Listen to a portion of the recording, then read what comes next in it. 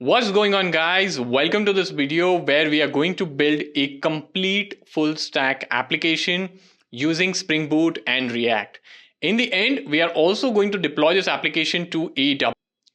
So do watch this video till the very end because there is a lot of learning, a lot of knowledge that has been packed into it. Also, if you haven't subscribed to my channel, do subscribe, hit the bell notification icon. Also in the comments, let me know who you are, from where you are joining, and what are you doing currently in your life. I would love to know you. So like I said, this is going to be a full stack application that we deploy to AWS. A lot of students have been requesting me to come up with a course where we build an end-to-end application using Spring Boot. So I'm going to cover Spring Boot. We are going to make Spring Boot APIs that we are going to expose to our application meaning the front end. We are going to have database integrated with the Spring Boot app. Then we are going to move towards React. We are going to understand the basics of React, how React works, and what are components and everything. So the building blocks of React are covered, and that in a very hands-on way. Also, we will build the front end step by step. I'll show you everything line by line as to what each thing means. And we'll be actually doing this hands-on. So it's a complete practical course. And then once we build the front end, we are going to integrate it with the backend, where we fetch live data from the APIs that we have built. So we'll be actually consuming the APIs ourselves that we build in the course. Also, once the front end is functional, we are going to beautify it. So we are going to learn how you can use Bootstrap into your React application. So you'll understand how you can add components, pre-built components, pre-styled components from Bootstrap. And then we are going to deploy the backend, the database, and the front end, these three things onto AWS.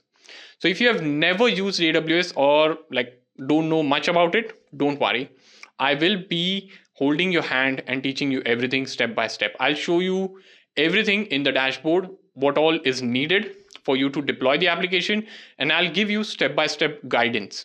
So please watch this video till the very end. Also show some love, comment, subscribe and like the video as well, so that this would encourage me or this will fuel the encouragement for me to bring more such free courses for you all.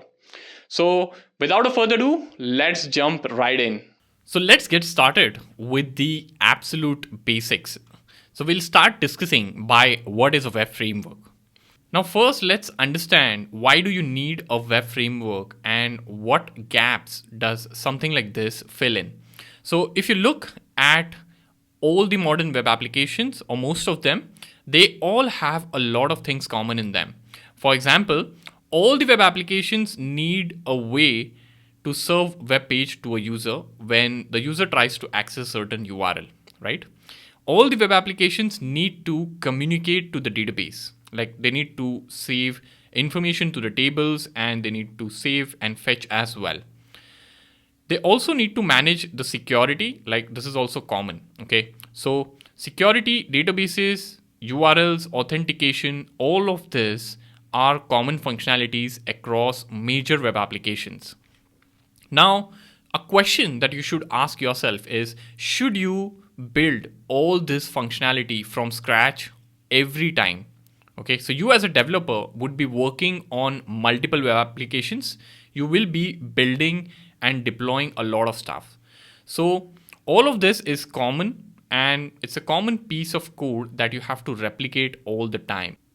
You can think of this as a need for a boilerplate in your life, okay? So it's not necessarily important that you should do this every time from scratch, okay? Now, you can compare this with the analogy of building a house, okay? So to build a house, you would need a blueprint and a set of tools. Now, web development also works in a similar way, where you need some sort of a blueprint wherein you have a set of things predefined, okay?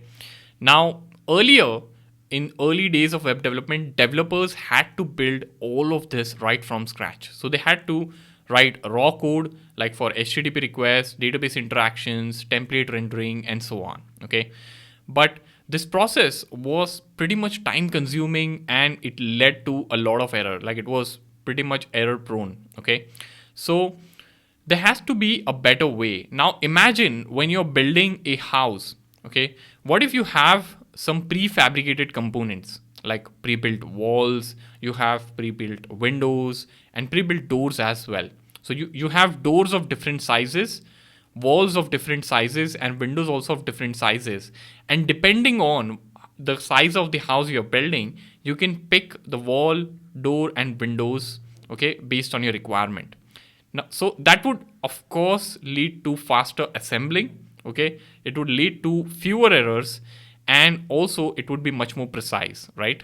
Because you already have a template that you have set, because these are just the repetitive tasks that you need whenever you build a new house. Okay, so you could think of this as a prefabricated components. So this analogy of prefabricated components, which helps you assemble faster, and it even helps you reduce a lot of errors. Okay, now this is where things go fast, and this is where web framework comes into picture. Now you can think of this house building analogy where you had a lot of prefabricated components which led to faster build time. Okay, you can compare this with web development, and that is where a web framework comes into picture. So a web framework has a lot of prefabricated components, like in the analogy of house. Okay, so it has a lot of prefabricated components that enable you to build your web application quickly. Okay, now when you build a web application, you know that you need a way to, let's say, access a URL. You need a way to serve users request, you need to authenticate and all of this. So that is where you can have a set of boilerplate, okay, which is nothing but a web framework. So what a web framework is, it is nothing but a collection of pre-built tools and modules that you will need to do standard tasks across all the applications. Okay, now you can think of this like an authentication, database accessing, and so on. All right, so all of this is combined and packaged as a web framework, because you as a developer will need all of this depending on the kind of website you're building. And whatever you need, you can make use of that. For example, if you are not making use of authentication in one of your projects, that's perfectly fine. You don't need to use authentication then, right? So this way you can use whatever you want from the pre-built set of components and go forward.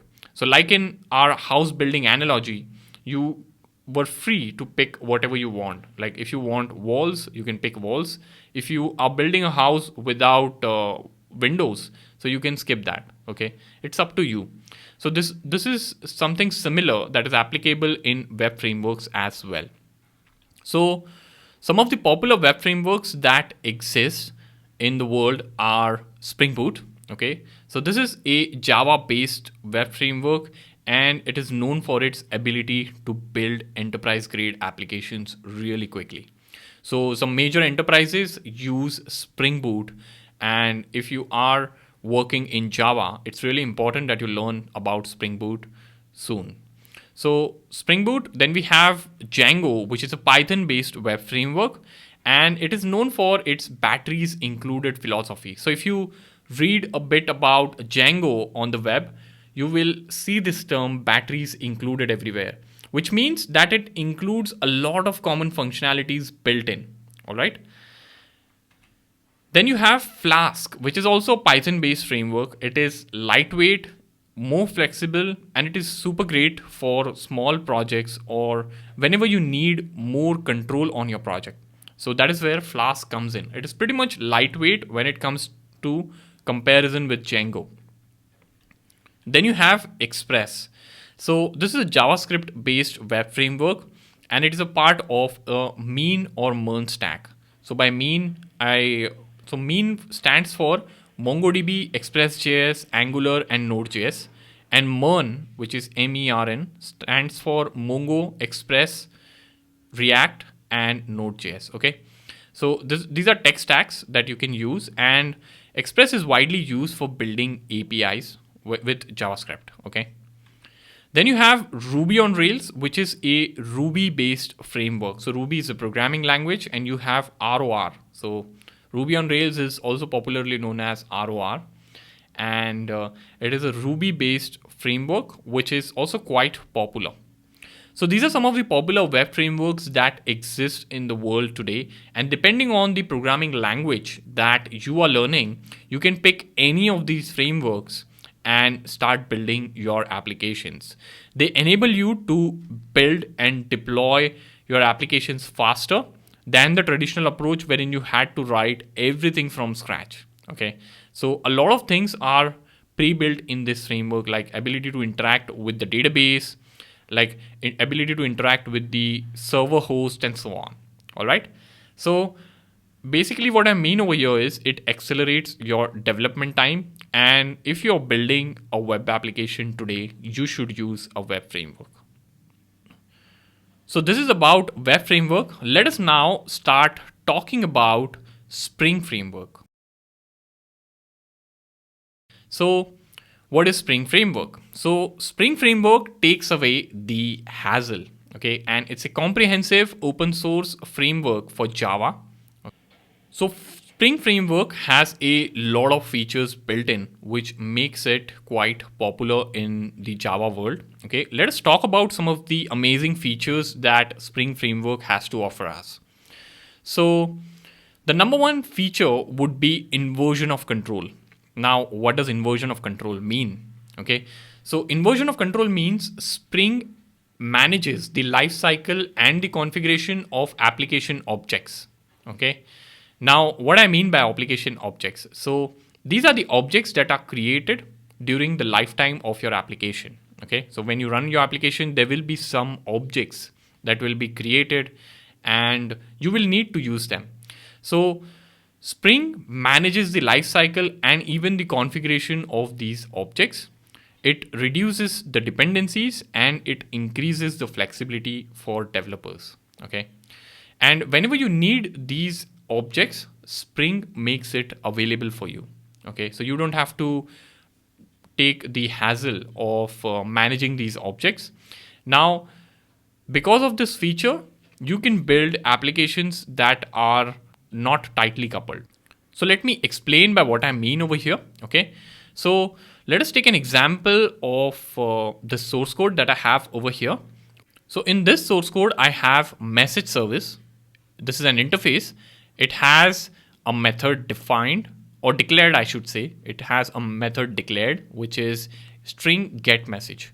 And this is being used by this particular class, email service. Okay. And it defines this particular method over here. All right.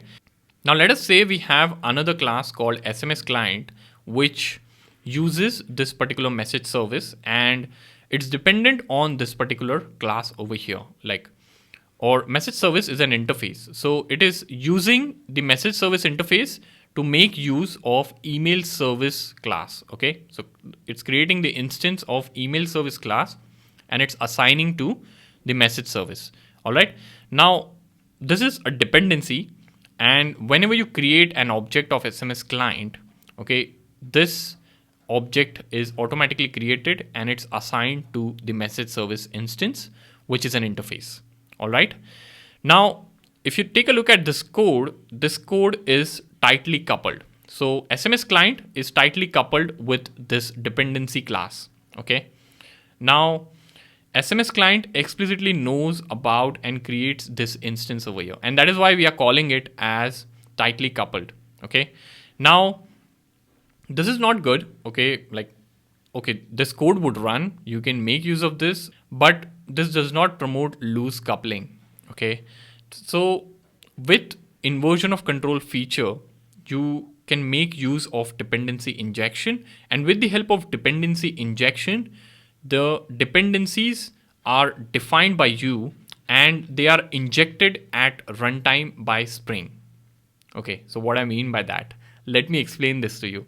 So when you write the same source code with Spring Framework, how would you write it? So take a look at this source code now. Okay, now what is happening over here is we are not creating an instance and we are not initializing the message service class over here. So like in our previous example, if you take a look over here, okay, we were creating an instance of email service and assigning it to message service, which is an object of message service interface. Okay, but here suddenly we are not doing that. What we are doing is instead we are accepting a parameter in a constructor and we are assigning that parameter to the object over here. Okay, now this is more flexible and more modular, as the class itself does not need to be concerned with creating or managing the dependencies. Okay, now the question is, how is, or who is passing this object over here, or how is this initialized? Okay, so who gives message service object over here and how is this initialized? So the answer is Spring Framework. Okay, so when I said dependency injection, so what happens is when you run this particular piece of code using Spring Framework, what Spring Framework will do is it will provide the instance of message service through the constructor during the runtime. Okay, and this is what the inversion of control feature is. So with inversion of control, the Spring's IOC container. So there is an IOC container that Spring Framework has. It manages the lifecycle of objects, okay, and it injects the appropriate implementation of message service over here. Okay, so message service is an interface over here. All right. So it injects the appropriate implementation of message service to this particular constructor during the runtime. And because Spring is providing the instance during the runtime, it allows for loose coupling between components and it promotes a modular design, which makes testing and maintenance easier. Okay, and it also enables the separation of concerns. So here, like we have not written the code which is tightly coupled. Okay, so tomorrow, like if I have to go back and if I see this code over here, so I have given the, I've created the object of message service, and during runtime, appropriate implementation of message service is provided to the constructor that we defined using Spring. Okay. Now, if the implementation changes in future, Spring will make sure that the appropriate implementation available at that time is provided to the instance of message service, right? So even if the implementation changes, you don't have to change your source code over here, okay? And that is what loose coupling is. So loose coupling means whenever you're changing something, the other parts of code are not impacted. Whereas in this piece of code, like the one without using the inversion of control feature, here this is tightly coupled. Okay, so if the implementation changes, so for example, if we change this to something else, so this is now, instead of email service, this is, let's say, some other service like mail service, or let's say SMS service or something like that. So if this changes, then this changes as well. Now this is changing because it's tightly coupled. Okay, and here we have moved to a inversion of control feature. Okay, we are making use of inversion of control feature, and because of that, it's not tightly coupled. Okay, and because of this loosely coupled and because of this feature of dependency injection, we have a modular code. So this is inversion of control done with the help of this constructor, and we get the dependency on runtime. So this is about inversion of control. Now we have data access. So Spring Framework also provides a simplified and consistent way to handle data access from various sources like JDBC, Hibernate, JPA, and so on. Okay.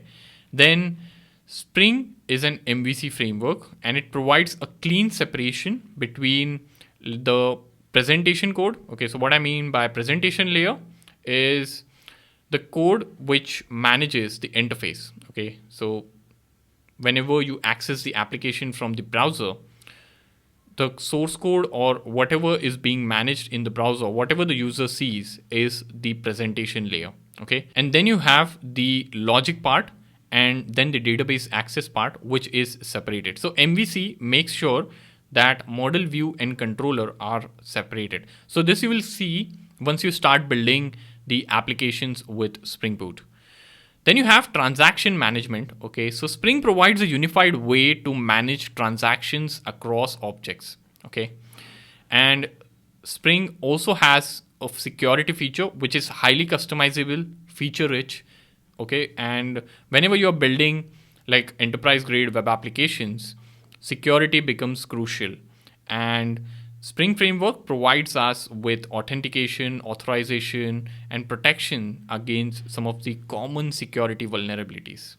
All right, so that's Spring Framework. So there are a couple of more features, which is testing support. So Spring Framework helps, or it has a really good support for unit testing frameworks and integration testing. Okay, it provides good integration with JUnit, Mockito, and so on. Okay, also Spring Framework provides support for internalization and localization. And this allows developers to build applications that can be easily adapted for different languages and locals. If we have to talk about some history about Spring Framework, so this framework came into existence in 2002, and this was developed by Rod Johnson. Okay, now prior to this, everyone was building applications in a traditional way in Java. So Johnson's goal was to create a lightweight alternative to Java EE platform. Okay, so Java EE was being used at that time, which was not a simplified way to web development. Then Johnson thought of creating an alternative which is lightweight, and that is how the first version of Spring was released in March 2004. Okay, and it had lots of core feature, and since then it has gone major developments and versions have been released. All right, so that's about Spring Framework. Let us talk about Spring Boot. So what is Spring Boot? So Spring Boot is open source Java based framework used to create standalone production grade applications that are based on Spring and Java. Now, how does Spring Boot differs from Spring, and what is the difference between them? So when it came to building applications with Spring frameworks, there were a lot of steps involved in setting up, configuration, writing boilerplate code, and deployment of the app. Yes, Spring Framework reduced a lot of boilerplate code which developers had to do initially, but still there were some gaps. Like developers still had to do configuration, setup, and a lot of things before they could run their application. And this was the gap that was filled by Spring Boot. So what Spring Boot did is it offered a set of pre-configured components or defaults that are typically needed for application to run or application to work. And it eliminated the need for a lot of boilerplate code that was involved in setting up a Spring application. So Spring Boot is based on Spring, and it makes a lot of things even more easier when you compare it with Spring. You can think of Spring Boot as Maggie. So if you are making a Maggie, you will just open the sachet, okay, put in all the ingredients that come in within that particular sachet, and you are done. Okay, so basically that Maggie packet has everything you need to make a tasty noodle. Okay, a basic noodle within like 2 to 5 minutes. So that is what Spring Boot is. Essentially, it is a package which has everything that you need to start building and deploying your web application. Okay, so you can think of Spring Boot as it's a combination of Spring Framework, pre-built configuration, and embedded servers. Yes. So when running application, you also need to deploy the application to a server, right? How will you run a server-side web application? You need a server. And if you're doing development locally, of course, you will need to set up some local server on your system. So Spring Boot makes all of this easier. And when you create a Spring Boot project, you have all of this pre-configured. So you just have to hit the run button and you just see your application running and being deployed onto your server. You don't need an external server, or you don't need to do a separate server setup. So initially, like before Spring Boot, you had to set up a local server, okay, deploy the application on that, and then check changes. Okay, so this had some hassle. Of course, Spring Framework reduced the hassle that developers had to do before Spring came into picture. But with Spring Boot, it became even more easier. Now, we will also take a look at pre-built configuration. So what I mean by pre-built configuration is, like, you don't have to focus on configuring things.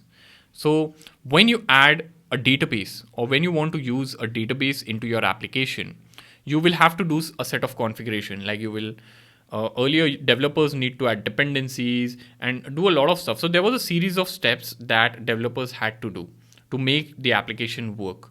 But with this pre-built configuration feature, you just have to specify few properties, like what is a username, what is the host URL of database, and password, and some additional properties depending on the kind of database that you are using. But that is it, and it's all done.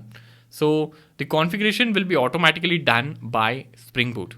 So this is what Spring Boot is.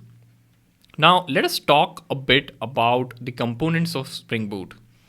So the number one component is Spring Boot starters. So what are Spring Boot starters? Now these are a set of dependency descriptors or dependencies that exist which make your life much more convenient. Okay. So for example, you can think of this as ready to use ingredient packs. Okay. So if you're building a web application, you have a starter project for web. So what does it contains and how it makes your life easier? So a web starter will have everything that a typical web application needs. For example, like, you might need a way to handle REST API requests. So these different things that are needed by a typical application are handled by these starter projects. There is also a starter for working with database. So it's called a starter JPA project. Okay. Now what it brings in is it brings in the JPA configuration, then JDBC configuration together. So you just have to include that starter project and you are ready to work with database. That is it. So this is Spring Boot starters. Then you have Spring Boot auto configuration. This is something we just discussed. So it automatically configures your Spring Boot application based on the jar dependency that you have added. So for example, if you have added a dependency to work with database, Spring Boot knows that it needs to configure database then. So this is auto configuration. Then you have Spring Boot actuator. So this is one of the non-functional requirements that every web application has. So whenever you are building a web application, you would need a way to monitor its health, like do some metric gathering. You might need to do some HTTP tracing and so on. And this is not mentioned as a requirement by any of the clients. So you as a developer have to make sure that your application is healthy, up and running. Now, how would you monitor your application? So that is what Spring Boot Actuator is. It enables you to monitor your application. So this is a ready to use feature, okay, and you can tweak it as needed by you. But this is one of the amazing features of Spring Boot. Then you have embedded server. So when you want to run your application, okay, you don't need to configure a separate server. So you have a standalone embedded server which will run your application as a jar file. Okay, and this eliminates the need of you managing the headache of deploying your application on a separate server. Okay. Then you have Spring Boot Dev Tools, and it consists of some development time tools that enhance the productivity during application development, and it provides features like automatic application restart, live reload of some static resources if you have added. So static resources like CSS, HTML, JavaScript, and so on. So these are the components. Now, if you have to talk about advantages, number one advantage is it's standalone. So you can quickly get started with Spring Boot. Okay.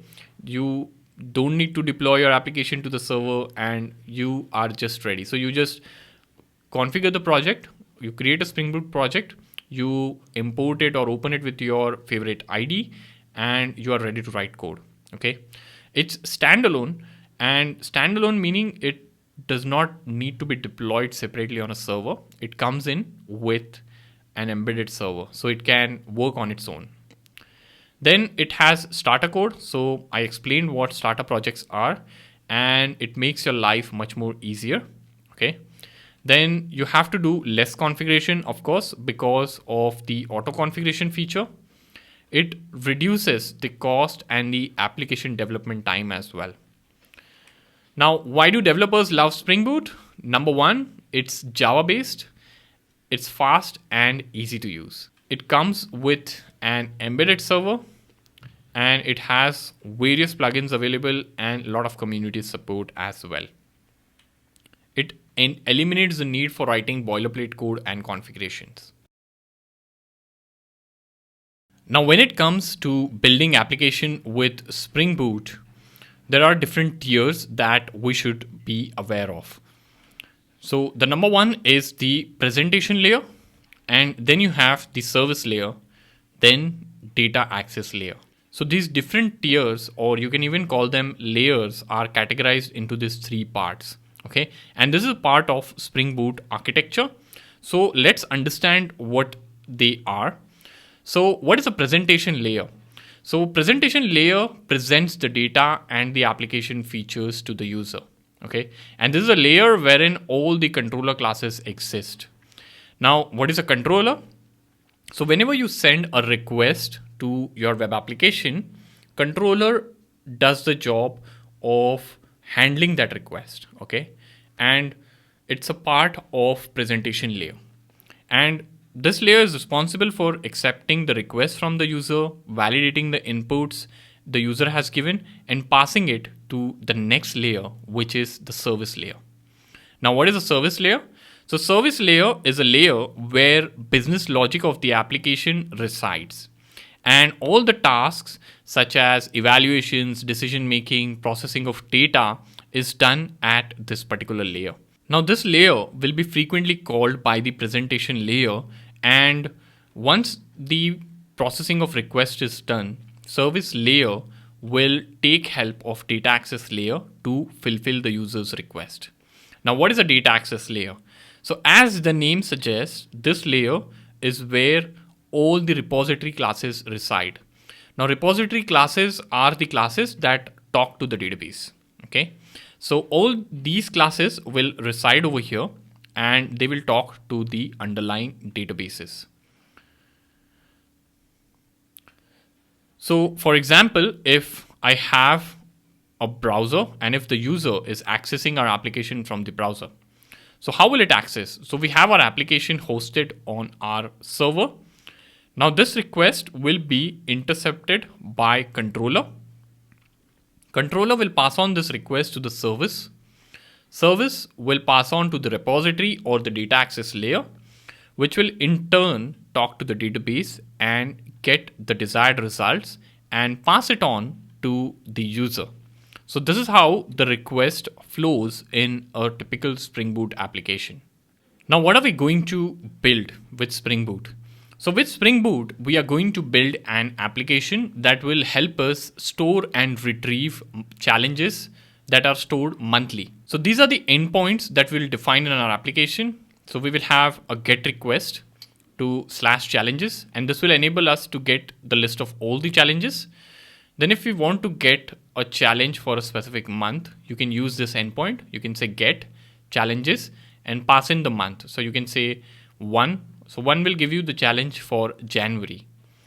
Then you can also create challenge using this post request. You can update any challenge. So you can use a put request to update this challenge, and you can pass in the ID. And then you also have the delete request. So you can delete any of the challenges you wish to. So this is a simple application that we are going to build, and in the process, we are going to learn the nitty-gritties of Spring Boot while building. All right. And this is how our application is going to look like. So it's going to function this way, wherein a user can send a request from the browser. Then from the browser, the request is handled by the controller. So we are going to have a challenge controller over here. And this challenge controller will validate the request, and from here, it will head over to the service layer where the business logic will reside. Then from the service layer, we can talk to the repository layer to get the data from the database. And then the response is sent back to the user. And all of this will be hosted on our server. So we are going to build this entire application, okay, with the help of Spring Boot, and we are going to define everything we need to run this in browser.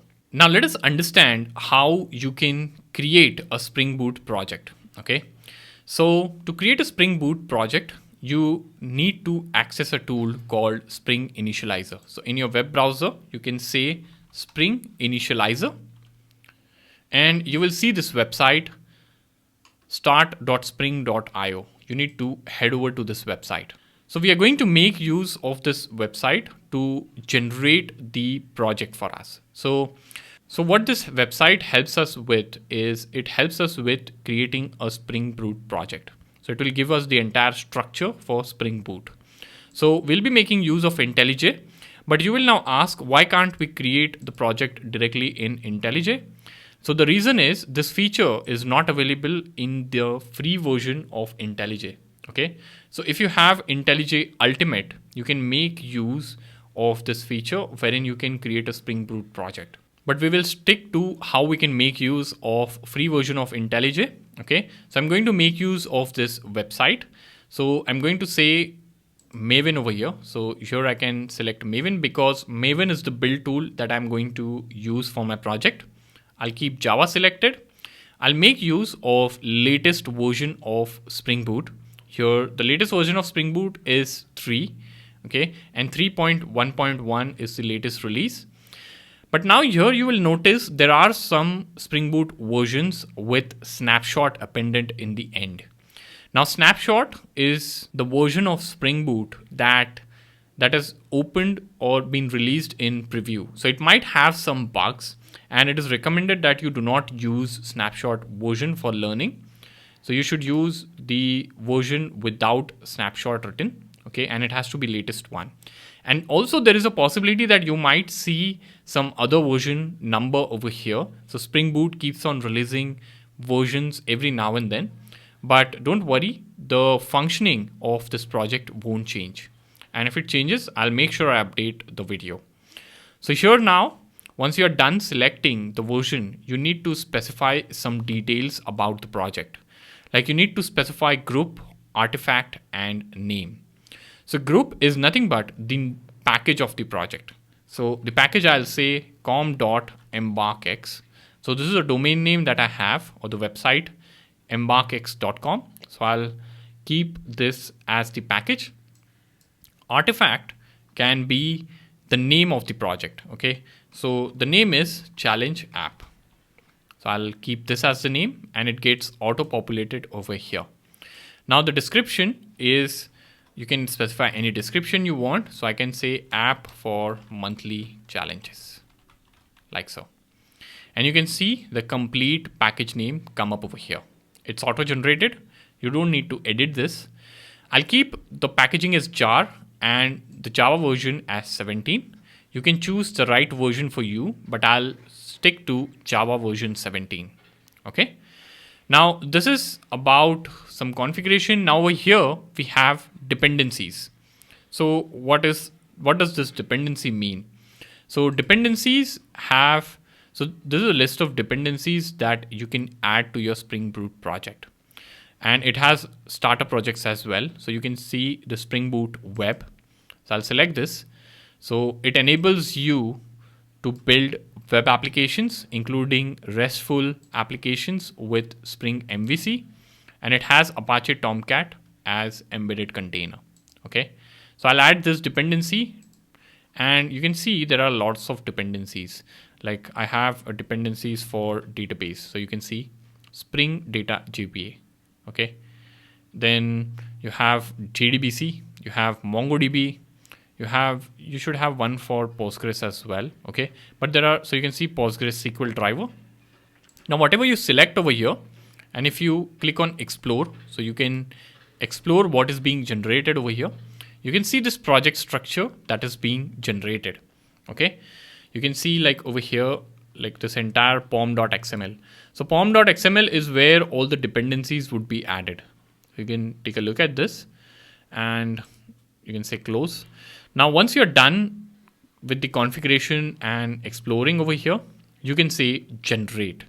Now, what generate will do is it will download the zip version of this particular configuration in the form of the project. Okay. And it will give you the zip version. So you can use this zip version then to work with.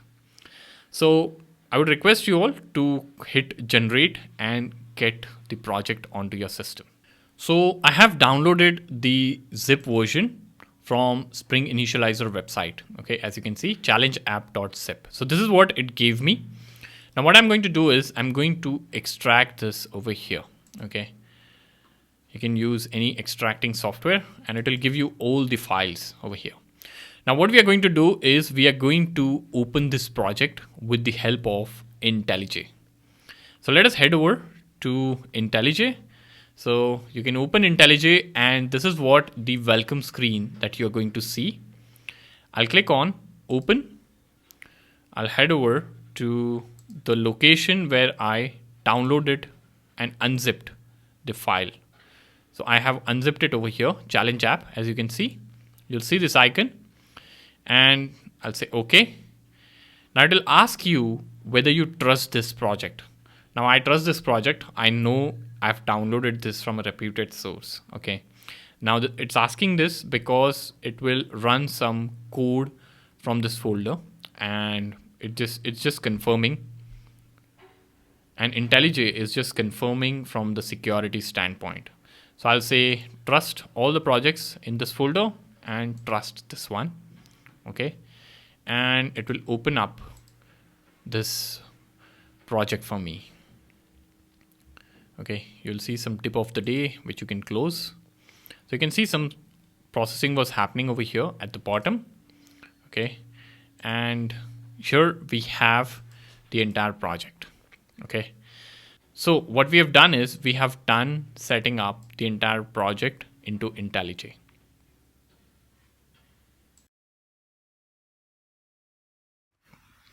Hey there, so welcome back. So in this video, we are going to continue building our challenge application using Java Spring Boot and IntelliJ IDEA. If you have not subscribed to my channel, I would request you all to do so and also smash the like button. This will motivate me to bring more such content to you all for free. So without further ado, let's get started. All right, so welcome back. So this is what we are going to build is what we have discussed in our previous video. So we are going to cover the get query or the get API for the challenges endpoint. Okay. And we are going to cover the rest of the endpoints one by one. Okay. So let's head over to our IntelliJ IDEA. So here in IntelliJ, I have the IDE set up entirely. Okay. I have unzipped the project and I have opened the project. Let us take a look at what exists in our project right now and how is a typical Spring Boot project is structured. Okay. So you can see here, I have the main directory where my project resides. I have some folder like IntelliJ. These are the configuration files related to IntelliJ. So we don't need to touch them. We have some files related to Maven, which again, we are not supposed to touch. Then we have the SRC folder. Now this is where all our source code will reside. So you have the main folder wherein you will be writing all the source code. And then you have the test folder wherein you will be writing all the tests that you'll need for your application. So I'll just collapse this test folder. Now within this main folder, you have Java and resources.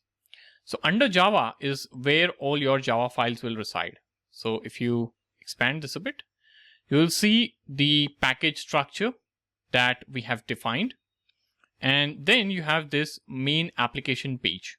Okay, so this is a page wherein you will have the main method, and this is the main method that will be responsible for running your Spring Boot application.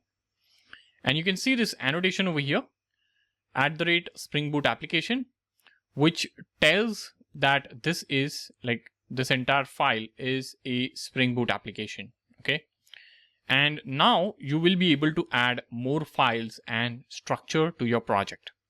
So under this package is where we will start writing our code. Okay, and then you have the resources folder where you can have the static files and the templates. And then you have application.properties. So this is a file which is empty. It's a .properties file wherein you can store the properties that define your application.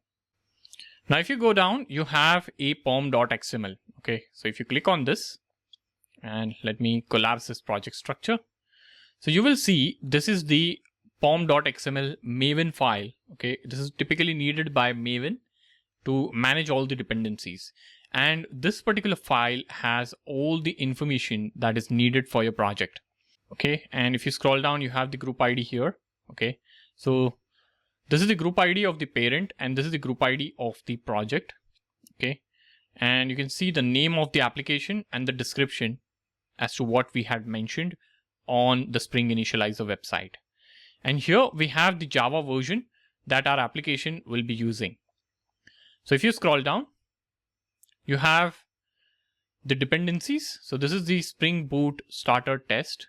Okay, and this is the Spring Boot starter web. So this tells that our application is a web-based application, and here is where Spring Boot will provide everything and make available everything that typically a Spring Boot web application needs. Okay, so I have this pom.xml defined. Now let us open up our project structure here, and let us start writing some code to get the list of all the challenges. Okay, so like I said, we are building this particular endpoint get/challenges, which will return all the challenges that we have within our application.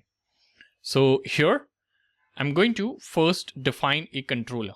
Okay, so I'll say Java class, and I'll say challenge controller. So I have this controller created. All right, and now we need something to store the list of our challenges, because that is where what this controller is going to return. Okay, so I'm going to say private list, and I'm going to say challenge. Okay, and I'm going to say challenges. So let's call it challenges is equal to new array list. So for now, I'm going to store all my challenges in the form of array list, and we are getting an error. So now we are getting an error which says cannot resolve the symbol challenge. Okay, so what we need to do is we need to click on more actions here, and we need to say create a class challenge. It will confirm where this class should be created. So I'll say okay, and you will have this class created in the same directory over here. Okay, now this is a class where we are going to define the structure of a typical challenge that we will have in our application. So what do we want to store with our challenges? So I'll say private long ID. So we'll store three things. One is ID, then we'll store the month, and this will help us define the month against which the challenge is stored. And then we are going to have some description about the challenge. Okay, so I'm going to say ID, and then I'm going to say string month, and then let's have private string description. So this should be S capital. Okay, so this is defined. Now we can define the constructor. Okay, so I can right click and say generate, and I'll generate a constructor, and then I will have right click, generate, and I'll generate getter and setters for all. Okay, So our class is done. So this is the class that will help us store all the challenges information. Okay. And here in the controller, we have that error message, go away. All right. Now let us define an endpoint to get the list of challenge. So I'm going to say over here, public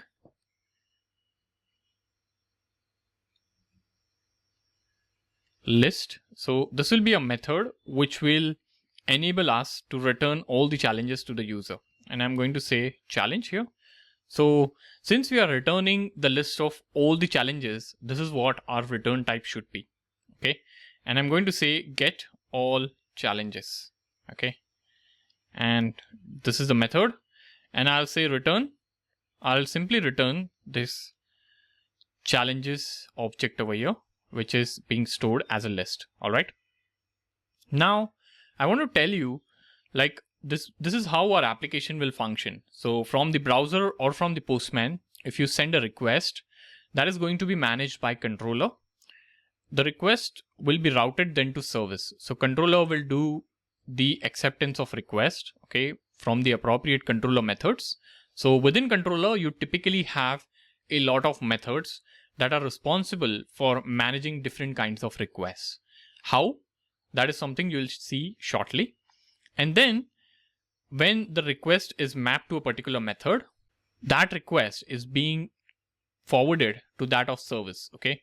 Now service is a place where all the logic resides, like all the business logic resides. And then if there is a need to interact with the database, it is passed on to the repository, and repository is responsible to communicate with the database and fetch the results and send the response back to service, and service in turn sends the response back to controller, and finally user sees the response. So we don't have these two parts created yet, like the service and the repository. We are just working right now in the controller. Let us understand the controller first as to how it works, and then we will make way for each one of them. First service and then repository, wherein we'll work with the database. So for now, let's focus on controller. So here we have this controller created, wherein we have this variable array list, which is of type array list, and then we have a method that returns all the challenges. Now we need this to map to a endpoint over here, which is /challenges. So if the user says domain name /challenges, our application should return the list of challenges. So how do we create this mapping? So first you will have to mention over here an annotation, which is REST controller. So this annotation tells Spring Boot that this particular class is a controller, all right? And then we'll have to define another annotation. So if you say @, you can see two suggestions come up, post mapping and get mapping. So if you want to create a get mapping, you can use get mapping annotation. If you want to create a post mapping, you can create post mapping annotation. So I'll say get mapping, and I'll mention over here challenges, like so. Okay. So what we are doing is we are telling Spring Boot that, hey, this is a controller, and whenever a request comes with this particular endpoint and it's a get request, so execute this method. All right. That is what we are telling Spring Boot. Now let us run this project. So I'm going to go to challenge application, and here you're going to see this red, or sorry, not red, green button. So I'll click on that and I'll say run. Now this will start running the application. You'll see a progress at the top right here. Okay. And depending on your system, this will take some time. It should not take too long. Let me expand the logs. You should see logs coming up over here. Okay. And you should see this message in the end, started the application name, which indicates that our application has been started. All right. And you can see some information like Tomcat started. So Tomcat is a server which is inbuilt, and our application is running on Tomcat server on port 8080. All right. So let's head over to this port. So here in the browser, I'm going to open a new tab. I'm going to say localhost. I'm going to say 8080. and I'm going to say enter. So the moment you say this, you get an error, and this is the default error page that is available within Spring Boot. Okay, this is something that we have not created, but we are seeing this error message because we are trying to access a URL for which we have not defined any functionality. Okay, so if you take a look at our source code, okay, so if I minimize this, and if I go to our source code, we have defined the endpoint for /challenges and not for the root URL. So I need to go to /challenges. Now here you can see you have an empty array. Okay, so this empty array says that we don't have any data for the challenges. All right, which is fair enough. We have created an empty list, and that is what we are returning. Okay, you are seeing two buttons here, raw and past. Okay, so these buttons are coming in from a plugin that I have used, which is JSON formatter.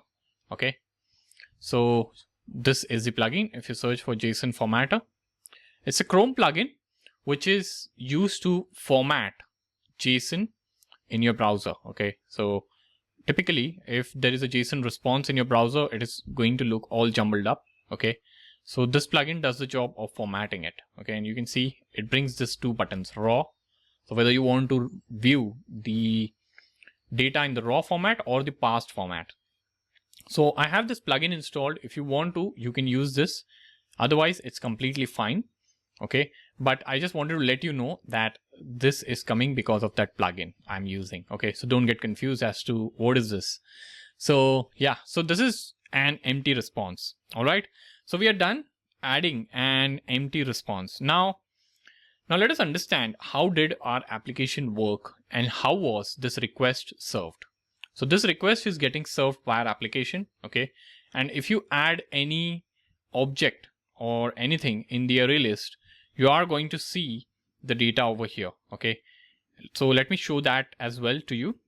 So I'm here in the controller class, and let me add a single challenge, okay, to our list so that we can see some output over here. So I'm going to create a constructor. I'm going to say public challenge controller, and here I'm going to say challenge. So a challenge object challenge1 is equal to new challenge, and here I'm going to define the challenge. Okay, so I'm going to say 1L, which is the ID, January. Okay, and then I'm going to have the challenge description. So I'm going to say learn a new programming language, and I'm going to add this particular challenge1 to challenges.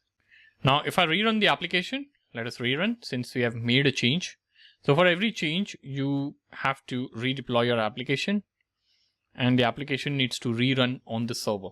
So I'll switch over to my browser and I'll hit refresh. So here now you can see the data that we have initialized our challenge list with is coming in as a JSON. So this API is now working for us. And now let us talk about how our API worked. Okay, so let us analyze the logs for this. Okay, so let me expand this a bit and let me go to the top. So at the top, if you see, you have the Spring banner. Okay, this prints in Spring, and it prints Spring Boot and the version of Spring Boot that you are using. Okay, then you see this message which says that the application is being started. Okay, now if you scroll down a bit, here you will see where all the environmental variables are being set. Okay, so here it's making use of profiles. Okay, and with the help of profiles, all the application variables are being set, and there are currently no active profiles because it's a brand new project that we have created and we have not defined any profiles.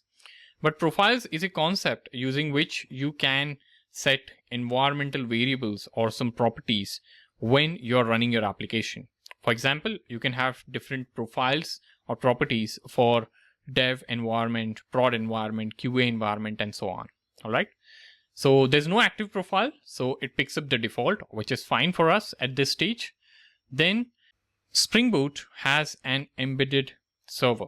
Okay, So it comes with an embedded Tomcat server. And the next set of logs talk about how Tomcat initialization happens. And Tomcat is initialized for port 8080. Okay. And it starts the service. So the service is started. And then the servlet engine is started. Okay. Now, after the servlet engine is started, the mapping of the URL and everything happens. Okay.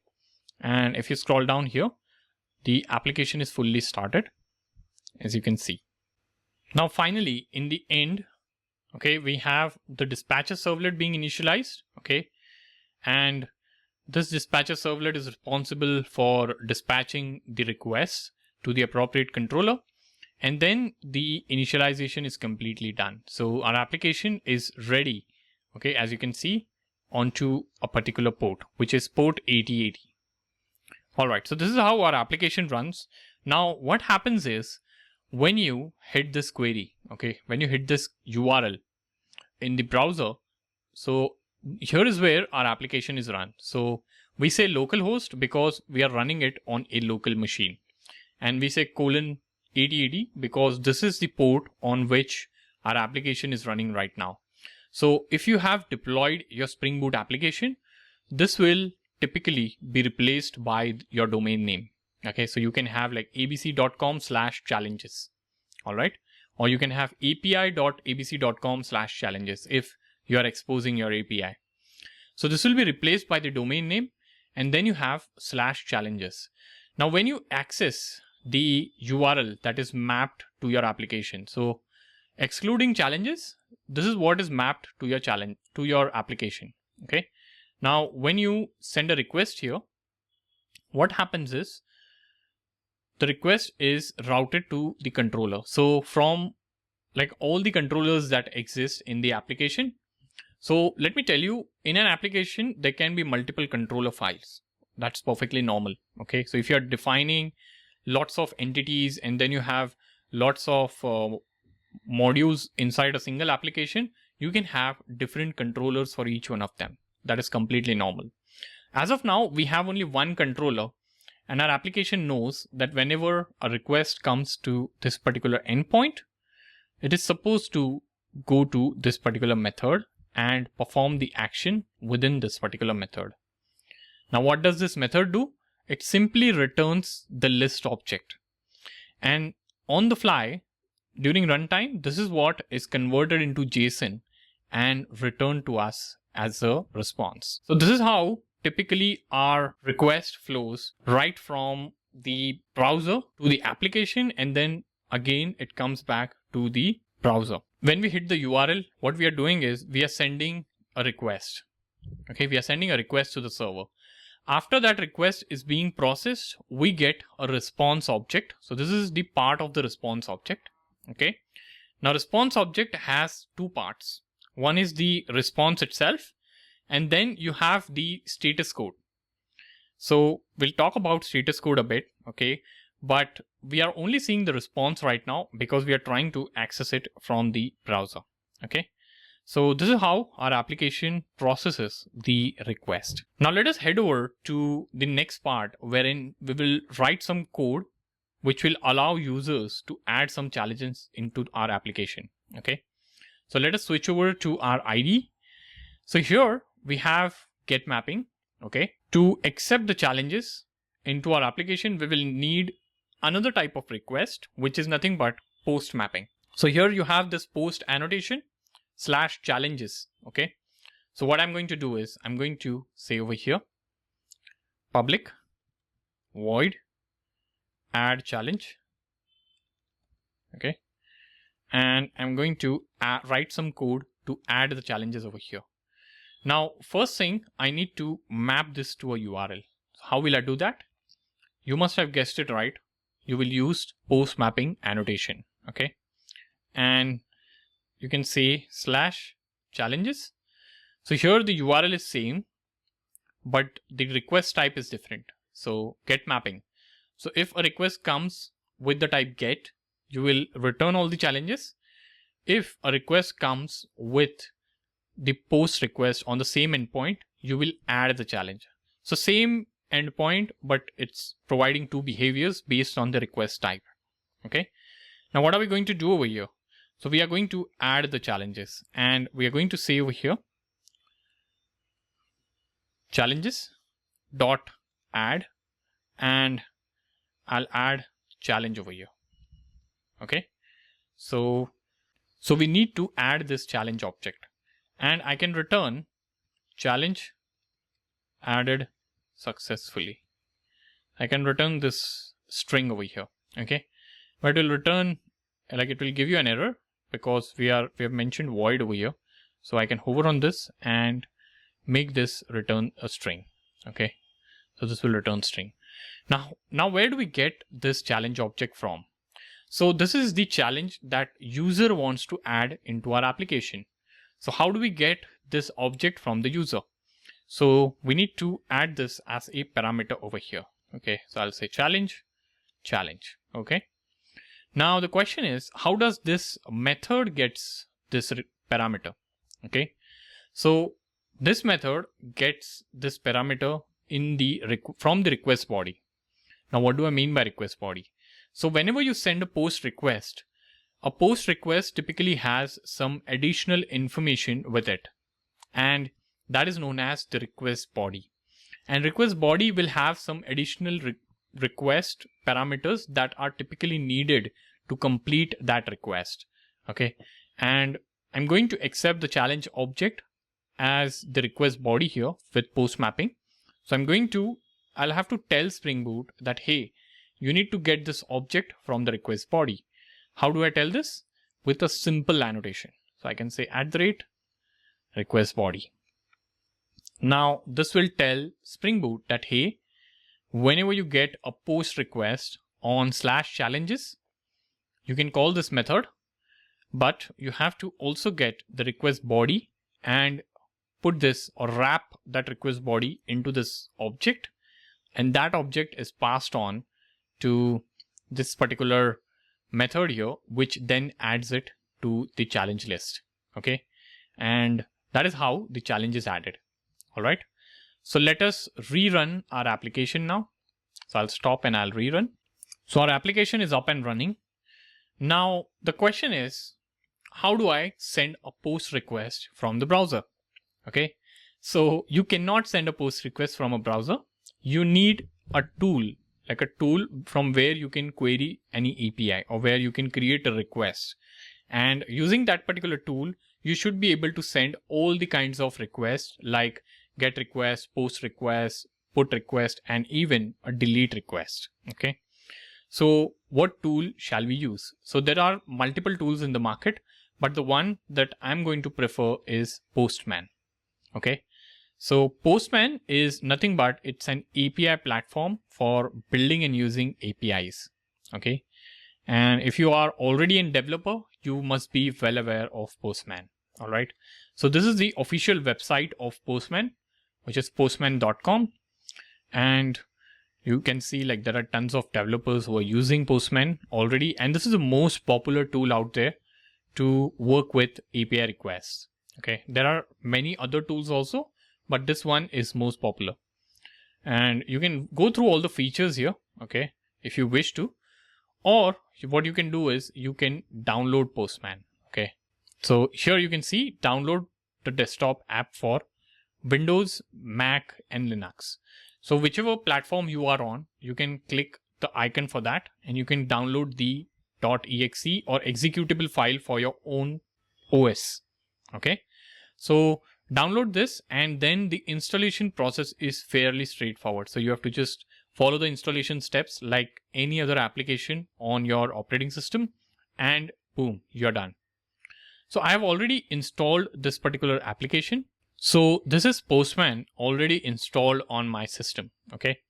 So if you open the interface, you might be asked some onboarding questions, and if you skip all of them, you will see this particular screen.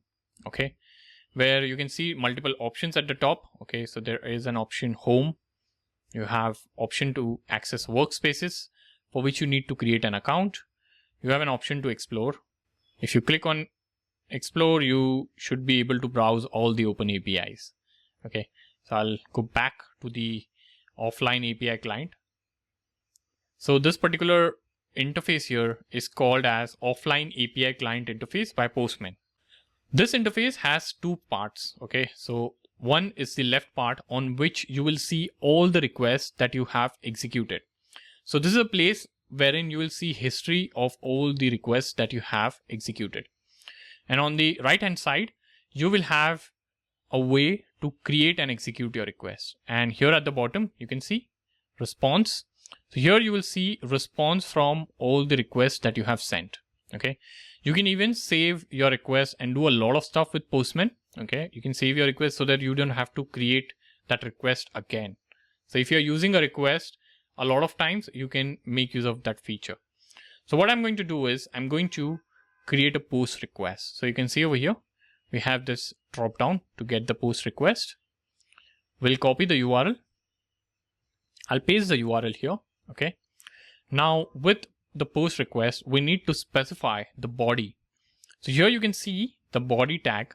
I'll click on this and you have multiple options here. None, form data. So I'll say raw and I'll select the format as JSON. Okay. So here we'll add some JSON data wherein we'll pass in the information to create a new challenge. Okay. If you want, you can copy this JSON here. So I'll copy this and I'll paste it here. Okay. So we'll use the same JSON, in fact. So I'll create the challenge. Okay. So I'll say February and I'll say learn a new or create a new app, something like this. So what I'm doing is I'm creating a post request to this endpoint, and within request body, I'm sending some JSON data, which is the structure of my challenge object. So all the parameters that typically a challenge needs is what I'm sending along with this request. Now let me trigger this. The moment you trigger this, you will see a message, challenge added successfully, 200 OK. So you can see you're getting a response message and a status code over here. Now, what does a status code means? So status codes talks about the status of the request. So when you send a request, what happened to that request? Was it successfully executed? Did it fail? Was it redirected to some other server? Or if it failed, whose issue it was? Was it you who was sending the bad request, or was it an issue on the server's end? So all of this is communicated with the help of status codes, and there are different status codes that are available, and these status codes are standard defined for HTTP protocol. So if you're getting 200, it means OK. 200 OK means your request was successful. So if you get 201 created, it means you had asked the server to create something for you and it's created. Okay. So typically in a post request wherein you are adding a new challenge, you should get 201 created if you want to. Like as per the rule, it should be 201 created. But right now we have not defined that and we'll go to that. But yes, we are getting 200, which means that our request is successful. Okay. Now you can even have like 400, which is nothing but bad request. Then you have internal server error. Okay. It has a status code as well. So this way, different status codes have different meanings, and it helps you understand if you're communicating over the HTTP protocol as to what happened to your request. Okay. So here we got OK, which means everything is OK. And here you can see this is a request that we just executed. It will come in the form of history. Okay. And what I can do is I can now convert this into get request and I can send this. Now, if you send this as get request, you will see you are now getting two challenges. So this is the initial challenge that we have initialized in the app. Then you have the February challenge as well, where we say create a new app. And this is something that we just created using Postman. Okay. So the code to add a challenge into our application is working perfectly fine. All right. Which means we have successfully executed our post request over here. Hey there. So welcome back. So in this video, we are going to continue building our challenge application using Java Spring Boot and IntelliJ IDEA. If you have not subscribed to my channel, I would request you all to do so and also smash the like button. This will motivate me to bring more such content to you all for free. So without further ado, let's get started. So now we are done with the post request. What is happening is we are receiving the data from the controller and we are processing it in the controller itself.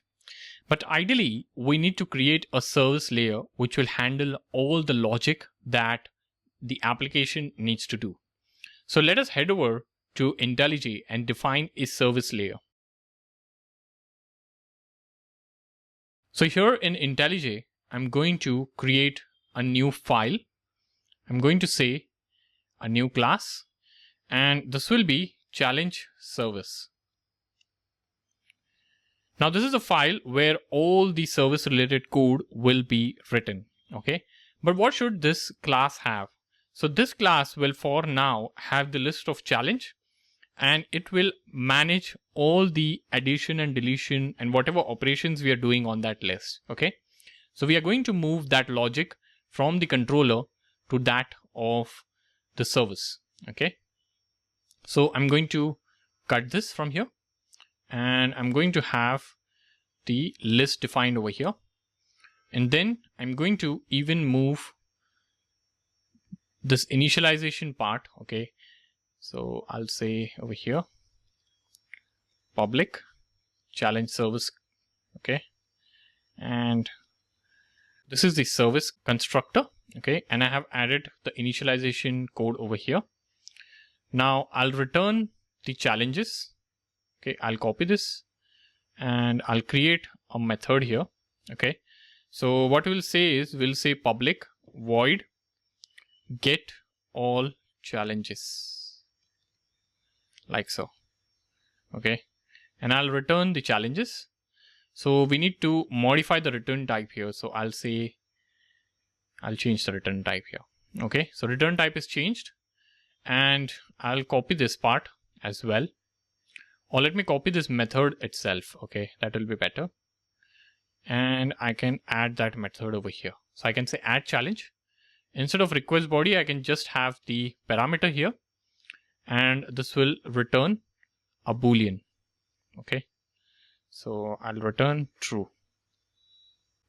So I can say if challenge is not equal to null. So we'll add a small validation here. Okay, you add the challenge and return true, else you return false, like so.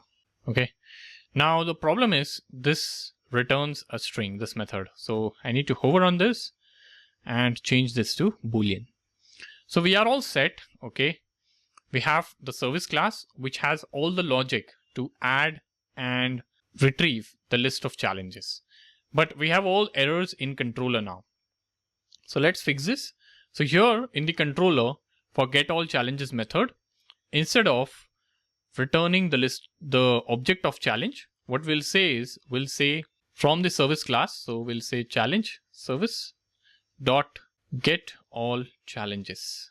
Okay, so this is the object of the service class. Okay, now we'll create a local variable. Okay, so this is of challenge service type, but we won't create it over here.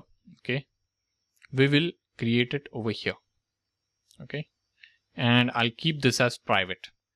Okay, so this is the object of challenge service, and then I'm going to go over here and I'm going to say challenge service dot add challenge, and I'll pass the challenge object here.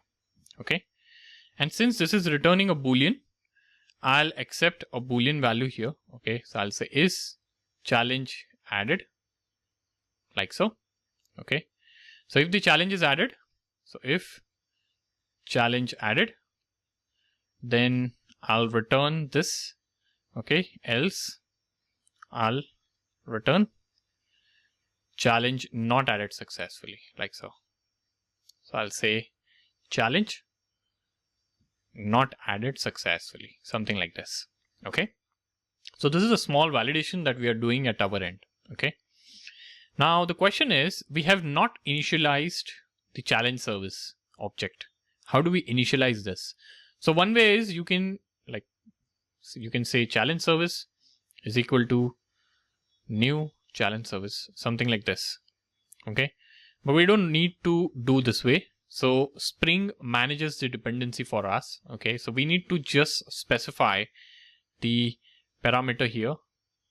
So we can specify the object of challenge service, and I need to say this dot challenge service is equal to challenge service. Now, who provides this dependency to the challenge controller class?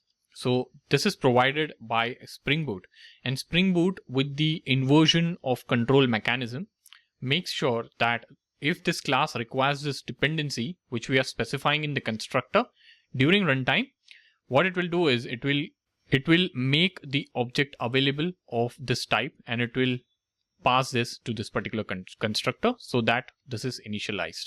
Okay, so this will be taken care by Spring Boot. But for this to happen, we need to tell Spring Boot that, hey, you need to manage this particular class. How do we tell that? So this is just a normal class. How do we tell Spring Boot that you need to manage this particular class? By telling Spring Boot that this is a service. And how do we tell Spring Boot that this is a service? We can do that with the help of a simple annotation, which is service annotation. So this annotation tells Spring Boot that, hey, this is a service class and you need to manage this class. So during runtime, it will make the object available for this class and it will serve it to challenge controller. So this is handled, and our code is also error free. Okay, so I'll just optimize imports here. We don't need this import, and I'll redeploy our application. So our application is running. Now if I switch over to Postman, okay, I can get the list of all the challenges. You'll see we have one challenge right now, okay, which is what we initialized in the service constructor. Okay, now what I can do is I can pass one more challenge here. So let me head over to post request over here.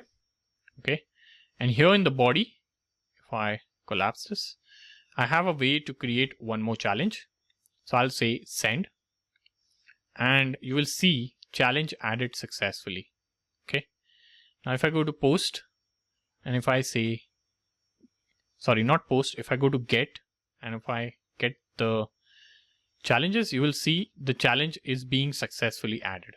Okay, now one problem here is we need to pass, during the post request, we need to pass the ID also. So if I try to add a challenge without ID, what happens? Challenge added successfully. But now if I get all the challenges, you can see here, this challenge has ID as that of null. Now ID is nothing but a unique identifier, which typically users should not be allowed to set. Okay, so the application itself should generate the unique identifier and set it during the saving the object, when it's saving the object. So now, so what I need to do is I need to manage this ID variable by ourselves. So we'll switch over to IntelliJ, and here in the service class, what I'm going to do is I'm going to create a field private long ID, and I'll initialize this ID to that of 1L. Okay, and instead of ID, I'll call this as next ID. So this is the next ID that we should assign to the object. Okay, now what we will do is, before adding the challenge, okay, I'll say challenges dot set ID. Okay, so I can set ID, not over here, not to the list. So I'll have to add it to challenge dot set ID, like so. And I need to say next ID plus plus. So what we are doing is we are initializing it to 1, and we'll set it to 1, and then we'll also increment after the setting is done. So the next object will get the ID as that of 2. Okay, that is it. So let us run this. So if you run this, and if you don't provide the ID, or even if you provide the ID, that ID would be overridden by the auto-generated ID. And if you don't provide the ID, it won't matter. So here in Postman now, okay, I'm going to get the challenges. So you have only one challenge right now. So let us trigger a post request. Okay, so I'm going to send the post request without an ID. I'll send. and I'll try getting the challenges, and you'll see, okay, so you have the ID starting as 1 because, so these two have same ID because we are already initializing the object with ID 1. So what I will do is I will remove that initialization. Like either I can start the ID with 2 or I can just get rid of this initialization. So I'll get rid of this initialization like so. Okay. And let us rerun. So this should be good now. Okay. So now our application is running. Now if I send the GET request, you don't have any challenges. Okay. So I'll close all the tabs and I'll try to do a post request. Post request does not have any ID. Let me send this. So challenge added successfully. Now let me do a GET request. So you can see we have an auto-generated ID of 1. Now if I add one more challenge and if I try to get it, you will see the IDs are now being auto-generated. Okay. And if I try to add a challenge with any random ID, like I say ID colon 5000, let's say. Okay. And if I send the request, you'll see it got added, but let us check the ID. So the ID is 3 and it's not 5000. Okay. So the ID is completely now in our control and we are not allowing users to define the ID right now. All right. So ID is now being handled by our application. And typically this is the best way to go about, like ID should be under your control as a developer. And the reason is, like, it's a unique identifier. You cannot allow your users to define IDs in your system or unique identifiers in your system. So I'll tell you an example. If you go to open a bank account, you get a customer ID. Okay. That customer ID is generated by bank. You cannot set your preference like I want this kind of customer ID or that kind of. Whatever is generated by bank, that is what is given to you and you have to use that. So that is what the identifier for you. If someone from your family will open the bank account, he will get another unique ID, which will be his custom ID. Okay. So this is one example of how IDs are managed in real world with the help of banks. Now we are done managing IDs and we have a GET request and a POST request. Now what we need to define is we need to define a GET request to get a single challenge. Okay, for a particular month. We need to define a PUT request to update a challenge. And we need to define a delete request to delete a challenge. Okay. So let us start with the GET request for getting a particular challenge. So I'm here in IntelliJ and I'm going to go to the controller. Okay. And within the controller, I'm going to create one more mapping. Okay. So I'll just copy this code here. I'll create one more mapping. And I'll call this method as get a challenge. And this particular method will need an input as to which challenge do you want. So I'll say long ID. Okay. And instead of get all challenge, I'll say get challenge. Okay. So I can just remove get a challenge and I can say get challenge and here also get challenge. So this method is something that we need to define in our service and I'll pass in the ID here. Okay. Now this is what we have defined. Okay. Now I need to hover on this and I need to resolve the error by creating a method in the challenge service. Okay. So here I'll say, okay, so here this method is returning a list of challenge, which is not right. So I'll return a challenge object since we are just returning a single challenge and I'll say return challenges dot get. So this get won't work because for getting a challenge, okay, using this get method, you have to pass in the index and index is not what we really have. We have a property of challenge, which is nothing but an ID. Okay. So what I need to do is I need to say over here for, okay, I need to define a for each loop and I need to say challenge. And I need to go through challenges. Okay. And I need to compare. So I need to say if challenge dot get ID. Okay, we need to define the object here as well. So I'll say challenge. Now challenge dot get ID dot equals, okay, ID. So if the ID matches, then we are returning the challenge. Okay. Otherwise, we return null. Okay. So this is a method that we have written. Okay. Let me format this a bit. Okay. Here. Right. So you have this method get challenge. Okay. Which accepts the parameter as ID. We have a for loop that iterates through the challenge list. Okay. And you get a particular challenge object. And for every challenge object, you are getting the ID and comparing it with the ID that you have received. If there's a match, you return that particular challenge. And if this for loop is exhausted and you don't find any match, you return a null.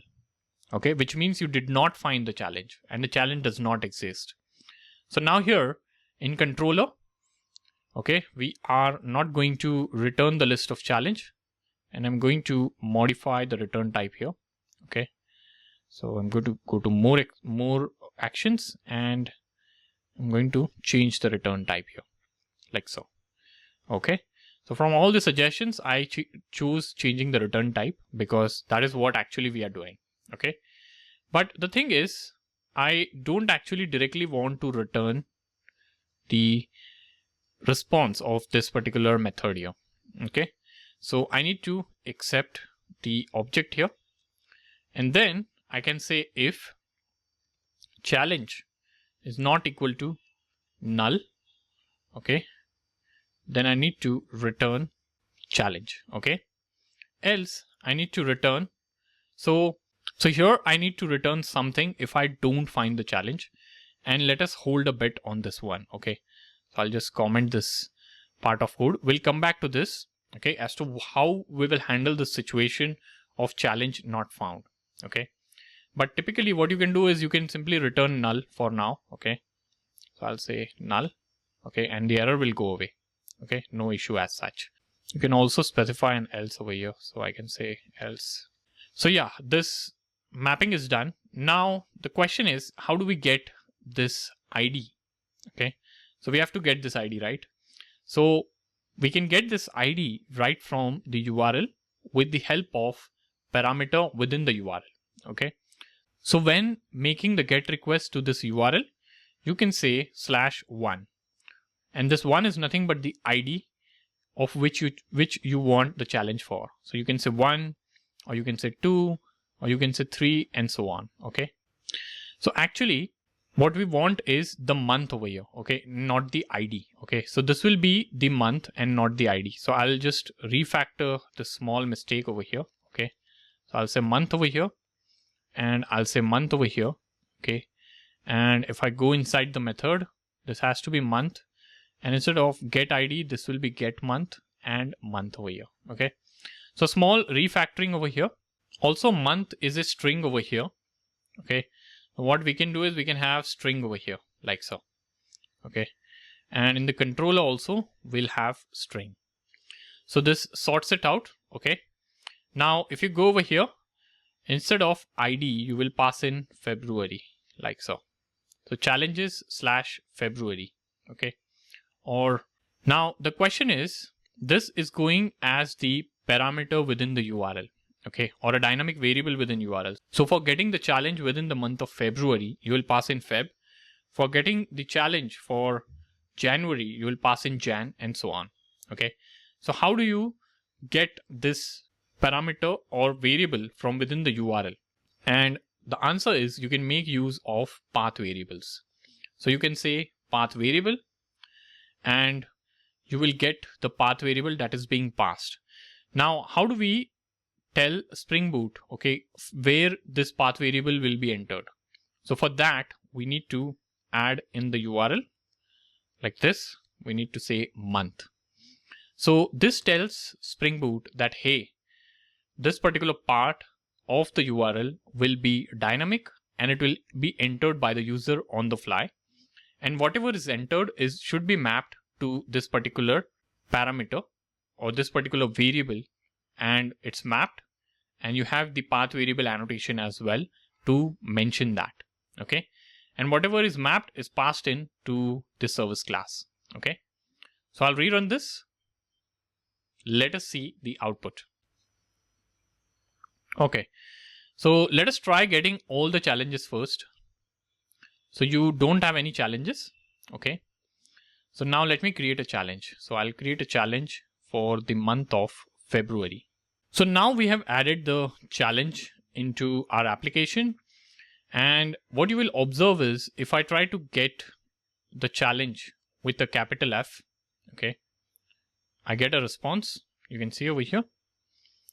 But if I try to get a challenge with small f, I do not get a response. Okay, and this is bad because you cannot expect the URL to be in the correct case. So your application has to perform a match for the correct case. Okay, so here what we can do is what we will do. So here we'll go to service and I'll compare by ignoring the case. Okay, and I'll rerun the application. So we'll wait till the application builds. So the application is up. Now I'll create a challenge. And now I'll try to get the challenge by capital F. So it works. And small f, it works. Okay, so this is perfectly fine. All right. Now what happens if I say March over here? Okay, so if you say March, you don't get any response, but you are not even getting an error because March challenge does not exist, or there is nothing in our application for March yet. But ideally you should not get 200 OK over here. You should get the response as 404 not found or something like that. So how do we handle this now? So if the object does not exist in our system, we need to return the appropriate status code. And we can do this with the help of a mechanism. So let us head over to our IDE and let us switch to controller. So here now in the controller, we need to customize the response and we need to have better control on the status codes. So for this, we need to make use of response entity class. Now what is response entity class? Response entity class in Spring is a wrapper using which you can represent the entire HTTP response, including the status code and body. Now it provides us, the developers, a way to customize the HTTP response that is returned from the controller method. Okay, so let us see how you can make use of it. So here, since you are returning the challenge object, you can say response entity like so, and you can specify the return type as response entity. Okay, so I'll just move the parameter part to the next line over here. Okay, now here when we are returning this, we need to say new response entity, and you will have the challenge object and you will say HTTP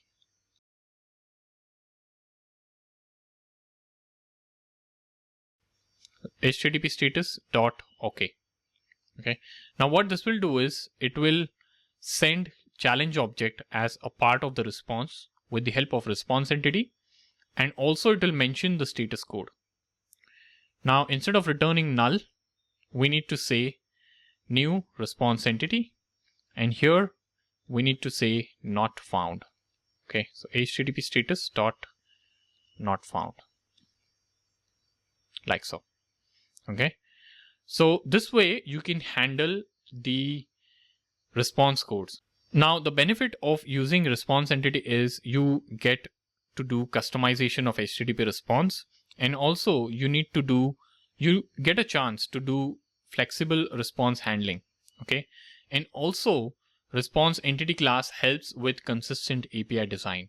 So here this particular method is returning the response wrapped in response entity. Here also you can follow the similar philosophy and you can have all methods that return the response entity object. So with this you can have consistent response and consistent API design for your API. Okay. Now, if you take a look at the HTTP status OK, if you hover on this, okay, so if you are on Windows, you can press Control and hover. And if you're on Mac, you can press Command and hover. So this will get converted into a link. Click on this and you'll see all the status codes inside this class. So this is 200 OK. This is created, 202 accepted, and so on. So you can scroll through, okay, and you can see bad request, unauthorized. If you scroll down, you will have 500 internal server error, bad gateway, and so on. So you have all the status codes that are defined in HTTP status class. Now, after you have made use of this, let us run the application and let us see the output. Okay. So after running the application, if you head over to Postman and if you try sending something that does not exist, you get a custom response code, which is 404. And if I create a challenge, okay, you'll see challenge added successfully. And now if I say February, you get 200 OK. So you can see, depending on the output of the request, you are able to get the appropriate status codes. Okay. So you can implement this for all your APIs. Okay. In fact, you can go over here and you can say response entity like so. It can be string, and here new response entity. All right. And you can copy this and you can add it over here also. And here you can say challenge not added successfully. And not only the message, you can also change the status code over here. Okay, so you can say not found. Okay, so this is managed now. And similar way, you can do it for the list here, like so.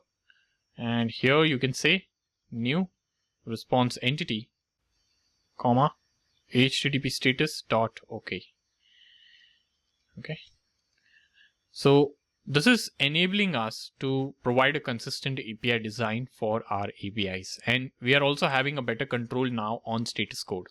Otherwise, we were just passing the message here, like challenge not added successfully, but the status code would have been 200 OK. Okay, because like we have not customized the status code yet. All right. So this is managed now. Okay.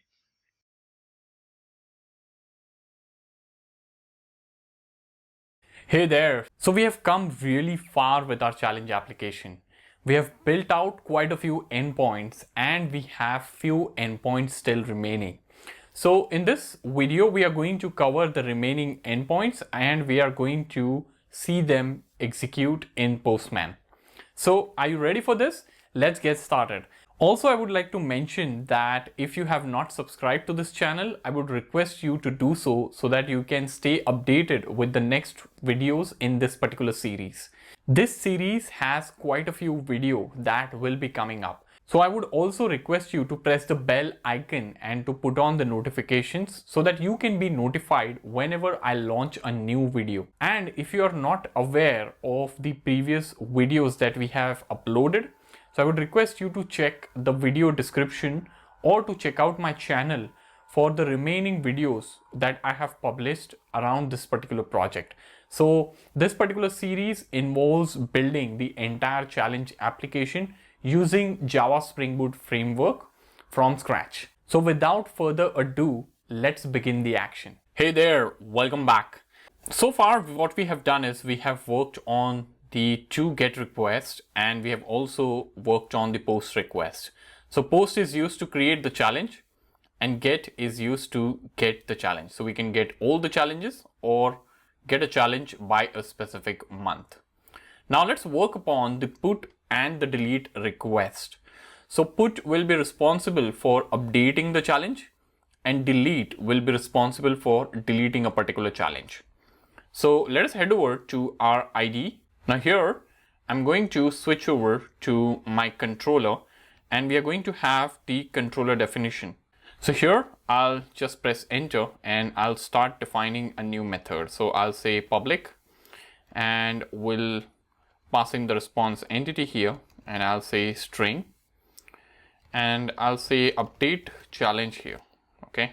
Now here we need an ID. So this ID will define which challenge we are updating, and we will also need the challenge object. Okay. So I'm going to say challenge, and I'll say updated challenge, like so. Now what we need to do is we need to call the challenge service class, and we need to say update challenge. So I'll say update challenge. So we have not created this method or defined it yet. We will do shortly. Okay. But for now, I'm just using this method, and based on how we are using, we'll be creating the method inside the service class. So what I'm going to say is I'm going to say update challenge. We'll pass in the ID as well as the updated challenge object. Now from this particular method, I need Boolean. So Boolean response, which tells me whether this challenge is successfully updated or not. So I'll say is challenge updated, like so. And now based on this particular response that we are getting, I'm going to return the response to the API. Okay. So for now, I can just say return new, I'll say response entity, or I can just copy this from here. Okay. So, or not this one. So we can copy from this one, like so, because it's a string response over here, and that is what we need. So I'll just paste it over here. I'll say is challenge updated, and if it's updated, it will say challenge updated successfully. And if it's not, challenge is not updated successfully. Okay. So we are done writing the response over here. Okay. Now what we need to do is we need to create this method. So I'll hover on this, and I'll say create method update challenge.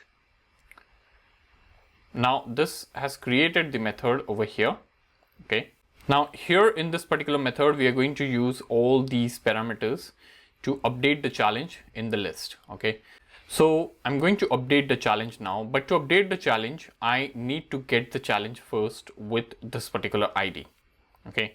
And what I'm going to do is I'm going to write a for loop. Okay. So I can just take this for loop from here, like so.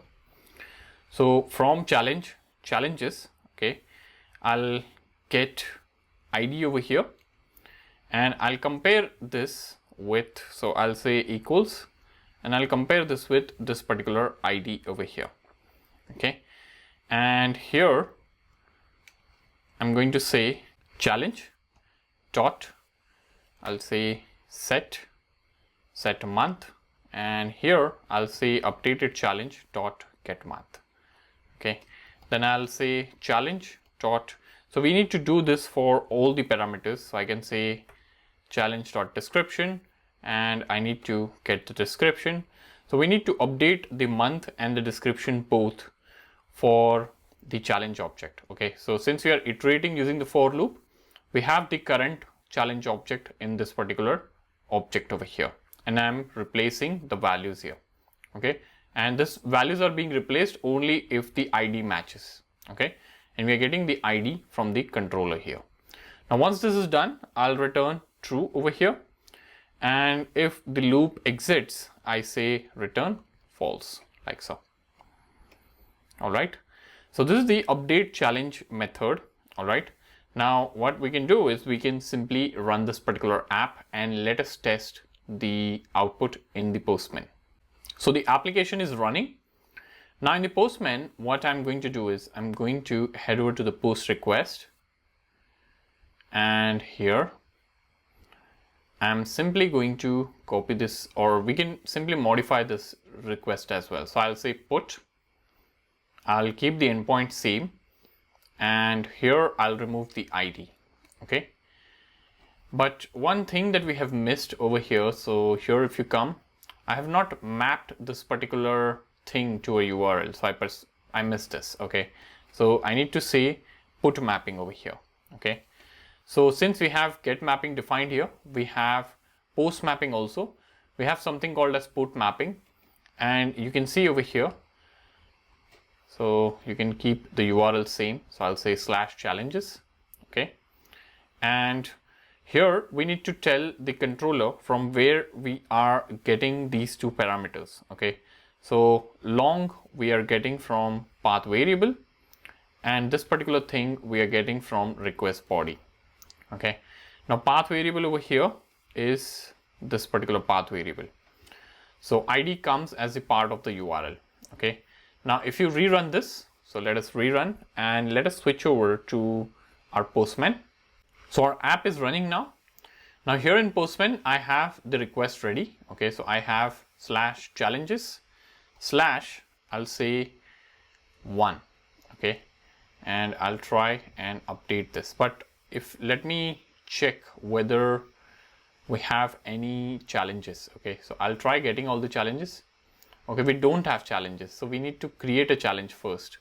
So I'll create a challenge first for the month of February, and I'll say save. Now let us get the challenges. So we have the challenge now created, which is of ID 1. Now what we can do is we can update the challenge. Okay, so I can say put challenge 1 here, and I'm going to send this update. So I'll say February here, and I can say update it in the end, like so. Create a new app, update it, like so. And I'll hit the send request. The challenge is updated. Now if you try and get the response, you will see that the data is updated. Okay, now if I try and update against an ID which does not exist, you will get 404 not found, and the message is challenge not updated successfully. Okay, so you can modify the message if you want, but this is how the update query works. Okay, so this is about update now. So we are done with the put request. Now let us start talking about the delete request that we wish to do. Now with the delete request, you will be accepting the parameter or the ID as a part of the URL, and we'll be deleting that particular challenge from our application. So in order to do that, we will head over to the controller, and here I'll start defining the delete method.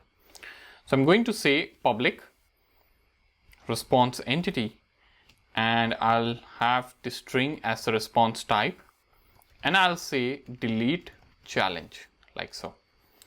And here I'll say long ID. Now I'm going to have a mapping created for this, and I'll say delete mapping over here. This is the annotation, and here I'm going to just mention the same parameter or the same URL. So we have one URL, like the same URL being mapped to different functions, which is like put, delete, post, sorry, not post, post and get have same URL, but put and delete have similar URLs. And here I'm going to say, call this as path variable. So this method is getting this from the path variable. We need to specify that. And now I'm going to start writing the code. So I'm going to say challenge service dot delete challenge, and I'm going to pass in the ID, and I'm going to accept a boolean return from here. So I'll say is challenge deleted, like so. And I'm going to say, I'm going to have a similar if else condition over here. So I'm going to say is challenge deleted successfully, or challenge not deleted, like so. Okay, so this is our delete function, and now what I'm going to do is I'm going to create a method in the service. Now here what we can do is we can say challenges dot remove if, okay, and I'm going to say challenge, like so, and challenge dot get ID dot equals, and I'm going to pass in the ID over here. Now this particular piece of code is a lambda expression that we are using over here. So we are saying from the list challenges remove if. Now this is a method that is available in the list interface. So since this is a list over here, we are making use of this method remove if. Okay, now within this method we are passing in this expression where challenge represents an individual element of challenges list. Okay, and what we are doing is we are comparing this. Okay, so this is a condition to evaluate each element in the list. Okay, and we are checking if this particular object's ID is equal to the ID which we have received over here. Okay, and if there is a match, it's being removed because the method says remove if. So if this is true, we remove that element. And here we need to return the response of this particular method over here. Okay, so overall the meaning of this code is to remove the elements from the challenge list that have an ID matching the given ID. And if the element is found with the matching ID, the remove if method will remove it from the list and it also returns true. If there is no element with the matching ID, this entire expression or this entire method call returns false. Okay, so this does the job that we need it to do, and I'm going to rerun our application. So let us rerun and let us see what the output looks like. So the application is running. Now here, let us create a challenge first. So I'll get the challenge created and let us check what challenge is created. So it's a February challenge. Now we can have a delete request. Okay, so here instead of put, I'll change this to delete. I don't need body here. Okay, and I'll say delete challenge number 2. So 2 challenge we don't have. So if I fire this request, you will get challenge not deleted, 404 not found, which is of course a challenge which this ID does not exist. So I'm going to say challenges 1, and if I trigger this, you see that the challenge is now deleted. And now if you try to get all the challenges, you are not going to get anything. So this is how you can work with the delete request. Now here in the controller, if you come over, so this is our controller, we have different mappings defined, like we have delete mapping, put mapping, get mapping, and post mapping. Okay, now we can even make use of the request mapping annotation. So here at the top, I can say request mapping, like so. So this is the annotation that is used in Spring to map a web request to a specific controller. Okay, now what we can do is we have repeated patterns in all our URLs. So we have /challenges that is repeating across the entire design. Okay, over here. So what I can do is I can take this part and I can add it over here. Okay, so now what we can do is we can just do away with this. So we don't need to specify challenges in our URL. Okay, because we are not specifying it at the class level.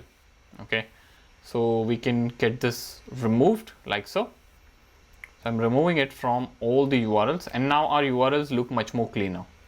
Okay, so here what we are saying is we are saying at the class level, if there is any request that is coming to this particular endpoint, so our domain name /challenges, it should be routed to this particular controller here. Okay, and this is the root URL of this particular controller. So you have all the URLs defined within. So you have like /month, okay, which will be /challenges/month. So that is taken care of by Spring MVC framework. Okay, so if you rerun the application, so let me rerun this. So we'll rerun and we'll wait for its deployment.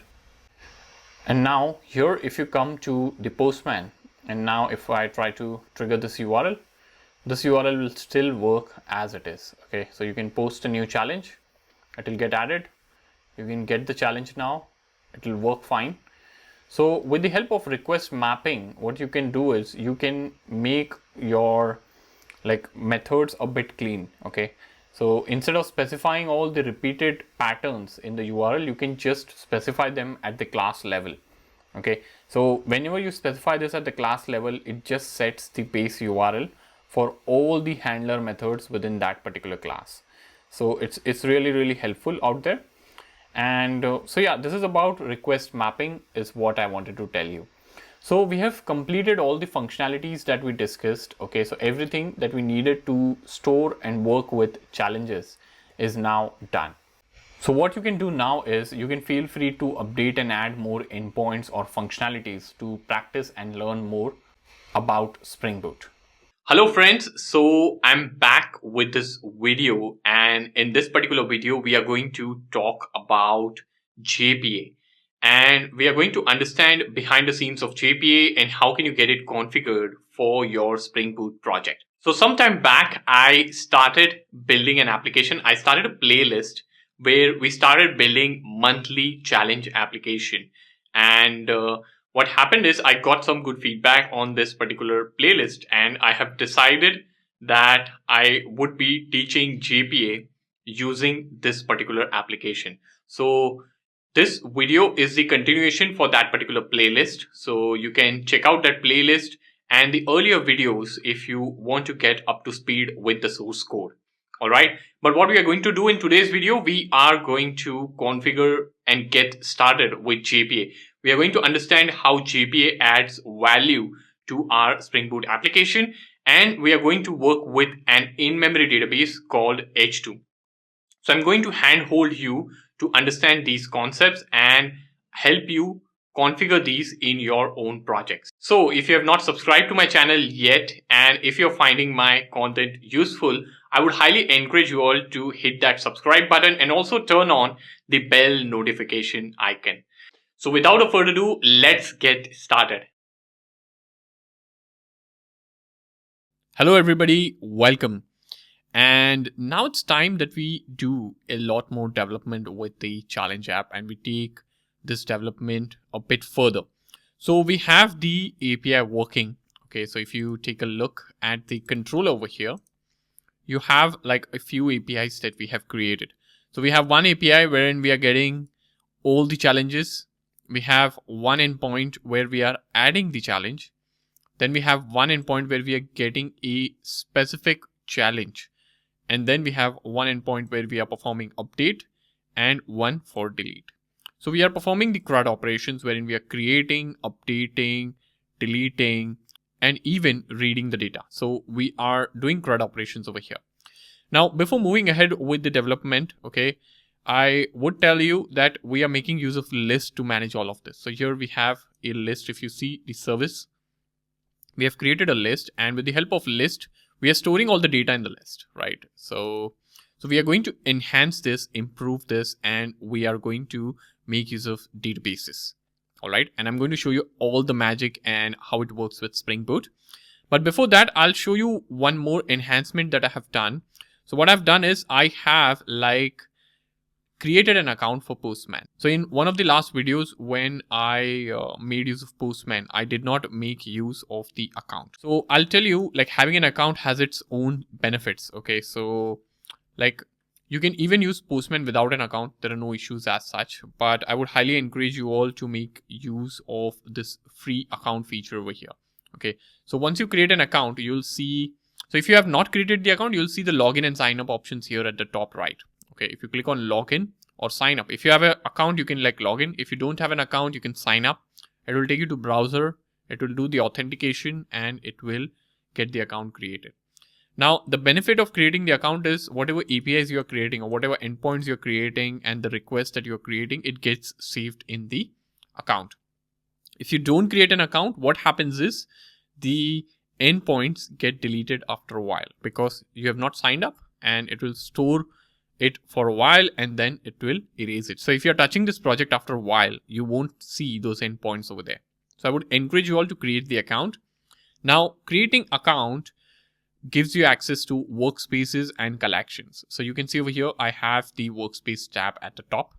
Okay, you can create a workspace. You can what is workspace? So if I have to give you a simple definition, workspace is a place for you to work. So if you're working on the challenge application or if you're developing a certain kinds of APIs, you can create a workspace. And within workspace, you have something called as collections. Collection is nothing but a group of API. Okay, so you can see this is one collection. I can create more collection over here. So I would encourage you all to create a workspace over here, switch over to that workspace and then create a collection. Okay, So I'll show you, like I can create a blank collection. You can see there are templates as well to create a collection. So if I create a blank collection, okay, I can call this as, you can say, okay, 1 second. So here you can rename it. So I can say test collection. Okay, so you can make use of this feature and leverage the benefits. Okay, so you can see the collection is created and you can add a request under it. You can see the request gets added. Okay, so this is a separate collection now and this is separate. Okay, so this is what I want to tell you about Postman. So you will see this change over here wherein you'll say that, hey, I have this kind of a layout. What is it? So people who are not aware of Postman, I wanted to give them a update on this as to what I'm up to. Okay, so I would encourage you all to do this. All your requests are being saved over here. So we have get request, post, put, and delete. Okay, now let me run the application. So I'll start the application and I'll show you a problem that we have in our application. So the application is up and running. Coming over here, you'll see I don't have any challenges right now. It's an empty JSON response. So I'll create one challenge. Okay, I'll create another challenge for March, let's say. Okay, now if I get the data, you have two challenges, right? There are two challenges here, you can see.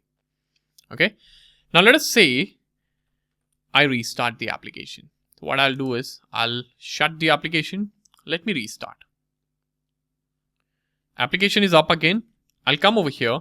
I'll try to get the data. Now you can see there is no data, but we just added a couple of challenge. So what happened here? So what is happening in the backend? We are making use of a list to manage all the data and all the challenges that we are creating. The single array list is managing all the challenges that are being deleted, added, everything. So this particular thing is being created right now in the memory, and memory exists only till the application is running. So if you restart or stop the application, this data is lost, which means the array list is destroyed and it no longer exists. And this also means that all your data that you had saved in the array list is destroyed. And this is not how real world applications work, right? So if you create a Facebook account, if you change your profile picture, if you come after 10 days, you're going to see your profile picture there, right? So if you change your name or anything, any sorts of posts or changes you make anywhere on any of the applications like Facebook, Instagram that you use daily, you're going to see the changes persist over there. Why do they persist? Because they're making use of persistent storage, which is database. Okay, so let us add database to this and we're going to enhance our application to move from a list to database.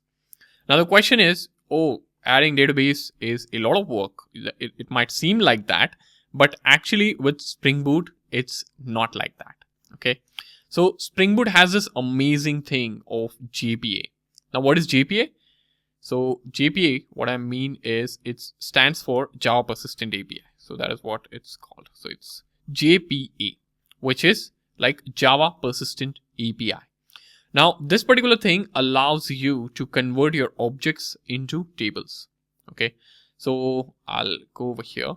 We have a challenge class, right? Now this is a class where we are going to, or where we are actually storing the challenge in this format, right? So we are storing ID, month, and description. So in future, if you're adding a database, you would have a challenge table which is going to store the challenge information like ID, month, and description, right? So these same fields will also exist in the challenge table. The table name would be challenge and it would have ID, month, and description, right? Now, the thing is, what Spring Boot says, or what this concept of JPA says is, if you already have an app and if you have already created classes, you're going to work with objects, then with the help of JPA, you can get this class converted into a database table. Sounds awesome, right? You don't have to write separate queries to get your tables created. And that is what gives you a lot of upper hand. All right. And I'm just going to show this to you in some time. But talking about JPA, JPA is easier and simpler to follow. It makes creation of the tables or creation of the schema or the database easy. It allows you to convert your objects into tables. You can even query your data. So querying is also simple. There are some simple sets of methods that are made available to you with the help of JPA. Okay, so it's called JPA, right? Java Persistent API. So it's an API and it has a predefined set of things like methods and all. And you can make use of those methods to query the data. That is also something that we are going to see. Okay, so what we are going to do is we have these fields, right? ID, month, description. We are going to get these fields converted into columns and this particular class converted into a table within the database. And we are going to do this without writing a single line of query. And that is something that I'm going to show you. Okay, so talking about JPA, we are going to head over to our browser and now to add JPA, how do we add JPA, right? It's a dependency essentially. So I'm going to head over to our favorite website, start.spring.io, which is Spring Initializer. All right, I'm going to choose Maven over here. Just make sure you have selected the right option over here. And I'm going to click on add dependencies and I'm going to say, you can already see in the suggestion, it says JPA over here in the hint. You can say JPA and you'll see this over here, Spring Data JPA. It allows you to persist data in SQL stores with Java Persistent API using Spring Data and Hibernate. Okay, so I'll just select this. I'll head over to Explore and here in Explore, you can see all the code that is generating.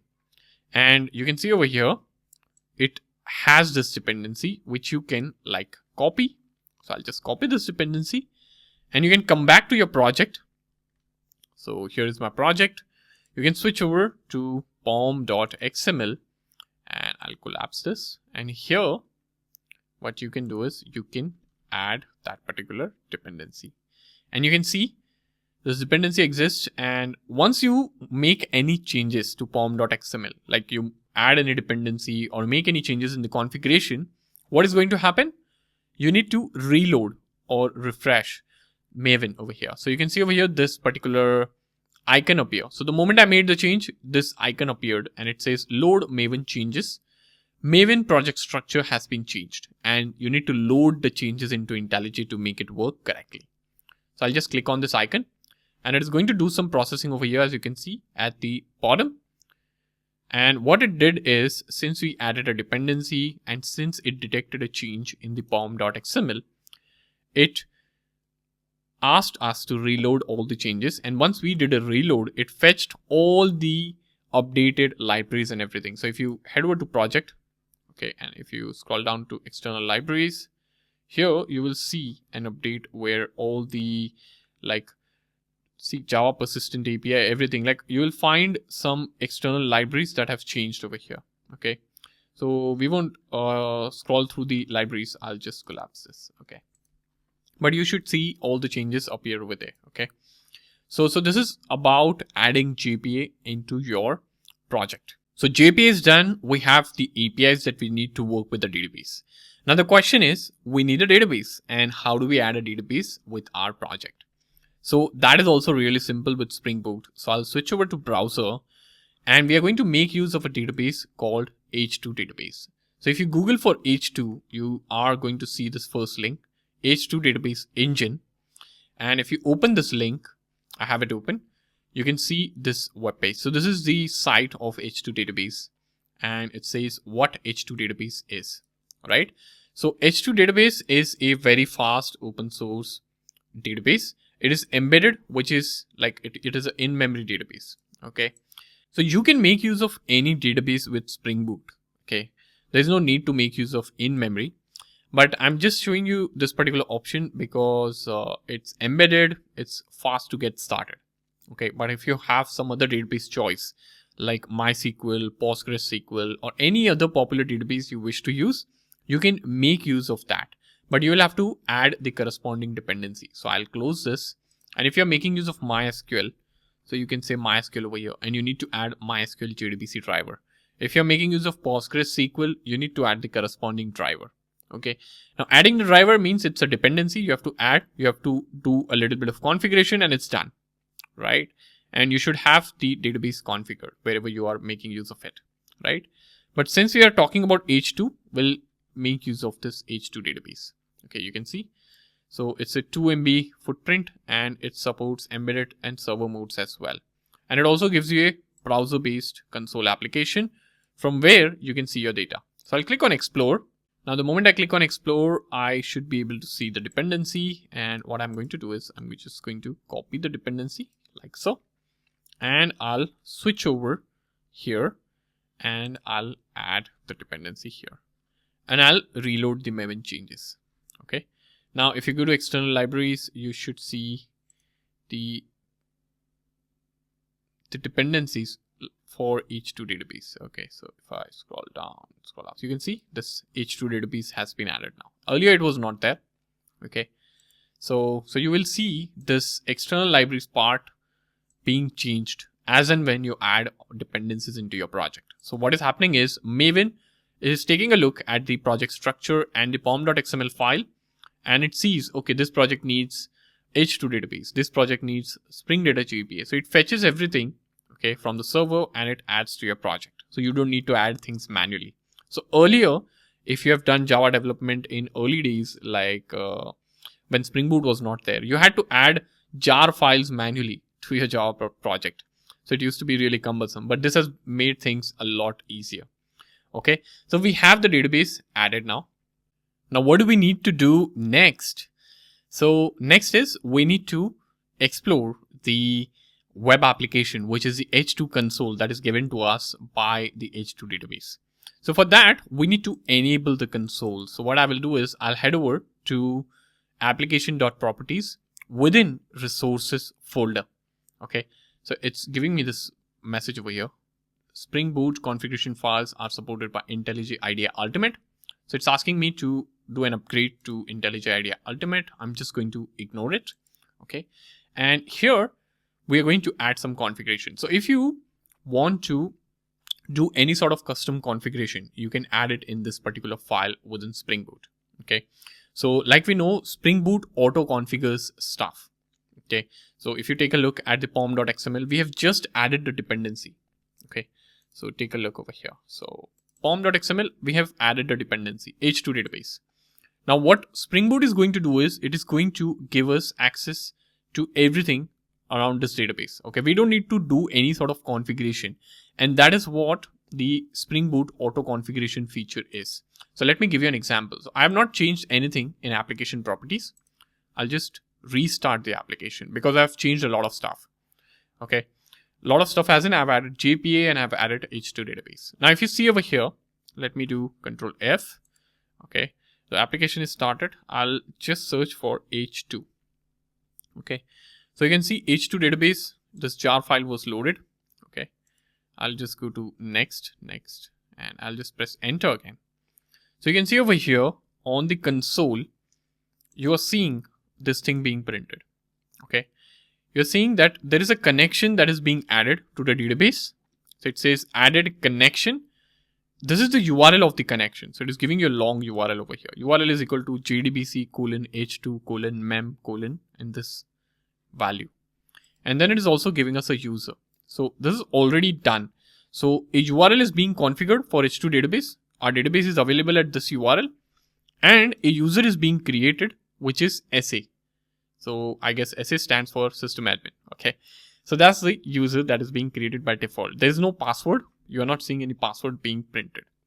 Okay, so that's the thing, and the application starts automatically. Okay, you can see there are JPA related logs as well. So initialize JPA entity manager factory and so on. Okay, for the persistent unit. So that there is a entity manager factory which manages the entity. Okay, you can see JPA related logs. Okay, but one concerning thing, like the things for our concern is this one. So you can see database is automatically configured. We did not configure this URL, and this is the default URL that we have access to and the default user. That is what auto configuration is. If I want to make any changes in this default configuration, I can do that with the help of this file application.properties. That is what I intended to explain. Okay, now how do we access this database? So if you install like MySQL or PostgreSQL, you will have access to the local application, right? But you can access the database with the help of this database URL. And you have to enter this database URL in the H2 console. What is H2 console? H2 console is the web application provided to us by H2 database.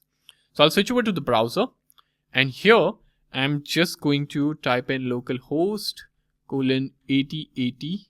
Okay, so I'll just go to 8080. Our application is running there, and I'll say /h2 hyphen console.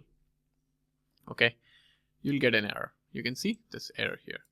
Okay, so this is a URL h2 hyphen console, and this is where we should have been able to access the console.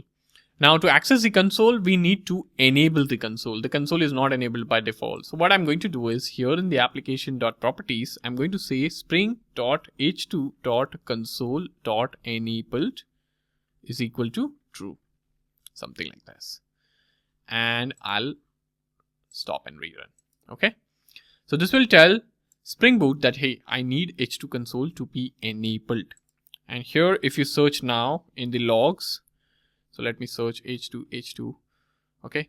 You can see there is this URL being printed, which is the database URL. This is where our database is being made available along with the user. And if you scroll down, there is one more log now. This was not there earlier. Okay. So you can see H2 or H2 console auto configuration. So auto configuration is in picture. And since we have entered this property here, it has made H2 console available at /H2 console. Okay. And database is available over here. You can see the magic over here, right? We did not do a lot. We just added one property and automatically we have access to H2. So earlier we were getting error when we accessed this page. Now if you refresh, you should see this nice page appear. Okay. And here you have different fields like saved settings, setting name, driver class, JDBC URL, username and password. Okay. So we need to enter the JDBC URL like you must have guessed. So the URL that we saw over here. So we need to copy this URL. I'll copy. Come over here. You have to paste it over here. Okay. It's a long looking URL. We can configure it to get something shorter. But right now, let's work with default things. And here you should see the user. Where was the user? Here, SA. So if you come over here, it's already populated SA. And you can say test connection. And the moment you say test connection, you will see test successful. And what you can do is you can connect. The moment you connect, you have this beautiful looking UI, which allows you to see all the tables here on the left hand side. So the tables under this connection, and you have access to this query window. All right. This is H2 database enabled. Sorry, H2 console enabled for your action. Now the thing is, we are not seeing any table over here. We have this default user table, which has this user SA being created, information schema, but no tables, right? And like we said, we are going to make use of JPA to get our challenge class being converted into a database table. And how are we going to do this? With the help of JPA. So JPA is going to give us that power, that ability into our application, which will allow us to convert this class into a database table. And we don't need to write any sort of queries. That's the good news, right? Now, how do we do that? Okay. So we added two dependencies, right? So I just wanted to explain the difference between these two dependencies. JPA is not a database. So many students feel that, hey, JPA is a database. JPA is not a database. JPA is a Java persistent API, which allows you to work with the database, right? So it allows you to convert your entities into database tables. It allows you to query your tables. It allows you to enter data into the table and do a lot of other stuff, right? So basically, everything that involves working with the database is allowed by this particular thing, JPA. And H2 is the database. Okay, so these were the two dependencies, and this was the difference. This is a database, and this is a thing called JPA, which allows us to work with database. Now, how do we get this class into our database? So in order to do this, we'll make use of something called as annotations. Now, what are annotations? So annotations are a thing in Java which operate or which start with @ symbol. Now if you write @ over here, you're going to see a lot of suggestions here. Okay, lot of suggestions. And annotations are a way to give Java some extra information about your classes, the fields, or anything like that. So they are like a label that you add in your code that gives Java some extra context about whatever you are creating. Okay, let me give you an example. So we need to tell Java first of all that, hey, I need this particular class to be converted into a table within the database. And how are we going to tell this? With the help of annotation. So we are going to do @ and there is an annotation called entities. You can see entity, and it is coming in from jakarta.persistent package. So I'll just select this entity. Now this entity annotation is coming in from this package, and this is the part of JPA. So if you have configured JPA, so this entity is being made to available because of that particular dependency that you have added. Okay, if you remove that dependency, you will get an error that, hey, this particular package is not being found. Okay, so with the help of entity, you are essentially telling Java that instances of this class should be mapped to the corresponding rows in the database table, and this particular class is a database table. So we have made use of this entity now, and now let us restart and let us see what errors we get. So of course we are going to get error, I'm telling you upfront. But let us see what happens. Okay, we got an error. Let us scroll down and let us start learning from these errors. Okay, and these errors I'm purposely generating. So I'm generating because I'm not directly adding whatever is required over here. So we'll see the error and we'll understand why this particular thing is needed, right? So you can see over here, it says this particular entity. So now we are telling Java that, hey, this is an entity. Okay, consider this as an entity. So entity is being mapped to the database, right? Entity is a thing or a class that is being mapped to the database, right? So here the error says entity, this particular entity has no identifier, and every @ entity class must declare or inherit at least one identifier with the help of this particular annotation, right? Now what does an identifier mean?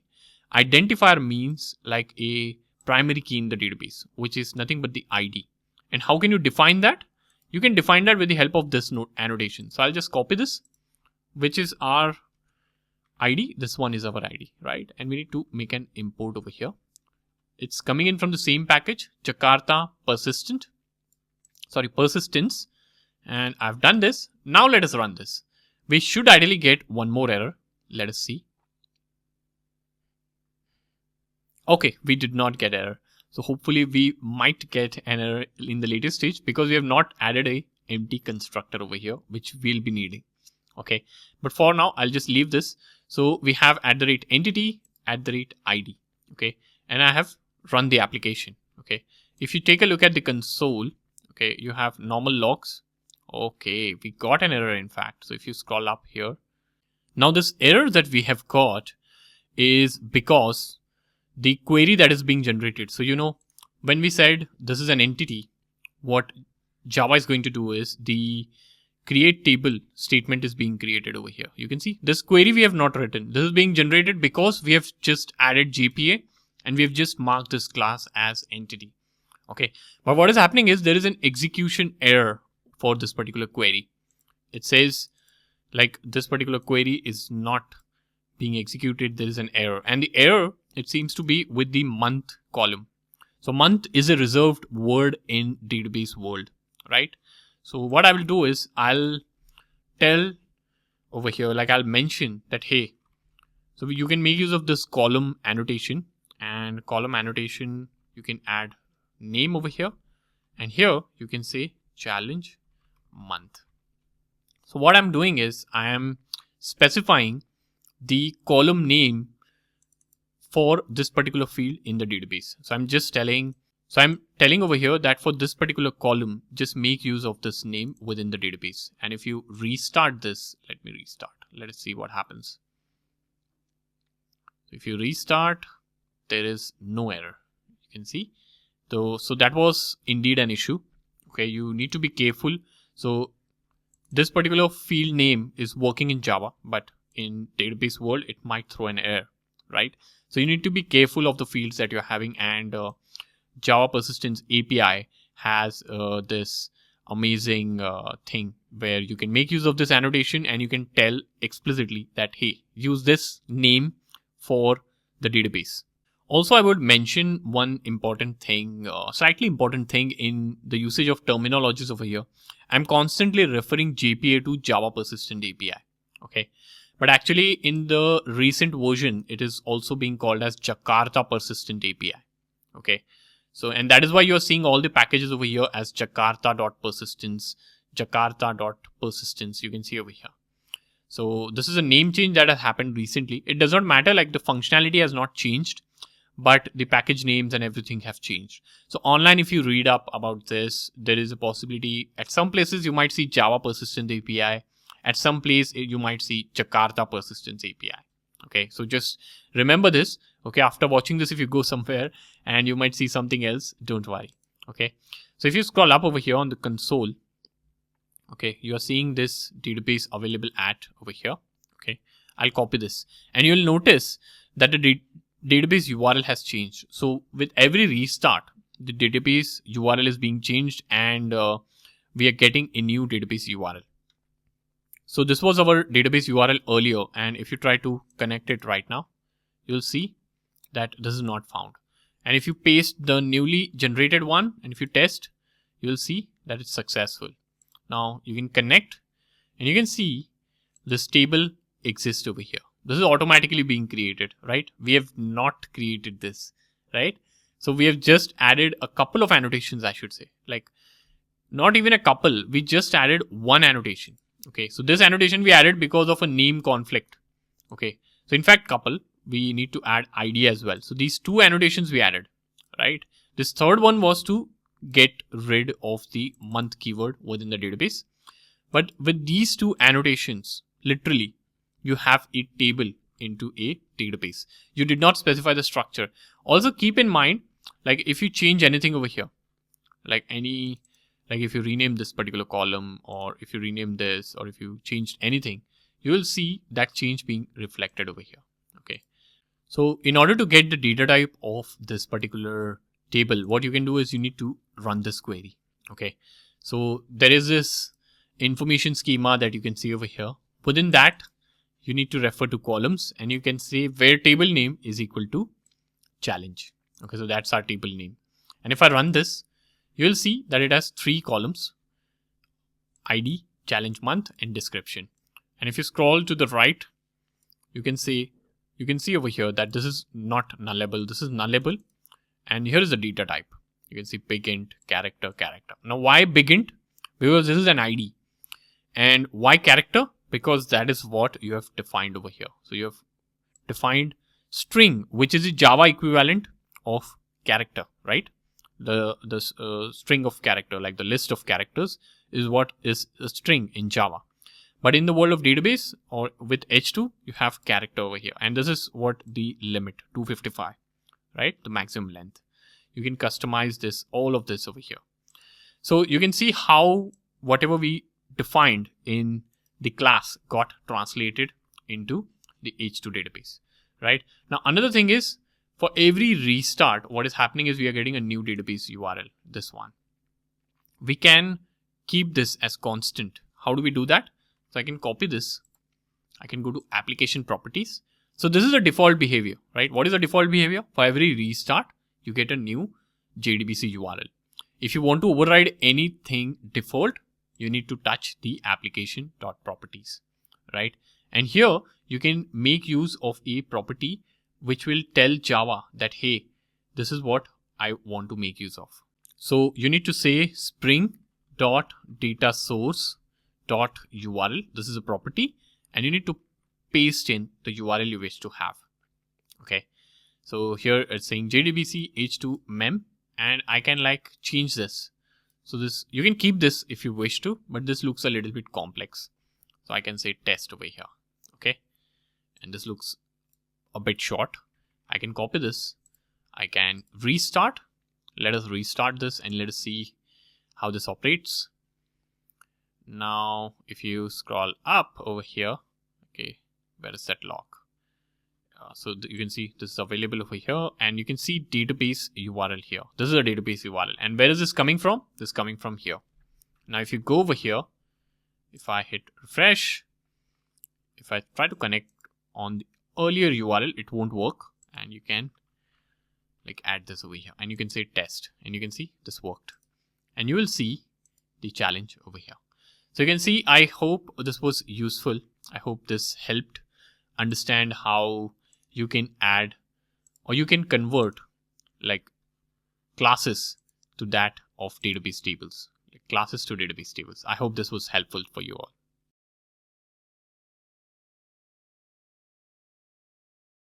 Hey there, so I'm back with this video where we are going to take the monthly challenge application further. So what we are going to do is, so far we have database configured with our application, but the database is not being used in the code, right? So our APIs are still pointing to the list.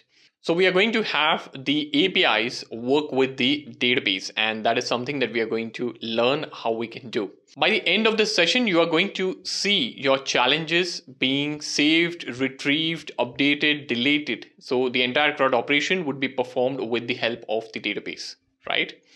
Now, this monthly challenge application is going to evolve a lot in the coming videos. So I'm working to bring in the front end for this particular project as well. So you will have a front end which we'll be building using React, and I'm also going to show you how you can deploy this particular application onto AWS. Okay, so something that we are building is going to be live soon, and you will be able to share the URL of the app that you build with the entire world. Okay, so that is going to be some amazing stuff that is coming in. So in order to show your support, I would encourage you all to like, subscribe, and share as much as you can. That's what you can do to support creators like me who are working to bring in such free content for you all. So if you like this particular video, do like, subscribe, and support me in whatever ways you can so that I can bring more such amazing content for you all. So without further ado, let's jump right in.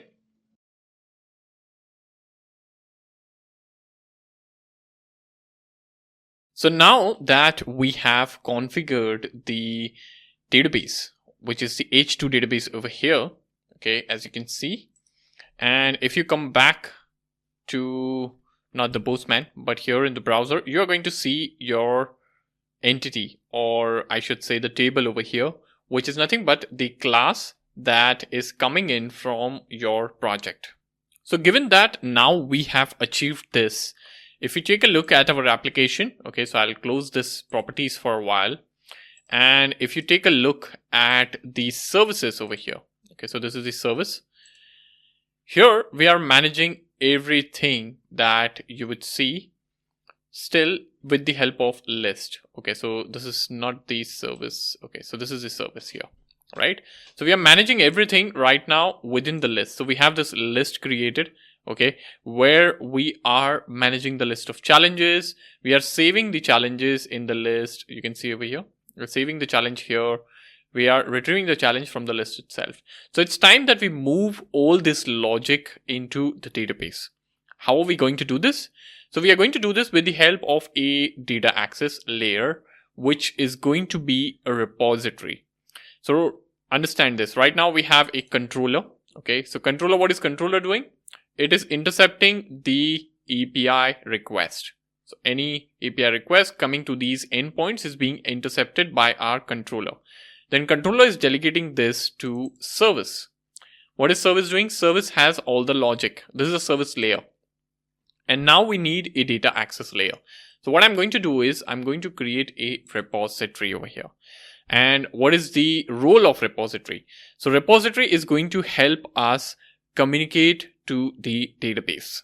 So what it's going to be is, it's not going to be a class, it's going to be an interface, and I'm going to call this as challenge repository. I'm going to keep things really simple, okay? And over here, we have this interface created. Now what I'm going to do is, Spring Boot makes your life a lot easier. So like I said, this is a repository that we are creating. I would like to mention that Spring Boot Data JPA also provides us with two inbuilt repositories. Okay, and I would like to show that to you. So I can say CRUD over here. Okay, wait a minute. So let me extend this. So I'm going to say extends, and I'm going to say CRUD repository over here. So you can see over here, if you go into this CRUD repository, this is an interface and it has a lot of pre-built methods. Okay, so this is an inbuilt repository. This is one of them. This is known as CRUD repository. There is also one more which is known as JPA repository. Okay, so this is JPA repository. All right, now what these two repositories do is it comes in with a bunch of CRUD operations. Now what I mean by CRUD operations, so if you are not familiar with this term, CRUD means create, read, update and delete. Okay, and what does this do? With the help of this, we get pre-built methods that we can make use of to talk to the database. So let us understand this, people. Whenever you are working with the database, what are you going to do? You're going to create something, right? You're going to read something, you're going to update something, and you're going to delete something. Of course, you're going to have something custom as well, okay? But this is going to be the standard, right? So if you're working on a to-do list app, you're going to create the to-dos, read the to-dos, update the to-dos, and delete the to-dos, right? You're going to perform CRUD, okay? Of course, you would have some custom operations like you are going to fetch to-dos weekly, like in last 7 days or monthly. Those are some custom operations that you're going to do, but this is going to remain the standard. And every application needs this, right? Whether you're building a to-do list application, e-commerce, or any sort of application. So what Spring Boot tells is, I'll give you an inbuilt stuff. Okay, this is inbuilt JPA repository that you can make use of. All right.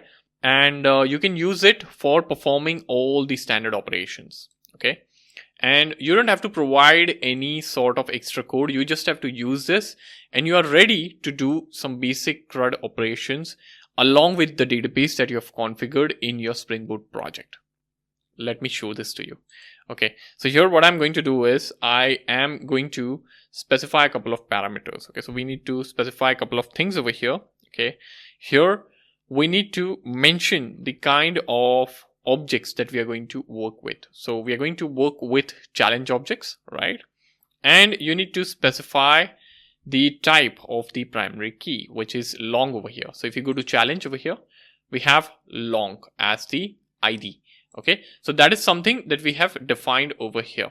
And that is something you need to tell Spring Boot and JPA repository so that it will provide the corresponding methods to you. Okay, now let me show you the magic. We have just done this definition. Okay, we have just written this much of code. We have not written any sort of implementation, anything. And we have just extended interface with JPA repository, which we got inbuilt. Okay, and you can see this is coming in from data JPA. Like if you take a look at the package, you'll notice this coming in from the JPA, data JPA package. Okay, and we have added two parameters here. One is the type of the entity and the type of the primary key of the entity. Okay, and what is the greatest thing? We don't have to write any implementation. Spring Boot or Spring Data JPA will automatically generate the implementation at the runtime, and we can use it to perform the operations. All right, and let me demonstrate this to you. So what I'm going to do is I'm going to switch over to service over here. Okay, so in service, what do we have? We have a list over here, right? And right now everything is being managed in the list. So we are adding challenges in the list itself. So what we need to do is we need to get rid of this. Okay, and we need to move the logic to the database. So what I'm going to do is I'm going to come up over here. Okay, I'm going to need our repository. So I'm going to say challenge repository, and I'm going to say challenge repository over here. Now I'm going to make use of challenge repository here. Okay, so I'm going to say over here, if challenge is not equal to null, okay, challenges.add. So instead of challenges.add, I'm going to say challenge repository dot, I'm going to have access to a few methods. So you can see over here, challenge repository dot gives us access to a lot. You can see over here, it gives us access to find all. So if you want to fetch anything from the database, you have to just say find all. Okay, if you want to filter, you can specify that as well. Okay, so you can see find by ID. So you can specify the ID, unique ID with which you want to filter the data. So I'm going to save over here. We are just saving, right? We are adding challenge to the database. So I'll just say save over here. Okay, this is done and our job is done. So we just replace the method. So instead of referring this to the array list or the list that we have over here, okay, we are just pointing this particular logic now to the repository and we are saving it to the database. Do you want to test it? Let us see this and let us see if we are able to see the challenge being added. Okay, so what I would do is I would come here, or let us switch over to the database first. Okay, we will first confirm that the database is empty. So I'll say select star. So you just need to select challenge table. You'll have the query automatically over here and you need to run this. That's it. Now I'll come over to Postman. Okay, you can see get challenges. Okay, you won't get any challenges. Okay, this is coming in from the list. Okay, we have not changed this particular thing in the Postman, but if we'll go to post data, this is where we create the challenge, right? So I'll say send. Okay, we got an error. So let us switch over to IDE and let us see what issue has happened. So if you see over here, we got a long stack trace. Here's the exception beginning. It says null pointer exception cannot invoke challenge repository.save. Okay, I understood the error. So if you come over here, challenge repository, we have not initialized the challenge repository actually. Okay, so what you can do is you can specify auto wired over here. Okay, so I'm going to say auto wired. I'll save this. All right, let me run this. So probably I'll get one more error over here, okay, because we don't have a default constructor, but I wish to show this to you. Okay, getting errors is one of the best things. Okay, you get to learn things. So I'll show you right now. So if you run this, you get an error again. Okay, earlier one was because we forgot auto wired annotation, but if you come over here, we got second error. Okay, and let me scroll up. So this worked fine till here. And over here, you can see this is the error starting. Okay, so you need a default constructor. Why is default constructor needed? And if you see over here, this is pointing us to our entity class, which means that the challenge class over here. Okay, so this challenge is now an entity. Okay, we are saving it to the database, but it does not have a default constructor and we are getting error for that. And the reason is because we are making use of JPA, and the underlying thing that JPA uses is Hibernate. Okay, and it requires a default constructor to instantiate entities before populating them with data from the database. Okay, and this is one of the errors that you might get if you don't have a default constructor. So right now you're also learning how we are debugging the issues. So whenever you get an issue like this kind of issue over here, internal server error, there's no need to get scared over here. Switch over, take a look at the stack trace. The error messages are really friendly, okay, and you can debug things easily. You can see this is coming in from Hibernate, like I said. Okay, you can see Hibernate at a lot of places. So what is the solution? It's clearly telling us that it needs a default constructor. There is no default constructor. So we'll come over here. We'll say generate constructor, select none. Done. Restart the application. Hopefully it should work fine. All right. So what I'm going to do is okay, it worked fine. We'll trigger again, and this time you get 200. Okay. All right. So the challenge is created successfully. Now, how do we validate? We'll go to our database. I'll say connect. And here I'll select this entity and I'll see if the challenge is within the database. So you can see indeed we are now interacting with the database. Okay, and what are the changes that we did?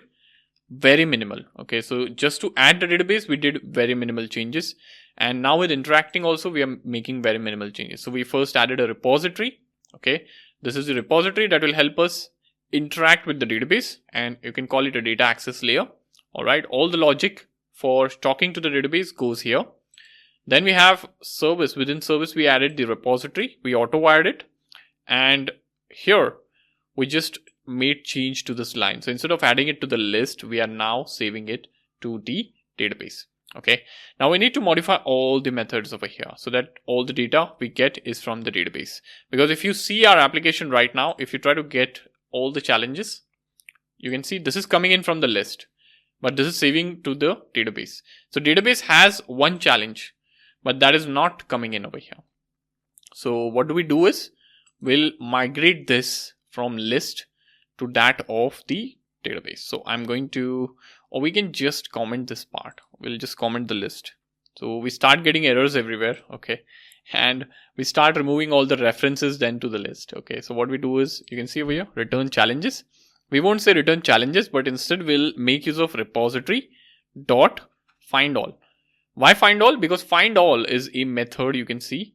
It helps us getting all the entities from the database. Okay, so whichever app you're working on, if you're working on an e-commerce store and if you have a product repository, you just say find all and you get all the products from the database. Okay, and gone are the days where you have to write complex queries. You just make use of these methods and you get your job done.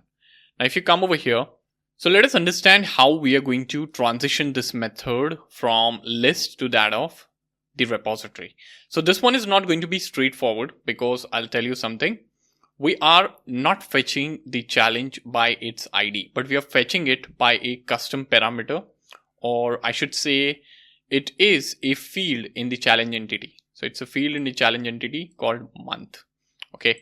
So like I said earlier, JPA has some predefined methods using which you can fetch the data. Okay, so for example, you can say repository dot, and you can like get by ID, you can get all the challenges and so on. Okay, but if you need something custom, okay, you need to define it. Now the question is, how would you define it? Okay, because you don't want to write queries, right? And we are saying that JPL makes our life easier. So understand this, what JPA will do is it will create a query in the backend or in the hindsight depending on the method name that you specify. Okay. So for example, here I want to get the challenge. So I want to get a single challenge by month, right? Because I'm passing in the month, right? And what is month? Month is a field. So what I'm going to tell over here is I'm going to say challenge repository dot find by month. Okay, and I'm going to pass in the string over here. Okay, and what is the string? String over here is month. Okay, so I need this kind of a method where I get challenges by month. Why find? So why are we saying find over here?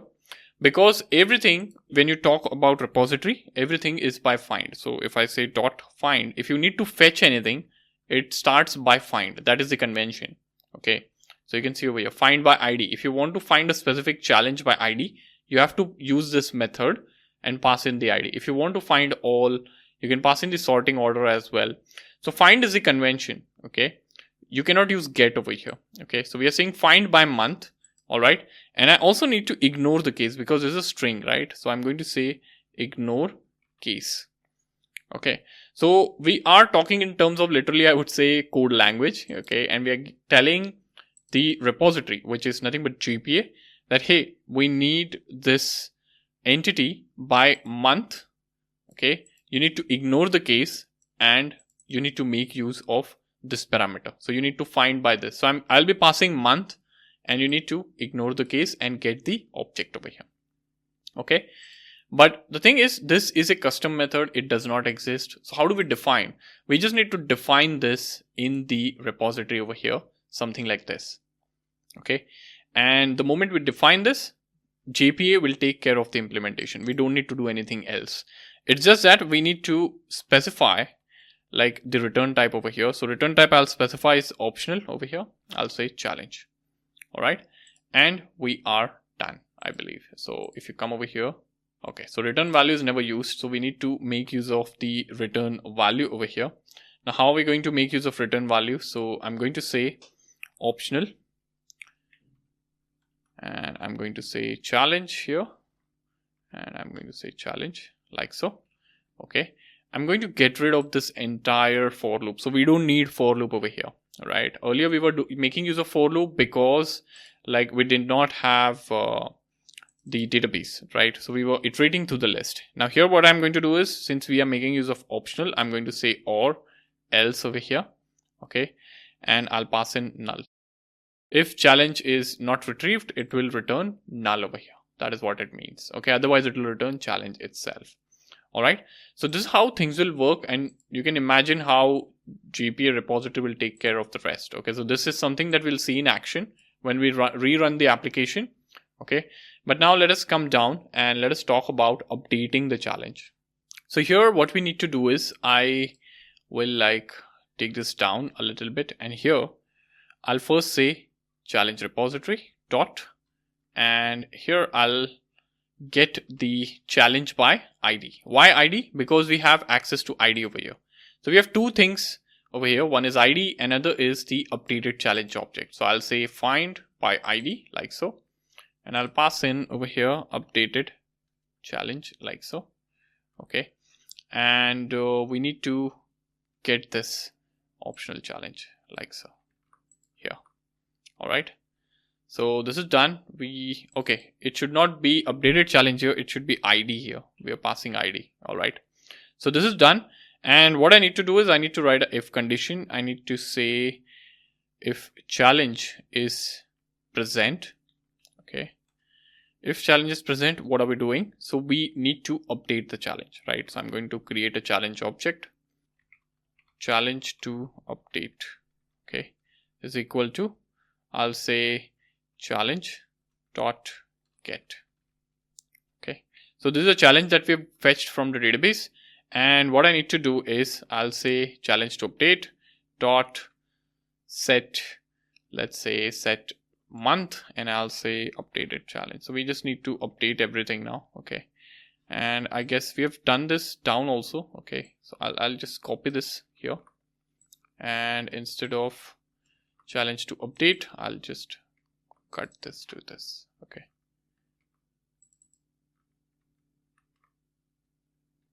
so we are done. Just be sure you are updating the right object. So challenge to update is supposed to be updated over here. Okay, don't make the mistake of updating this object over here. Okay, this is one of the mistakes that I see devs make, and then when testing the code they are like, okay, why is it not updating?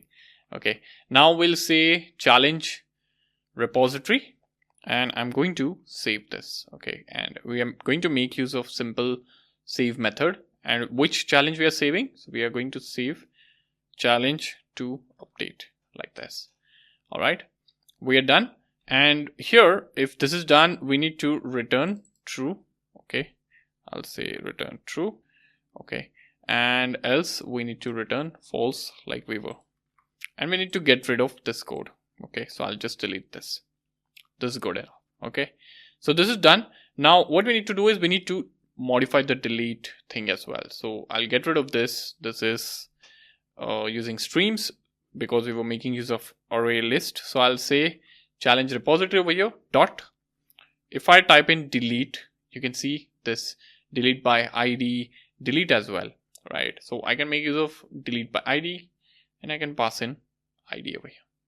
Okay, and you can see over here, okay, required type boolean, but this is giving in like the void. Okay, so what we can do is we can add an extra validation here. So what I will do is I'll first find the challenge. Okay, I'll first find the challenge. Okay, then I'll check if the challenge is present. Okay, if the challenge is present, what are we doing? So if the challenge is present, I'm going to delete the challenge like so. So I'll delete the challenge here, and I'll say return true. And then over here, if this does not work, then I'll say return false. So yeah, so a couple of checks, but it looks good now. Okay, so yeah, we are successfully migrated our array list, or I should say the code we have written with the array list to that of the database, right? Let us test this. So I'll just run this application and let us see if we are able to fetch everything from the database. All right, so app is running. I'll come over here. Let's try to get some data. We are not getting any data. Okay, And let me also refresh the database. So I'll connect, and right now there is nothing in the database. All right. If you come here, we create one challenge. If you come here, you can see the challenge being created. And if you come here, if you try to get the challenge, you should see one challenge being returned. Where is this coming from? Of course, the database. Okay. You can even update the challenge. Okay. So you can, so let me check the ID. ID was 1. So if you try to update this with February, create a new website, challenge updated successfully. And if you come over here, run this, you can see February, create a new website. Fantastic. You can even delete this. Okay, so I'm trying to delete the challenge with ID 1. Challenge deleted successfully. If you come here, it's deleted. And if you go to get data, you're going to get no challenges. So indeed, this is working fine. We have been able to successfully migrate the changes. So whatever changes we had, we have been able to migrate all those operations to the database. So I hope this was useful. Just to do a quick review over here, okay, I would like to tell you that we have not done a lot of changes to bring in database into action. We have just made use of this repository where we use pre-built JPA repository. We told JPA repository that, hey, we will be working with the challenge entity and the primary key is long. Okay, so primary key is long because we need to get the methods that work with long ID. And what I mean by long ID, so here you can see we got delete by ID. So if you say, wait a minute, so if you say challenge repository dot delete by ID, you can see long ID is the suggestion. And that is because we have specified long as the parameter. So we are telling GPA that, hey, we need everything to work with long as the primary key. And that is what we got. And here with the help of pre-built methods, we made some changes. I won't say a lot of changes. Some changes into the service layer. And everything is working absolutely fine, you can see. And we are now pointing to the database instead of the list over here. And I can safely get rid of this. Okay. So isn't this amazing? I hope this was useful, and I hope you understand the power of JPA. To see how things are working internally and to see how queries are being generated internally by JPA, you can do an optional step. You can head over to application.properties over here. Okay. And what I would say is, what you can do is you can say a property over here. You can say Spring JPA dot show hyphen SQL, and you can add true to this. So what this will do is, this property controls whether SQL statements are logged or not. So in the hindsight, so here we have methods, right? We are making use of methods from the repository. These methods are being translated to queries in the hindsight, and they are being used to interact to the database, whichever database you have configured. Okay. So if you want to see what all queries are being generated, you can add this property and you can rerun the application. The moment you rerun the application, okay, let us see. So the application is running. Now if you call any API and if you are interacting with the repository, you can see over here, okay, this query is being printed. So this is a query that is being generated. You can see if I am trying to create the challenge, if I come over here, you can see over here, there is an insert query that is being triggered. Okay. If I'm trying to update, so you can like experiment and see what is happening over here. Okay. So this property helps you with that. So I guess that's about JPA. I hope you all had fun configuring JPA into the monthly challenges API.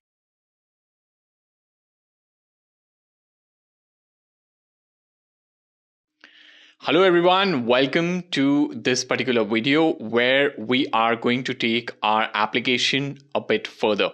Now, for viewers who are new to this channel and if you're not familiar with this playlist, so we are building a full-fledged application using Spring Boot as a backend and React as the front end. So we are going to build this application and we are going to get it deployed onto AWS. So it's a complete hands-on course that I'm working on, and I'm releasing it step by step in the form of this video, and all the videos are being added to the playlist. So if you're new to this channel, be sure to check out description to get the link to all the videos and the playlist, of course. And if you have been watching the playlist, I want to talk about this video as to what we are going to cover. So in this particular video, we are going to cover the most requested things. So most people, like most of my viewers, have commented and reached out to me and requested that I should talk about React and teach React in a very hands-on way, of course, which is my style. So this video is the beginning for the same. So the application that we have built so far has APIs, and those APIs are working with the database. And now it's time that we talk about the front end. So we are going to start building the front end using React. And in this video, we are going to understand what React is, why you should care about React, how React works. We are going to set up React on our system. We are going to get the necessary tools that will enable us to develop with React. So we are going to do all of this. So stick till the very end, because this video is going to be really important for the upcoming videos. And I'm not rushing through. I am taking time and explaining you everything. So be sure to watch it completely so that you get a good hold of the base. So that's about the video, and I would also want to mention that if you haven't subscribed to my channel yet, you should definitely do that. So press that subscribe button and turn on the bell notification icon, people. I'll tell you the views that I get. I was checking analytics, and the views that I get, majority of the views are from users who are not subscribed, and a lot of viewers are returning as well. So of course you're finding my content valuable. That is why you're returning, but you haven't subscribed. I don't know why. So you should subscribe, turn on the bell notification icon. Also like, share the video, comment. And regarding comment, I want to tell you something. I wish to know who you are, from where you are joining and watching this playlist. So do comment in the comment section of this video. Let me know who you are, from where you are joining, and what are you doing currently. Are you studying? If you're studying, where you are studying, what you are studying, and if you're working, what you're working, and where you're working, what is the field you are. So I would want to know you more, and I will reply to your. So that's about the introduction for this video. Be sure to subscribe, just reminding you again, because subscriptions, number of subscribers that I have, impact my ability to bring in such free content for you all on this platform. Okay, the support you shows tells me that you are loving the content, and I should bring more such content for you all. So without a further ado, let's jump right into the video.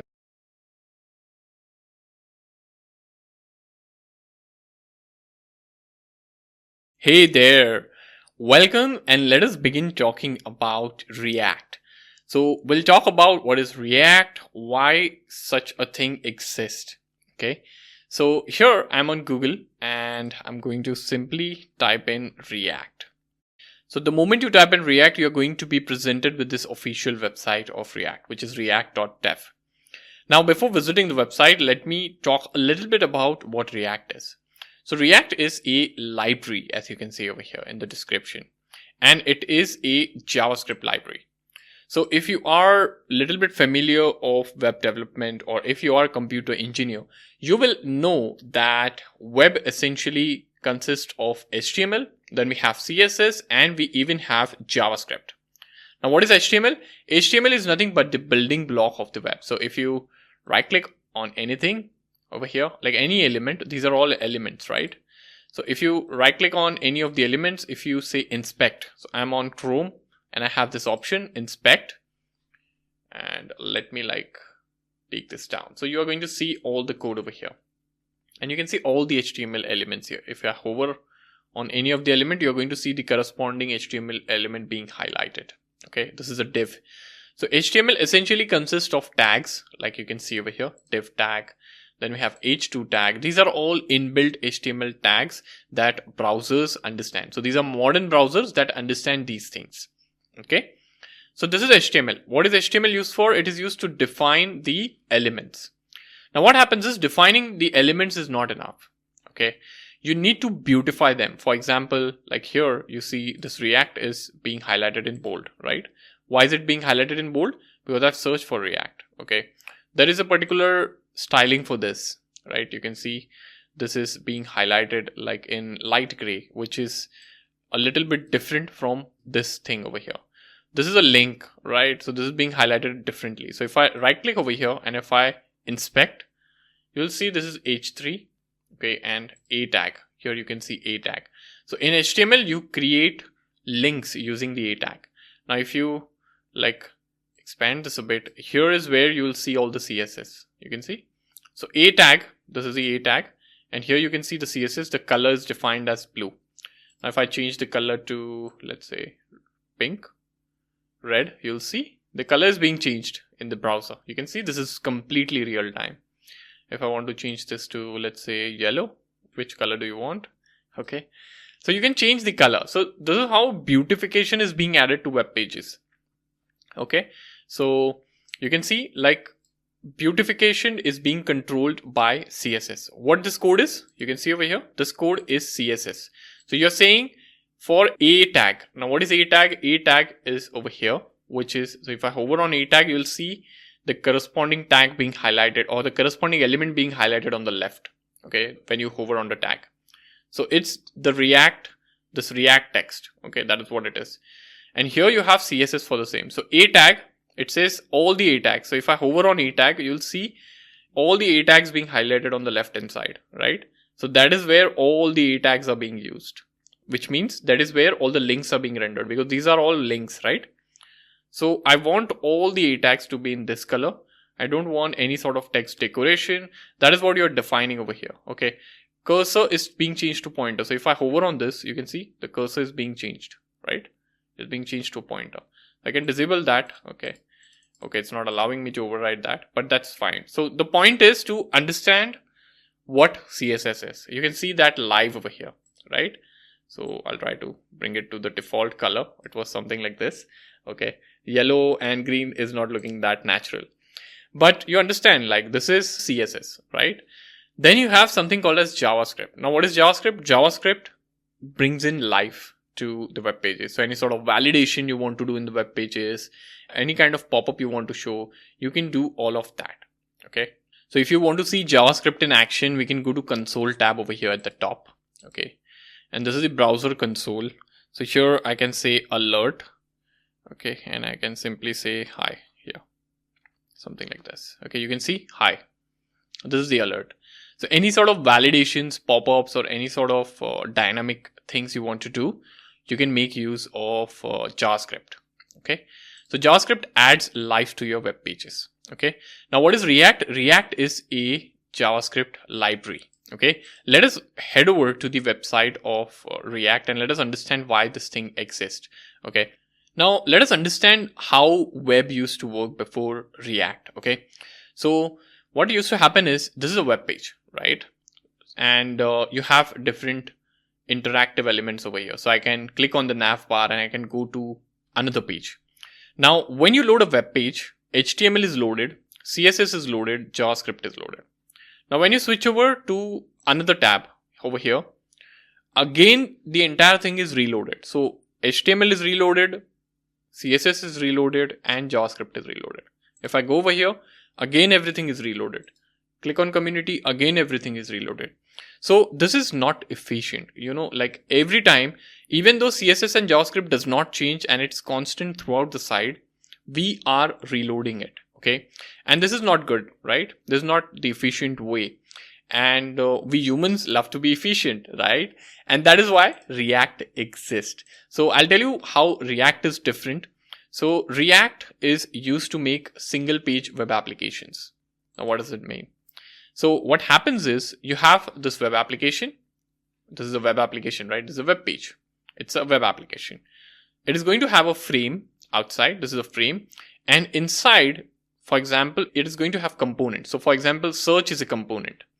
These tabs is a nav bar component. Okay. You can create a nav bar and you can add like 4 buttons over there. Okay. This button is also a component. This is also a component. Then the center part is also a component. So this entire page has a frame, and within this frame, you have components inside placed. Okay. Now what happens is, if you want to switch over to learn over here, you can see the top thing does not change across the website, right? So why do you want to reload this? You don't want to reload this. You can just reload this bottom part, right? So with the help of this component based architecture, this became possible. So instead of reloading this entire web page, even though navbar is constant, you are reloading that entire thing, right? It is not efficient, right? It is consuming your data, it is consuming network activity, it is also consuming processing power. It is not efficient. So that is why this component based thing came into picture, where only the component where there was a change used to be reloaded. So if you go to reference, only this part will be reloaded. If I switch to this, only this part will be reloaded. So that is what is a single page application. So it is actually single page application, like one page, and the components are being reloaded. Okay. And they are being reloaded depending on where you are interacting and how the application is built. Okay. So that is what single page web applications are, and React is used to make these kind of single page web applications. Okay. So what Reacts allow you to do is, here you can see, it allows you to create components. Okay. Now, like I said here, this thing is a component. This thing is a component. All these things can be components that you have defined, and then you can have a frame, and within this frame, you can load all the components. That is what React allows you to do. Okay. And why does it allow you to do? So I just explained, because if you like go to reference, I'm just reloading this bottom part. I'm not reloading this nav bar. I'm not reloading this message at the top, right? Only this bottom part is being reloaded. If I click over here, only the things on the right side is being reloaded. You don't need to reload the entire web page every time, right? So that is what React allows you to do. It allows you to create components. You can create components. Okay. So for example, you can create search bar using React. You can create nav bar using React, and then you can define a frame, and within that frame, you can assemble all the components in whichever way you like. Okay. So that is what this thing talks about. Okay. So it lets you build user interfaces out of individual pieces called components. And it also has an amazing demo here on the website. Okay. So this website might change, the interface might change depending on when you're watching this video. But right now I'm seeing this kind of an interface on the website. Okay. If you come over here, they have this amazing example. So don't worry if you don't understand this code. Okay. What this thing is trying to highlight over here is there are components in here. You can see this is an interface. Okay. Our interface that you want to show. This is a video thumbnail. Then you have the video title, description, like button, and so on. Okay. Now here what you have done is you have created a component called thumbnail. So you can see over here, thumbnail, right? Then you have created a component called like button here, like button. You have a component called video. Okay. You can see. So this is the entire component video. You can see, right? So this is reusable, as you can imagine. Okay. So like button, if I want to use at some other place, I need to just make use of this tag. Okay. Thumbnail, I need to use at another place. I can just make use of this tag. Okay. And tomorrow, if there is any change in the thumbnail, I just need to make that change at one place, and it's reflected across the app. Tomorrow, if I want to change how the animation of this like button works, or any sort of UI change over here, I want to change the color of like button. You just make change wherever you have defined this like button. So wherever you have defined this like button, you make that small change and you save it. It's deployed across the app. That's the magic. So reusability, as you can imagine, is one of the major things that is coming across. You can see over here. Okay. You can see whether you work on your own or thousands of other developers, using React feels the same. Okay. It allows you to seamlessly combine components written by independent people. Okay. And here you can see, this is amazing. You can see here. So using a little bit of JavaScript, it has rendered. So you created a video over here. Okay. This was a video that you created, and using JavaScript, you are rendering video 3 times. You can see 3 videos. Okay. And this syntax, this is a markup syntax that is known as JSX. So J6 is something that you will hear often when you're working with React. Okay. So this is about React and how it works. Okay. So I would encourage you all to just go through this website. Also, to give you one more example, a little bit interactive one, we can go to learn over here. And if I scroll down here, you can see this. Okay. So here what we have done is essentially we have created a function. So this is a function that is returning button. And let's say this can be any button. So right now it's a very simple button and it says I'm a button. Okay. But let's say if you need a sort of button that is specific in UI and message to your application, you can define it like this. And here what you have done is here I'm like rendering this button over here. You can see my button. So I'll tell you what happens is when you're developing with HTML, you have like inbuilt tags. You have this H1 tag, you have H2 tag, you have H3 tag, and every tag has a meaning, right? H1 tag has a meaning. Like if you write anything using H1 tag, it is going to be shown in this way in header. If I replace this, and this is like a proper editor, so I'm allowed to change the code over here. So if I change this to H2, like so, you can see this will like show things in a different way. Okay. The font size is little bit smaller. Okay. So every tag that is inbuilt in HTML has its own meaning. So here you can see this is our own custom tag. So React allows you to create your own custom tag. Here we have defined our own custom tag, my button. This is the function, my button, that we have defined. What is the definition of my button? This is the definition. So whenever you are calling my button, we are calling my button, we are using my button over here. Whenever you are using my button over here, this is returned. And this is replaced over here in a way. Okay, so this entire thing is being replaced over here like this when this is rendered into the browser. Okay, so I'll just do Control Z. I can even prove it to you. So if I right click over here and say inspect, let us see over here what's happening. Okay, so I'll just take this down a bit. I'll scroll towards right. You can see here you are not seeing my button. So here actually we are writing my button in the code.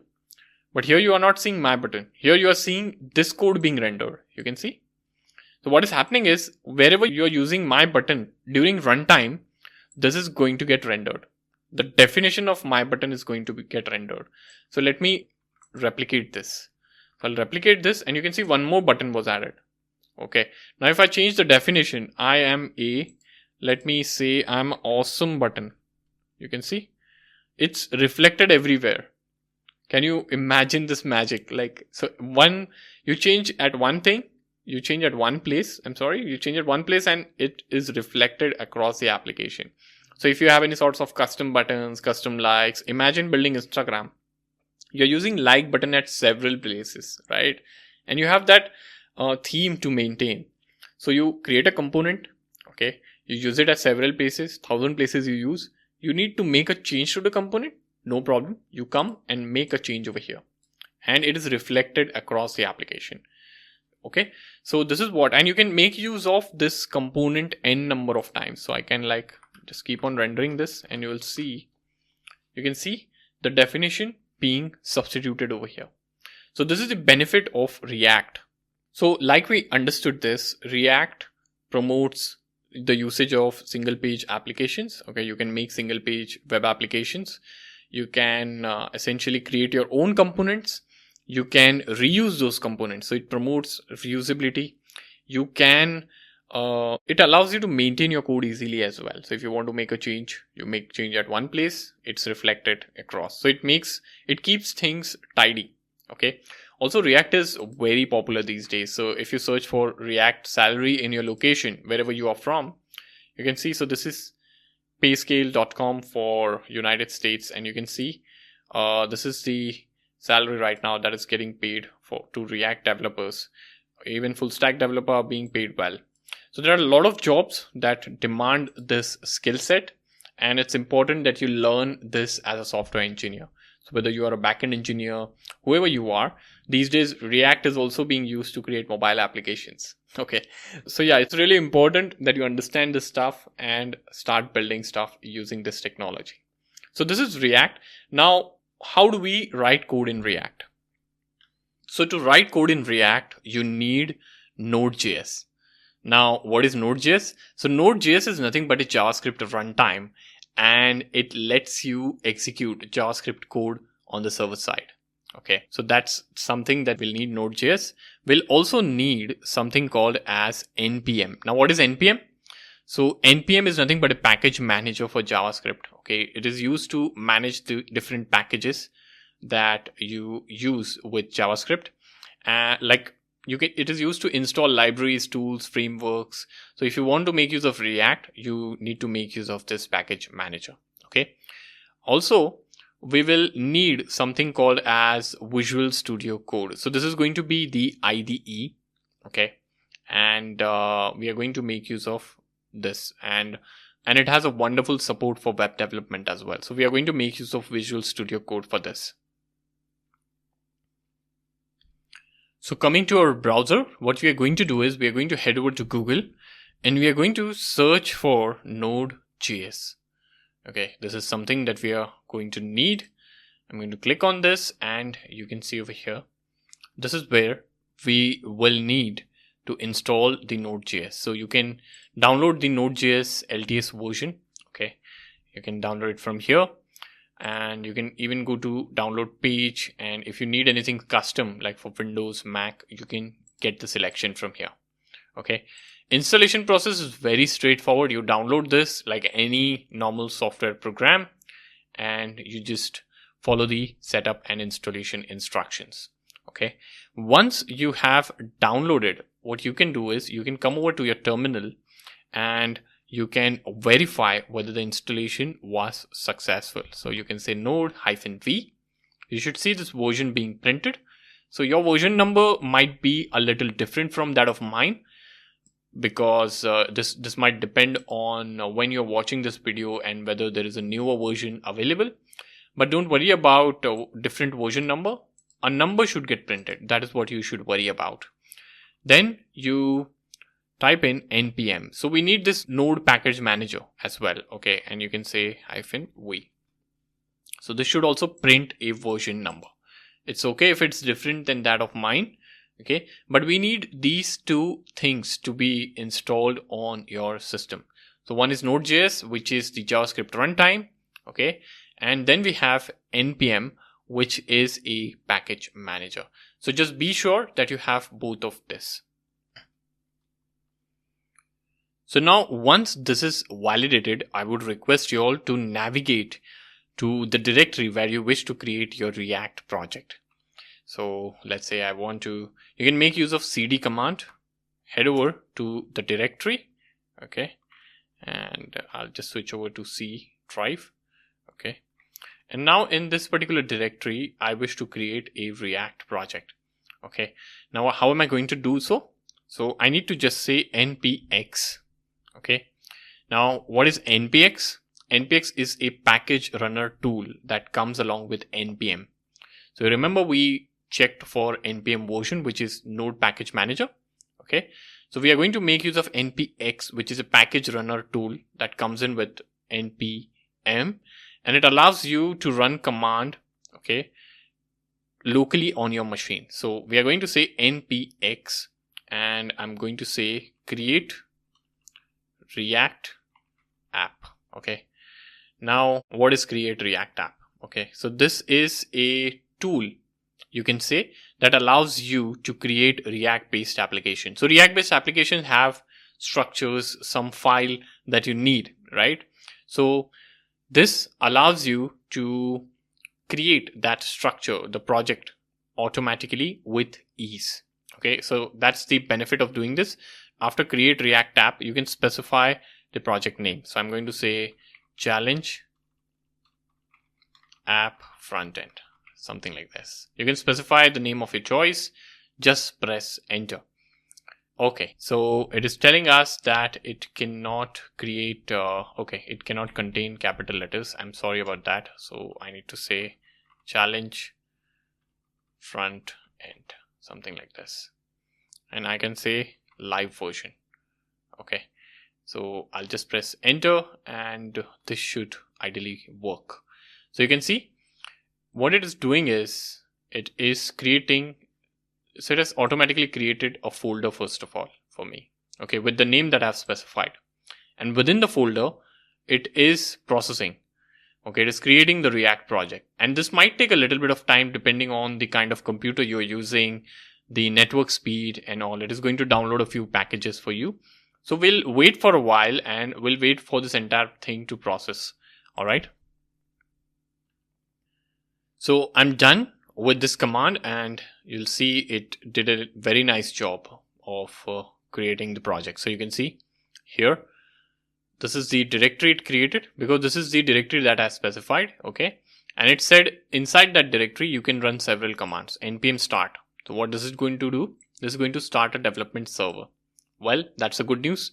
We have an inbuilt development server for us to work with. Okay. npm run build. This is going to bundle the app into static files for production. So this is for prod purposes. npm test. This is going to test. npm eject. We have some tools. Sorry, not tools. We have some commands.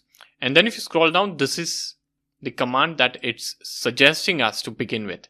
It's saying you can start by typing in cd. You switch over to this folder and then you say npm start. So what I will do is I'll just copy this. I'll paste this. We'll switch over to this and it said npm start. Something like this. So this is going to start our server simply. Okay. And you can see it's on localhost 3000 and this is our first React based application which we created. Okay. Or I should say we did not create. Okay. So this is automatically generated project using create React app. Okay. And it's also giving us some hint over here. You can edit app.js and save to reload. Okay. It has a link to learn React which will take you to the official website of React. All right. So far, so good. So this is our application up and running. Now, what do we need to do? We need to start coding and modifying things. And what are we going to do? For that, we are going to install an IDE, which is the IDE Visual Studio Code. Okay. So this is what it looks like. If you already have it on the computer, well and good. If you don't, then head over to this official website. It is a free tool. Okay, it's free, built on open source, runs everywhere. So since I'm on Windows, it's prompting me to download a stable build for Windows. You can switch to whichever operating system you need to. But if you are, if your operating system has an installer over here, it is going to automatically. So if you're logging in from Mac over here, it is going to show you download from Mac. Okay, so whichever platform you're opening this from, it is going to show you that button and you can go through this if you're not aware of what Visual Studio Code is. But just download and just install it like any other software program. Okay, I have it already installed, so I won't be showing you the installation steps, but installation steps are not at all complex. It's very simple and straightforward. So after you are done with the installation, you will be shown this kind of a welcome screen. I'm seeing some recent projects here because I've been using Visual Studio Code for a while now. But you need to come over to this kind of an interface. You need to go to File, Open Folder. Now, if you click on Open Folder, you need to navigate to the location where you have created the React app. So click on Open Folder, navigate to the place where you created the React app and get your React app open in this IDE. So I have opened this particular folder of mine. Okay.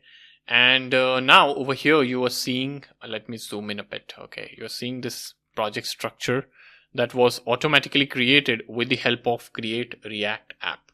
Okay. So let us go through this project structure. Okay. So here, this is the folder or the project name that I had specified when mentioning the project name or when running the command. Then you have node modules. Okay. So what are node modules? So this directory contains all the npm packages, which means libraries, dependencies that your project relies on. Okay. So generally you won't need to interact with this folder directly. Okay. So you won't be touching this folder at all. Then you have public folder. Now public folder has all the static files like main index.html, you can see like the name itself public, so all the static files, favicon, all of that will come over here. Okay, then you have like index.html over here. Okay, this will contain the root div element which your application will interact. Okay, if you close this, you have let me close this. Okay, then you have over here some JSON files. Okay, or let us talk about src. So src is a very important folder for you as a developer, because this is where you will be writing all your code, and this is where all the magic will happen. Okay, so this will have all your JavaScript files, all your React components, style sheets, images, any other assets that you are working on. Everything will reside over here. Okay, now within src, if you take a look at app.js, okay, so if you come over to the browser, you can see edit src/app.js. so this page is being rendered from here. Okay, so if you see over here, edit src app.js, so that message is coming in from here. Okay, and then at the bottom you had a link which said that if you need to learn React, you need to go to this link. So that is where this is coming from. Okay, this is where it's coming from. Okay, so this is app.js. Then you have index.js. What is index.js? Okay, this is the starting point of the React app, and this is where this app component is being rendered. Okay, so you understand this. App.js is a component that is being added in index.js. You can see this is being added over here. Okay, so all your source code will reside. Don't worry if you are not understanding anything right now about what component is going where. But what I mean to say essentially over here is all your source code will reside over here. Okay, and whatever changes you need to make, you can make over here. Okay, so src is the folder where you will be working a lot, because you as a dev, you will be building stuff, and src will be your home. So right now, what I would encourage you all to do is here in the app.js, since you're seeing this message coming in, you can modify this message and play around with the HTML a bit. And so instead of edit, if I say edit one, and if I save this file, if you come over here, you can see edit one being reflected. We have not done any sort of refresh, reload, anything, right? How is this being reflected? I just changed here and I just saved it, and we have a server running. How and where the server come from? So remember, we like started the server by saying npm start over here. So this was the command that we executed, npm start, and this triggered the development server. You can see, you can read these output over here. Okay, this thing over here that you see, compiled successfully, and it also gave you a URL. So if you are accessing on local, this is the one. If you're accessing on network, this is the one. Okay, so you have a server which is up and running. It is hosting your application, and whatever changes you're making over here, you just need to save the file. So I edited this file. You see this dot over here at the top, which it means that it's not saved. So if without saving, if you check, it won't reflect. Okay, if you save this, Control S, come here, it is reflecting. Auto reload. So I would encourage you all to make change and observe what's happening. It's good to get familiar with the playground.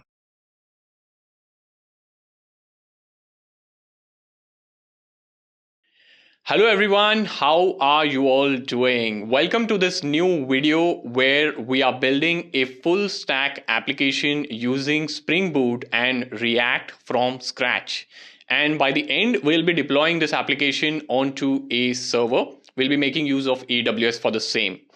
So we have come very far with this particular application. We have now React set up on our system. And now it's time that we get familiar with the fundamentals of React. So we'll be talking about things like components, properties, and states in this video.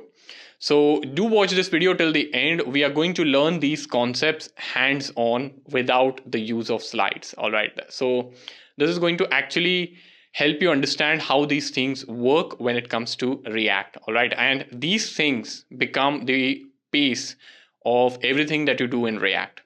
All right. So if you're new to this channel and if you're watching this video for the first time, I would highly encourage you all to watch the earlier videos the link you'll find in the description for the entire playlist. So to get some context as to what is happening, what source code we are using, and what have we done so far, you should watch the earlier videos. And also, I would urge you all, for those who have not subscribed, hit that subscribe button, turn on the bell notification icon. That means a lot to me, and it impacts my ability directly to bring in more such amazing free content for you all. So that's the best thing you can do to support creator like me. All right. So do like, subscribe, and also in the comments, let me know from where you are joining, what you do, what's your name. Just introduce yourself. I would like to know you more. So without a further ado, let's jump right in.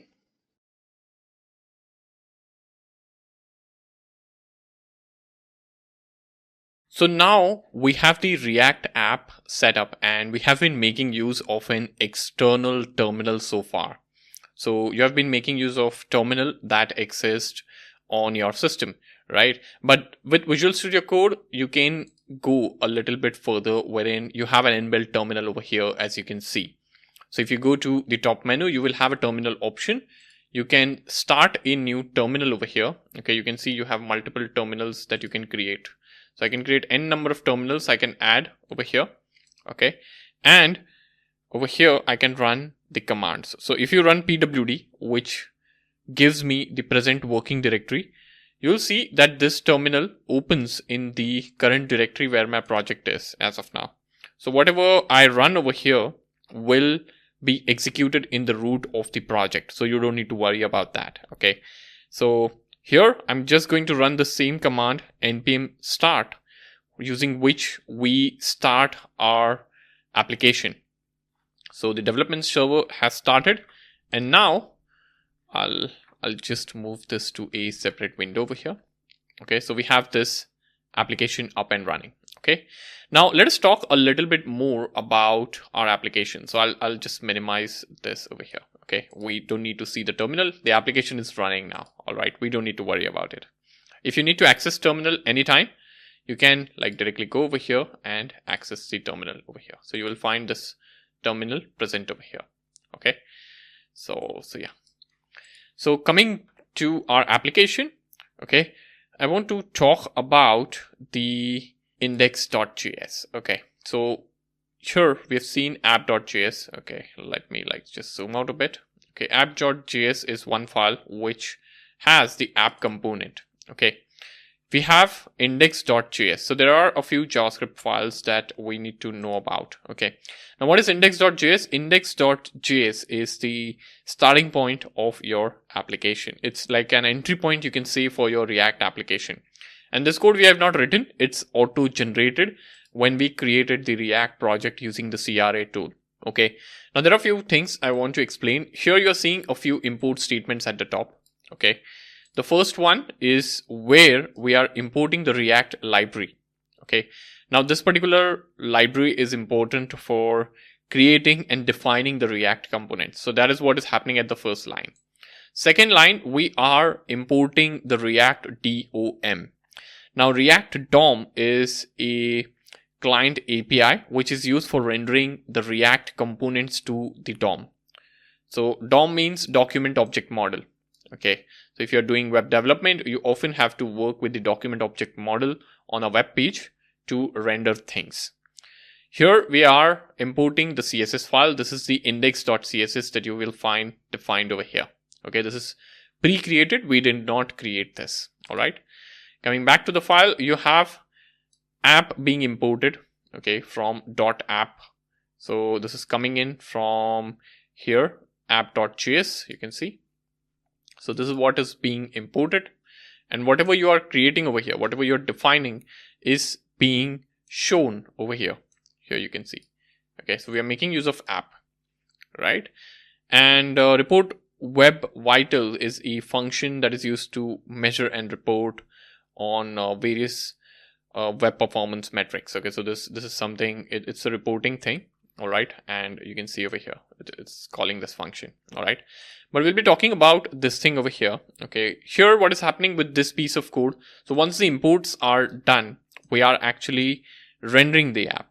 So here we are creating a root. Okay, so this is selecting the root DOM. Okay, so if you have used JavaScript, there is something called as document.getElement by ID, using which you can get the elements from the HTML page. Okay, so here if you go to index.html, so you'll find the index.html over here in public folder. Okay, so this is the template that you have. Okay, and here you have like a normal HTML template. So this is like HTML head, you have meta tags, you have everything like favicon, everything set up. But here you have this div within the body. So when the body tag starts, you have div over here, and this div has the ID of root. Okay, and you can see over here this comment here that is written. Okay, this HTML file is a template. If you open it directly in the browser, you will see an empty page. Okay, and what is happening is this root is being fetched in index.js over here. Okay, that is the root that is being fetched over here in index.js. And what we are doing is under this root, we are rendering our entire React application. That is what is happening over here. We are saying root.render, and we are making use of app component over here that we have imported. Okay, the component is being used for rendering. Okay, so I hope this is making sense. And this particular app, like I said, is coming in from app.js. So this entire thing that we have defined over here is being rendered then on the web page under the root. So if you go over here, like your application is running, if you say inspect, okay, you'll see this root, and under root you have everything. Okay, see, this is the root. So if you collapse the root, you don't have anything outside the root. Under the root, you have like the app, and under app you have header, the p tag, whatever you have defined in the app.js. So that is how your app is being rendered. This is important that you understand if you're working with React for the first time. All right. So the rendering is done. Now let us understand the components part. Okay. So here you have the app component. We are making use of app component in the index.js over here. Okay. Now within app, okay, you have something called as header over here. Okay. So I'm going to like get rid of this default code. Okay. So what I'm going to do is I will take this header and I'll remove this entirely. Okay. Now what we can do is we can have our own components created, like I've said, and let us begin creating the components. So what I can do is I can say h1 over here, or React app. Okay. Something like this. So okay. I have this, and if you come over here, I have our React app as a message over here. Okay, so it instantly reloads if I save the file. Okay, now what I'm going to do is I'm making use of this HTML tag over here. This is normal HTML tag. Now let us say I want to print a greeting. All right, so one way is what I can do is I can like say over here h2, something like this, and I can say hello React. Okay, if I save this, okay, you'll see hello React coming in over here. Now let's say if I want to print this greeting multiple times, okay, you have to write it 3 times, right? Now what if I extract this into a component, right? I'm reusing this right at multiple places. So what I can do is I can like create a new file over here. Okay, I can call this as greeting.js, something like this. All right, and over here what I can do is let me copy this code over here. Okay, and I can like have a function. Okay, so I can have a function like this. Okay, and I can say greeting. We don't need parameters right now, and I can paste this code. Okay, so this is what we want the component to be, and I can return this p over here, something like this. All right, and what I'm going to do over here is I'm going to say export default greeting. So we need to export this as well so that this is available for import, and I'm going to come into app.js here. All right, and what I'm going to do is here, let's make use of this component, right? So I'm going to come over here first. or let's try making use of it directly. Okay, so I'm going to remove this h2 tag. I'm going to say greeting like so. So you can see the moment I used greeting, it was automatically imported at the top. Okay, I don't need to import logo because it's not being used. But greeting is imported. You can write this manually or you can get it auto imported like I did. Okay, and I'll close this. So we are making use of this component that we have just defined like any other HTML tag. This is our custom HTML tag, you can say, right? Isn't this amazing? I'll save this and you can see the output has not changed. All right. Even if you take a look at the HTML, okay, take a look at the HTML. It's the same HTML as if I have defined h2 3 times. But actually I have not defined h2 3 times. I have defined h2 2 times and then I'm making use of greeting component. Well, this is our component now. And the question is, I'm making use of this component once. Can I make use of this component multiple times? Yes, of course you can. Why not? So if you want to make use of this component multiple times, you can. You can save this. Come over here. You can see the app is reloaded and the things are looking normal, right? Just like you have like added h2 tag 3 times. Okay. Now if you want to make any change in the message or anything, you have to just make it at one place and it's reflected everywhere. So that's the power. So if I make a change over here, hello React, and if I add exclamation, let's say, if I come over here, you can see exclamation added everywhere. But if it was other way around, like if you were not making use of components, you have to make this change at 3 different places, right? Now, this is about component. Okay, this is how you can create your own component, and this is the first component that you have created. Now, things get even more interesting with dynamic things. Like you can pass dynamic parameters into components, which can help those components behave differently based on what you're passing. Let me show that to you. Okay, so here, if you write an HTML tag, you can like define a property, something like this, right? You can pass in a property. So with React, you can do something like this as well. Okay, so here I can come in. Now here I can say name. Okay, let us call it name. You can call it anything. Okay, and let me say John over here. Okay, name is John. Okay, let me comment these for a while right now. Okay, so this is the comment. Okay, so we have only one component. I'm passing in John, and here what I need to do is I am going to make use of this kind of a syntax. Okay, I'm going to say name, something like this. Okay, this is known as destructuring, and here instead of hello React, I'm going to have name, something like this. Okay, so why name is surrounded in curly braces? Because it's a variable. Okay, it has a dynamic content. If I save this and if I come back over here, you can see hello John, right? Hello John is being printed, and John is something that you passed in from this particular file over here. Isn't this interesting? So you're passing parameters, and this is known as properties.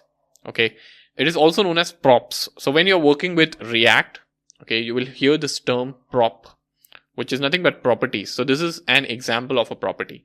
So what you can do is here, I'm going to uncomment this. Okay, you can copy this. So instead of John here, I can pass in, let's say, Alice, for example. Then here, I can pass in anything I like. I can say like Bob. Let's do this. If you come over here, you can see hello John, Alice, and Bob. Okay, so you have the same component behave differently depending on what you are passing in as the parameter. And what have you used over here? You have used the concept of properties. So this is known as properties when it comes to React. Now, so far we are working with a single parameter or a single property. Can you have multiple properties? Yes, of course you can.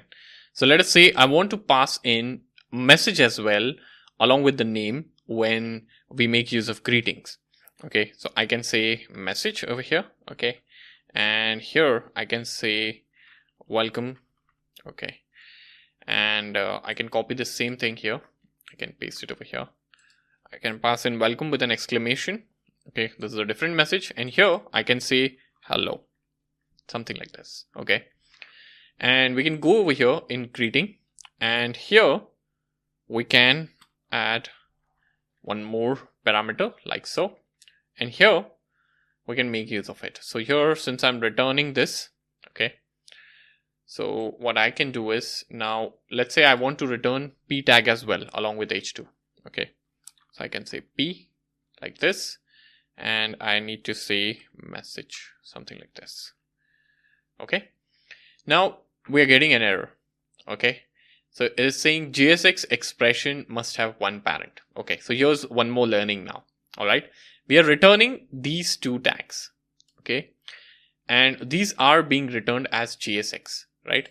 So JSX means JavaScript XML, but the thing over here is you cannot have two tags being returned. You need to have one tag only. Okay, and if you are having a situation where you have a multiple tags being used, something like this, so what you need to do is you need to add in a parent tag. So I can say div over here. Okay, and I need to wrap this into a parent tag, something like this over here. Okay, and I need to add this into round brackets like this. Okay, all right, so you can see the error is now gone. Okay, so what we are doing is we have wrapped these two elements because we added one more p tag. Okay, and we are returning this wrapped in div now, and we've just made it a little bit pretty. Okay, but we were getting an error. And what is the error that we were getting? So it was talking about JSX. Okay, like you cannot return two elements, you need to have one parent. Okay, one element only. So that is something that you need to keep in mind. Okay, and if you come over here now, you can see hello John, welcome, hello Alice. Okay, I've zoomed in a bit. Okay, but you should see something like this. Hello John, welcome, hello Alice, welcome, hello Bob, welcome.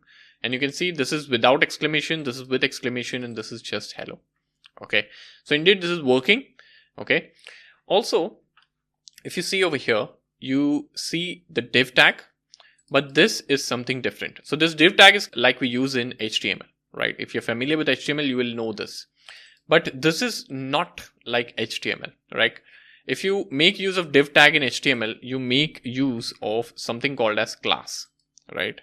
You make use of something like this, class, right? This is HTML. But here we are making use of class name. Okay, what is class name? That sounds a little bit new, right? If you're not familiar with React.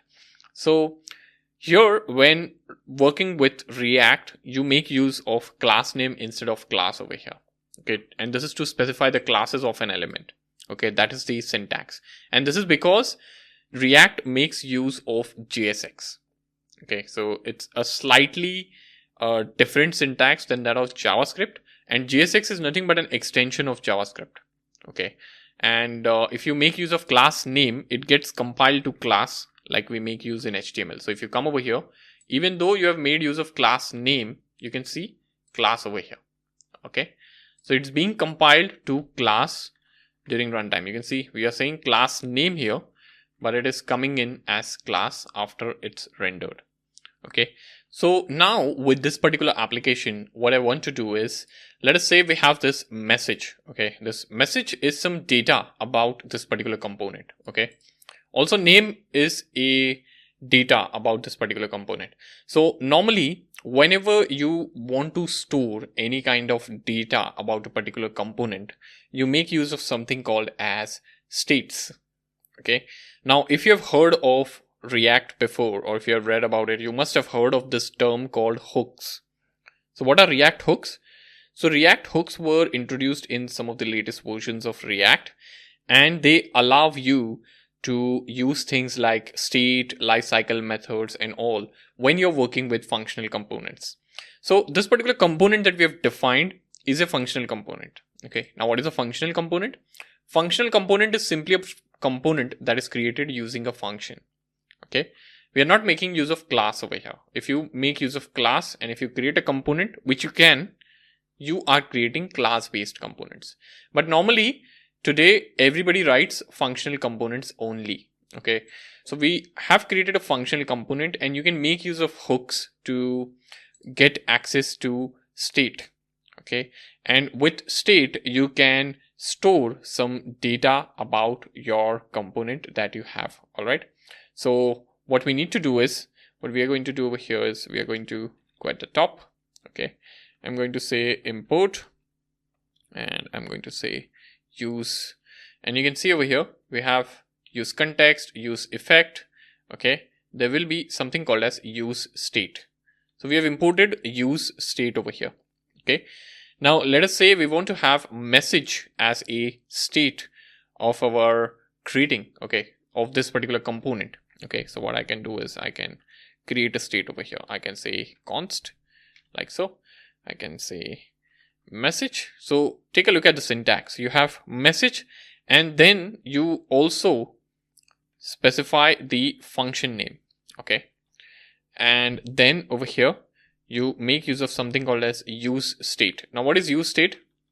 So if you see this, use state is used to initialize or give any initial state value. Okay, so I can say use state, and what is the initial value that I want to have? I want to have it message. Okay, and then you can add a semicolon. So what you're doing is you are creating a state called message over here. Set message is a function. And why are we defining this function right now? Because this is a function that will update this particular state. Okay, in some time you'll see the magic of this function and state, people. Okay, and how it saves your life or saves a lot of time. Okay, so here we have created the state. Okay, and it also has an initial value. All right, now what we are doing is we are already making use of this state. Okay, now let's say I want to change this state based on certain event. Okay, and let us say, for example, I have an event. Let's say I have a button. Okay, and let's say on click of this button. Okay, on click of this button, what I'm going to do is I am going to have, okay, something like this, and I need to update the state over here. How do I update? We have a function, right, called set message. So I can say over here goodbye, for example. You can add anything, okay, whatever message you want to add, and here we will add the button text. So I'll say change message can be the button text. Okay, I hope this is making sense. Let me save this file. Let me come over here. Okay, so we got an error. So the error message says identifier message has already been declared. Okay, so there is this problem where what we have done is we have like the prop, this parameter, and the state name as same. So we are getting this error. What we can do is we can call this message state, and I can make use of message state over here. Okay, so after you rename this to message state, okay, and if you do a hard refresh, you should see this being changed to goodbye. Okay, so you have welcome initially, and if you click on change message, you can see this is being changed to goodbye. All right, and how is this happening? So what we are doing over here is, so let me indent this a bit. Okay, you can see now we have div h2 state being used, and then we have a button click based on which we are changing the value of the state. So isn't this amazing? This function is tied to this particular state variable, and whatever change or whatever message you're passing in is being immediately reflected over there. And there was minimal lag, minimum refresh over there, as you can see. Okay, and the change was instant. I can even like move this particular thing here, okay, that we have this entire thing. So let me like cut this, okay, and here I'll come, okay, and I'll paste it over here, and I'll create a function. So I'll say constant change message, okay, and this is a function that I'm creating. What it's doing is it's simply calling set message. Okay, you can see it's simply calling set message. Okay, and here what I'm going to do is on click, I'm just going to call change message, and I'm going to save it. Okay, now let me hit refresh. You see welcome. If you click, you will see goodbye. You'll see goodbye. This is happening across now, you can see. Okay, so this is how states work. So state is nothing but some data that you wish to store for a particular component. So this is how you create state, okay? And you're making use of useState hook. This is known as hook that you have to import from React, okay? And this is the syntax to define states. So you're defining state, and you have a callback function which is being created along with it, okay? And you have this useState used over here to initialize the initial value, okay? So normally when you're creating components, you won't create it in the src folder, okay? You would normally have a folder created. You will call this folder as components, okay? And you would move the greetings inside components, okay? And it's asking you to update the imports. You'll say yes, okay? So whatever imports are there, you can see this import statement has been updated, okay? I'll save this and I'll save this as well, okay? And our application is working as normal, you can see. All right. So this is how you can create components, work with states. I hope this has given you some good overview of the basics of React and how things worked when you are working with React, okay? So these are some foundational concepts that will help you build like an application that would have React as the interface, okay? So these were some of the foundational concepts. I would encourage you to create more components, try using those components, see how things work, create more states, try using them and see how things work, okay? Experimenting is really important when you are learning programming.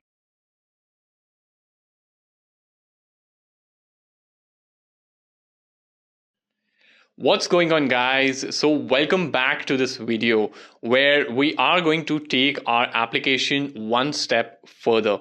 So what we are going to do is we are going to start building the list of challenges. And of course, this list is going to be dynamic. It is going to be interacting with the backend server that we have built. So for those who are new to this channel, and if you're watching this video for the first time, let me set some context for you all. This video is a part of a Spring Boot series where we are building an application using Spring Boot and React, like in a full stack way from scratch. So we'll be building this application, and in the end, we are going to deploy this application onto AWS server so that you can share this application with the entire world. So that's what it's about. If you are interested in checking out the entire series, head over to the description to get the link of the playlist. So you can watch the earlier videos and then come back and watch this to get some more context as to what we'll be doing in this class. So talking about this video, in this particular video, we are going to be working on the list, like I said, and that list is going to be dynamic. It is going to interact. So first of all, it is going to be rendered in React. We're going to make use of React, and then that list is going to interact with our backend server. Now, we have a server up and running, and we are making use of Spring Boot there. We also have a database. So the entire flow will be from your front end. You're going to call the backend APIs, and backend APIs are going to interact with the database. That is how it's going to work. So in the process, you're going to learn how you can make calls across domains. So here the front end is hosted on a separate server, and backend is of course a different server. So these are two different servers, right? Two different domains. So how would you interact? What errors would you face? And how would you prepare your application for that? So all of that will be covered in this video. Be sure to watch it till the end. And also, like I have always been saying, I get a lot of views from people who have not subscribed. I don't know why you all are not subscribing. Hit that subscribe button, press the bell notification icon. This gesture indicates support towards me, my content that I have been sharing freely over here. And if you want to support a creator like me, this would be the best way to support right now, because this directly impacts the ability of me bringing in such amazing free content for you all. So do subscribe, like, and in the comments, let me know from where you are joining and what do you do right now? What's your name? Just introduce yourself. I would like to know more about you. So without a further ado, let's jump right in.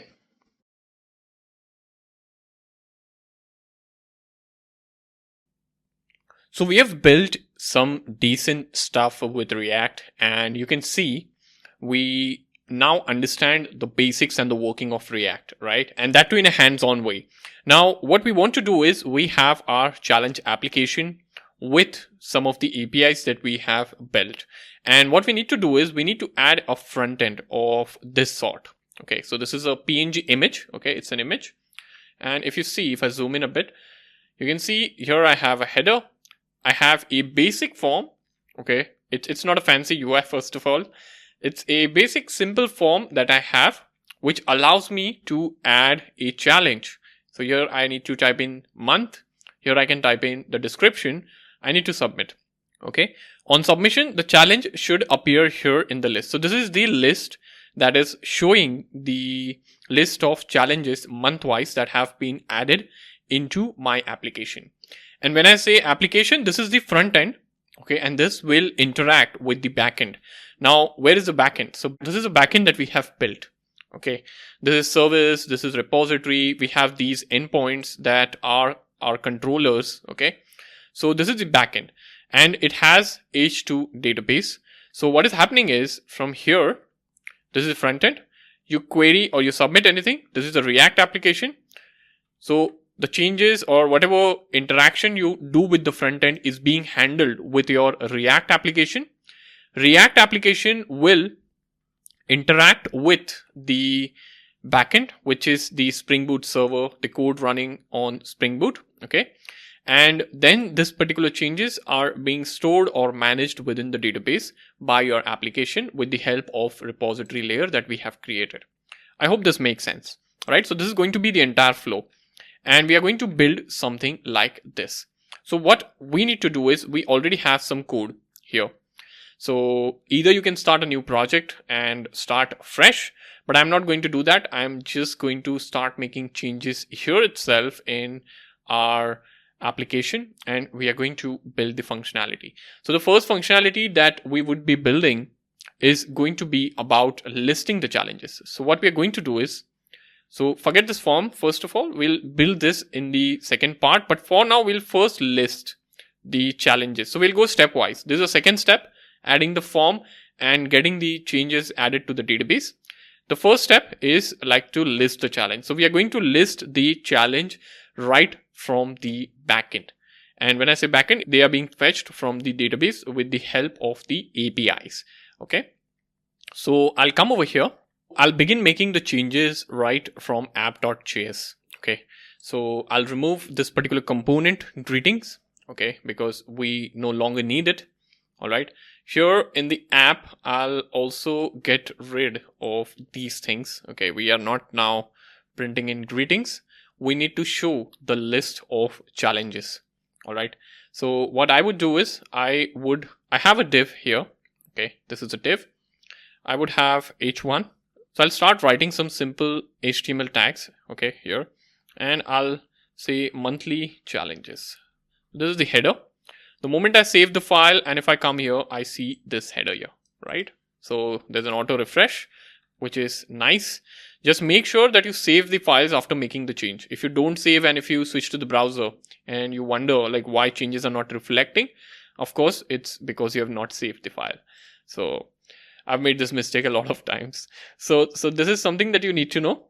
Now, what we need to do is here, we need to populate the list of the challenge. Okay. Now, in order to populate the list, we can have that as the component, right? So what I would do is here, I would create a new file, okay, within component, and I can call this as challenge list.js, something like this. So this is the file that is going to help me like manage the entire list of challenges. And I will be controlling how my challenges are being displayed right from this particular file. So here I'm going to go into greeting.js. Okay, so we don't need state over here. So what I'm going to do is I'm simply going to write a function like so. Okay, the function name will be challenge list, something like this. Over here I can like remove the list of parameters. Okay, I can say return, and here I'm simply going to have a div like this. Okay, and I can say over here div list over here, something like this. Okay, and I'll add a semicolon here as a closure, and I'll come back here, okay, in our app.js, and here I can simply get challenge list like this. Okay, and you'll see, okay, so there's no import added. Let me see whether this code is working. Okay, so it says challenge list is not defined because there's no import added, so I need to import this. So I'll say import, and I'll say challenge list from, I can say here, components. Okay, one second, components / challenge list. So this is the syntax, and you need to end this with the semicolon. Okay, so it's saying challenge list was not found in components. All right, so what is the issue? Let's come here.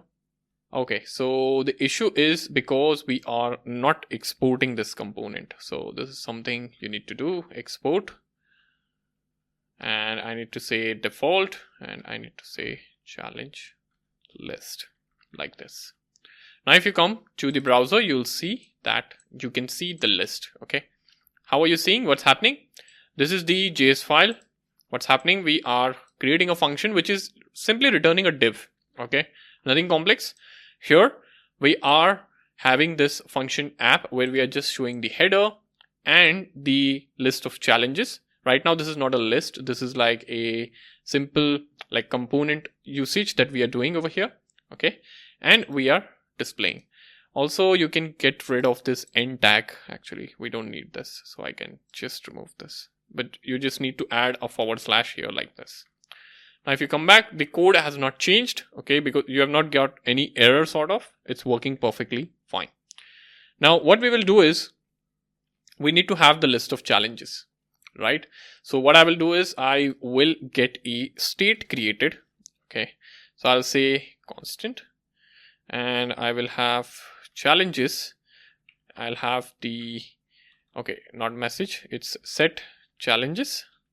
Okay, and here I'll say use state like this. Okay, and I'll have it initialized to an empty array. Okay, so this is the list of challenges that we are having.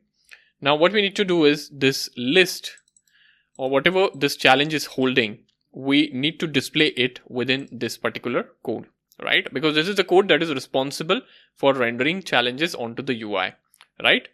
So what I will do is I'll pass this as prop. Okay, and to pass this as prop, I'll say challenges is equal to challenges, something like this, right? This is done. Now I'll come here, and within this piece of code, what I need to do is I need to accept the challenge. Okay, so I'll say challenges like this. Okay, I'll save this. Okay, and now I need to iterate through the list of challenges, and I need to render it onto the UI. Okay, so what I will do is here, okay, here I'll say challenges, and I need to make use of map, and I'll say challenge, and like this. Okay, and I'll move this div inside here like so. Okay, and instead of just displaying list over here, okay, I can like say over here, one second, I'll say challenge dot. So what we are doing over here is we are having this particular object. Okay, we have challenges, which is having the list. So this is an array, you can say, and it's having the list of challenges that you have. Okay, then you're making use of map over here. Okay, now map is a function.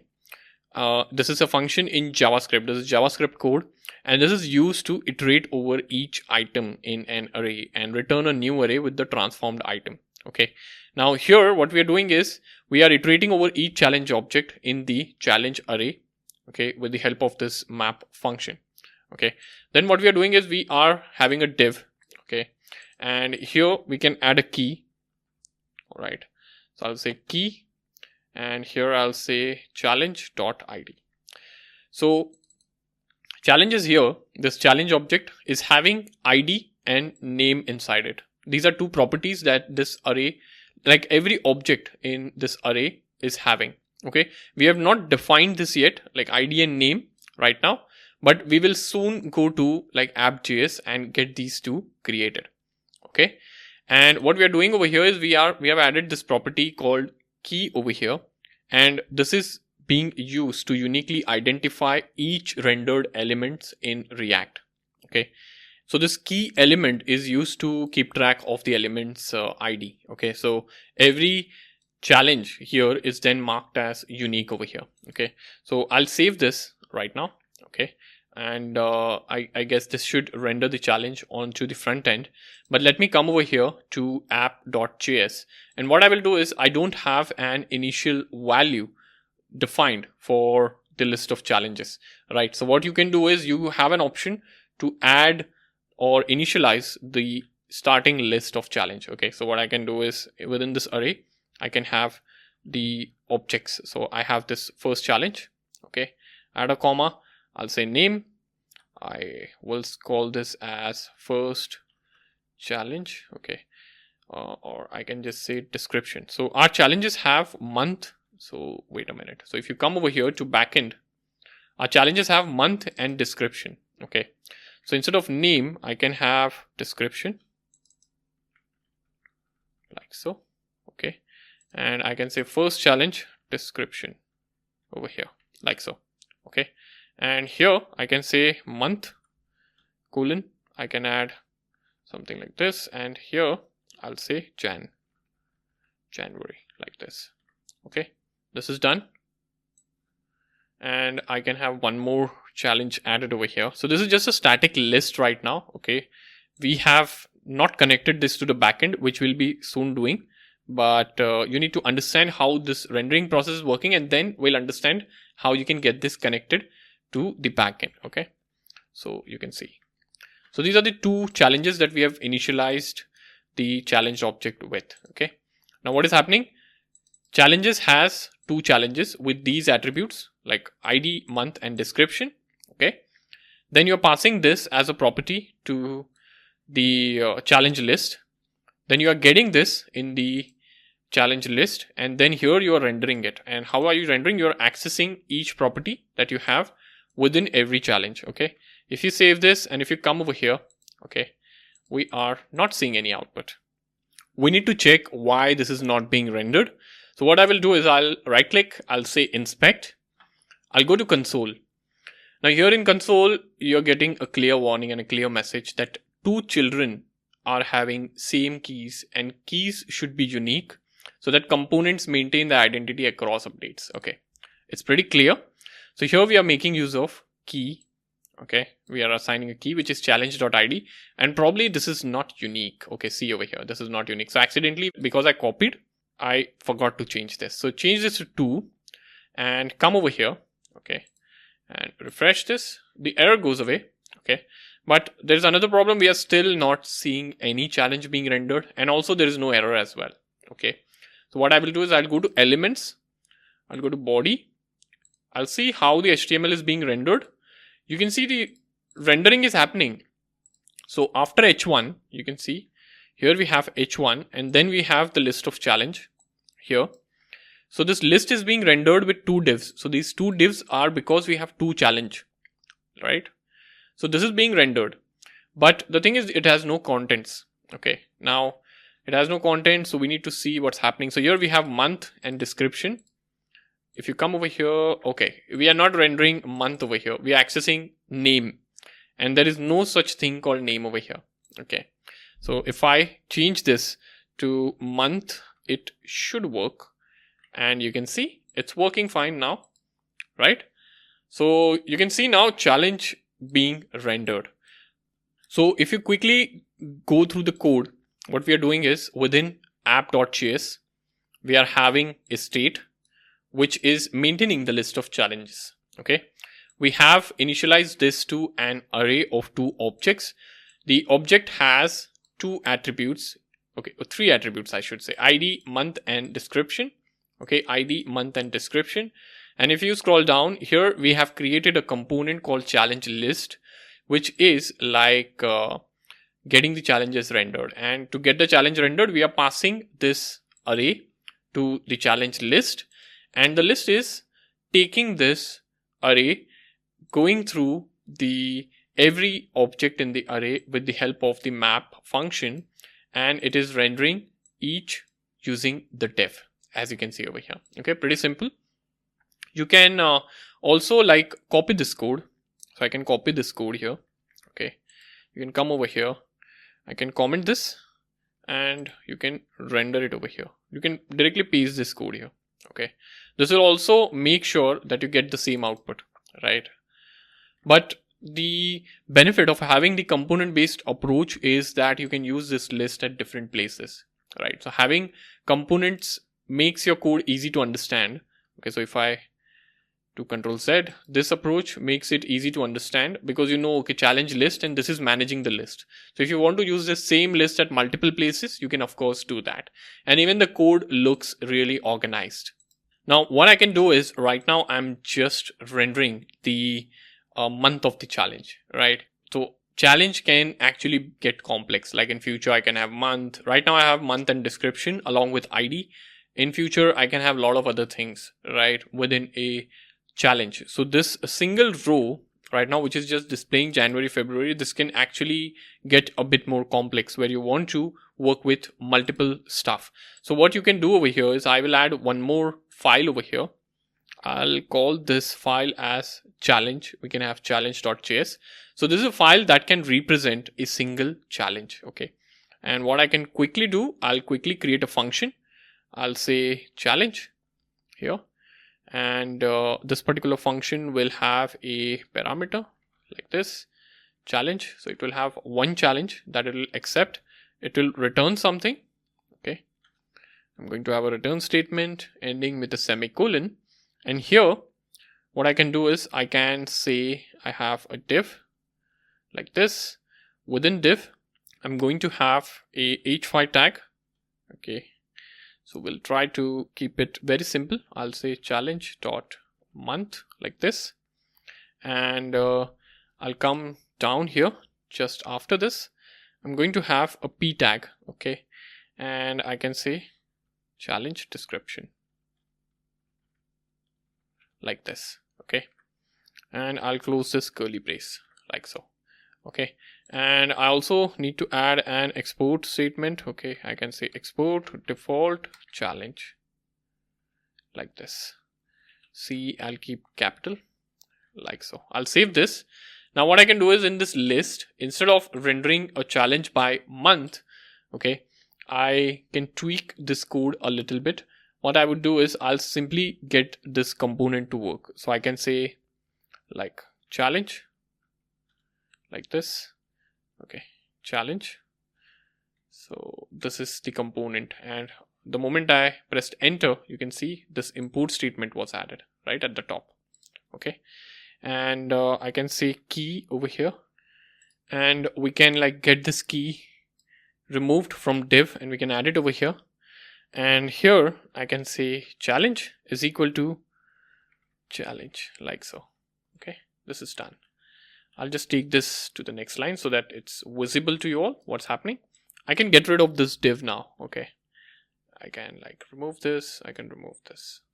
Okay, this is done, and I would close this over here. Okay, this is closed like this. Now if you come over here, okay, we get an error. What is the error? Let us see. It's not being rendered. Okay, why it's not being rendered? Let me see. Okay, so here I'm like adding 2 curly braces, which I can get rid of. If I save this and if I come here, you can see it's working fine. So you have January, first challenge description, February, first challenge description, and so on. Okay, of course, this is not looking good right now, not as we saw in the UI here. Okay, this is how it should actually be shown, but the point is, okay, we are seeing data being shown over here. Okay, that's not an issue. Now what is happening is this is being fetched from like a list, a static list. What we need to do now is, since we are able to display the list of challenges, we now need to link this to the backend. Okay, so if you scroll up here, we need to get rid of this, and probably we need to have backend connectivity so that we are calling the APIs. So which API we'll call here? So here, if you go to our controller in IntelliJ, you need to head over to get mapping and get all challenges. Okay, so it's /challenges, localhost 8080/challenges is what is going to give us the list of all the challenges that exist in our application. Okay, so we'll come over here. Okay, and we'll make some further changes to get that functionality built. So now we need to get rid of the static elements here, and we need to add the dynamicity, right? So we need to interact with the backend. Now, how are we going to interact with the backend? So for this, we are going to make use of something called as use effect hook. You can see this use effect. Now, this is a hook in React like use state. So like we have use state. Okay, we have use effect. Use effect allows us to perform the side effects in your components. Okay, what is side effects?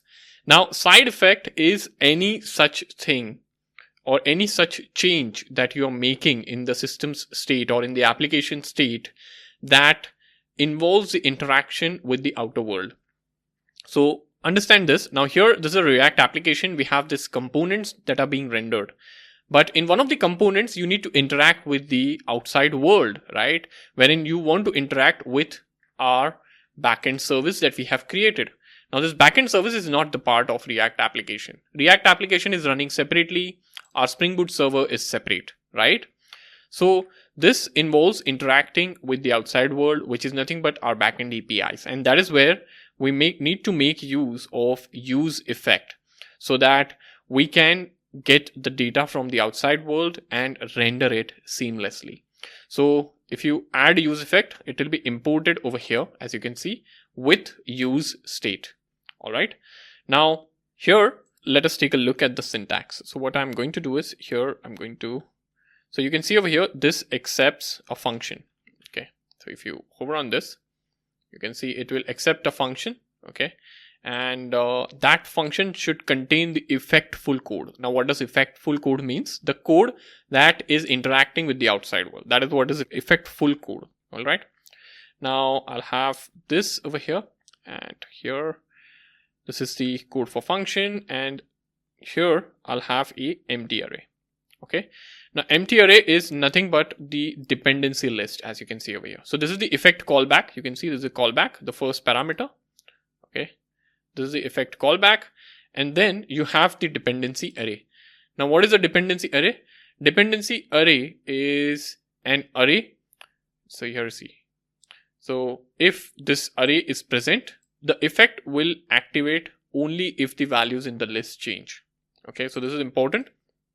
We'll add an empty array here, and now over here within this particular effect over here, I'm going to add a asynchronous call using a function to the backend API. So I'm going to say constant here. I'm going to say fetch challenges. This is going to be async. Okay. And here I'm going to say something like this. Okay. And here I'm going to have the code. Okay. So this part is going to have the code to fetch the challenges. Okay. And what I'm going to do is here, I'm going to call the fetch challenge, something like this. So this is a very simple code that we have written. We are creating a arrow function here, okay, which is called fetch challenges.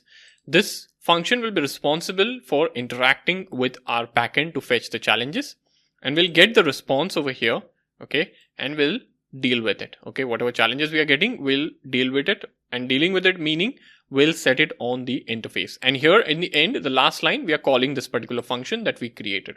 Okay, this is important, otherwise the function is not being called. Now here within fetch challenges, we need to make a API call. Now to make the API call, we are going to make use of Axios, okay, or Axios. There are different pronunciation for this, okay. But what is this? This is a popular JavaScript library for making HTTP requests from your JavaScript code. Okay, it's very simple. You can make HTTP requests to the backend code. So I'll just type in the code, and then I'll show you also how you can install this particular library if you don't have it installed already. So I'm going to say constant. Okay, here I'm going to say response. So I'm going to get a response. I'm going to make use of this keyword await, and I'm going to say Axios dot get. Okay, and I'm going to pass in the URL here. The URL will go here. Okay, and I also need to import this, okay, this particular thing. So I'll come here at the top. I can say import Axios from something like this. Okay, I'll save this. Okay, so here I'm getting this error. This is not found. So if this is not found, what you need to do is you need to head over to terminal, and you can say npm install Axios like this. So this is the command. Like I said, it's a JavaScript library. So we'll make use of this command to get it added. And if you come here, okay, I'm getting an error. So it says can't resolve HTTP in, okay. So let me scroll down. Okay, it's because I have not added the URL. So here what I've done is I have simply, like, just to demonstrate, I've simply made use of this, this line over here. So let me explain what this means.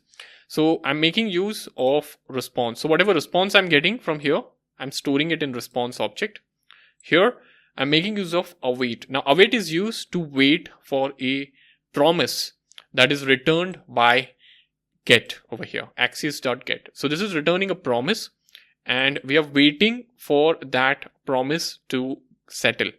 Okay, so what this means is this line pauses the execution until the request completes, at which point the response holds result. So until the response holds result, we are waiting. Okay, and here I need to add the API. So I need to say HTTP, and I need to say localhost :8080 / challenges. Just make sure that this URL is correct. So what you can do is you can copy this URL, you can head over to the browser and just paste and see whether you're getting the, you can get empty array if your backend or the database does not have any challenges, or you might get a few challenges. Okay, so just make sure that this works. Just paste it over here, save it, come back. So once this is done, you should see this kind of a error response, which is expected. Okay, so this means the call is happening, but there is some sort of a network error. Okay, our APIs are working. So what is this network error? Now we'll right click, we'll go to inspect, and if you go to console to learn more about the error, you'll see access to HTTP request over here is blocked. So this is where we are making the call, and this is from where we are making the call, and it has been blocked by CORS policy. All right, now what is CORS over here? So CORS is nothing but it stands for cross origin resource sharing. Okay, so the full form of CORS is cross origin resource sharing, and it is a security feature that is implemented by web browsers to prevent malicious websites from making unauthorized requests to other website. Okay, now what I mean over here is, here we have our backend server as separate. Okay, so this is the backend server, localhost 8080, right? And we have the frontend server separate, which is localhost 3000. Okay, now from one server to another server, we are making a request. So the thing is localhost 8080, which is the backend server, allowing our frontend server to connect and fetch the data. Okay, so there is no such allowance that we have done or we have added in the code, and that is why by default it is blocking, saying that no access control allow origin. You can see this. Okay, header is present in the requested resource. So for this to work, we need to make a small change, right, in our Spring Boot application. We need to add a single line.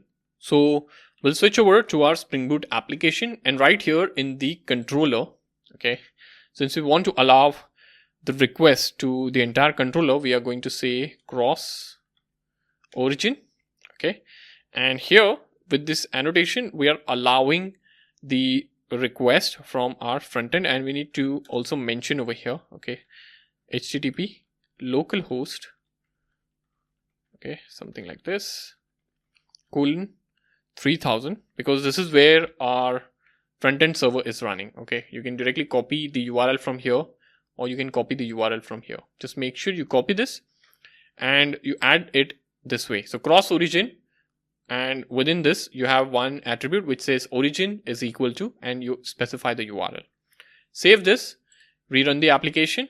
Okay, now after rerunning, what we are doing is, because we have now allowed cross origin request from our front end server, it should work for us. So here if I refresh, you can see this is working. Okay, there's no error as such. We are seeing a static list being displayed right now, which is absolutely fine. Okay, what we need to do is, we don't need any static data now because we are trying to interact with backend. So what I will do is, I'll just get rid of this. You can get rid of this. Okay,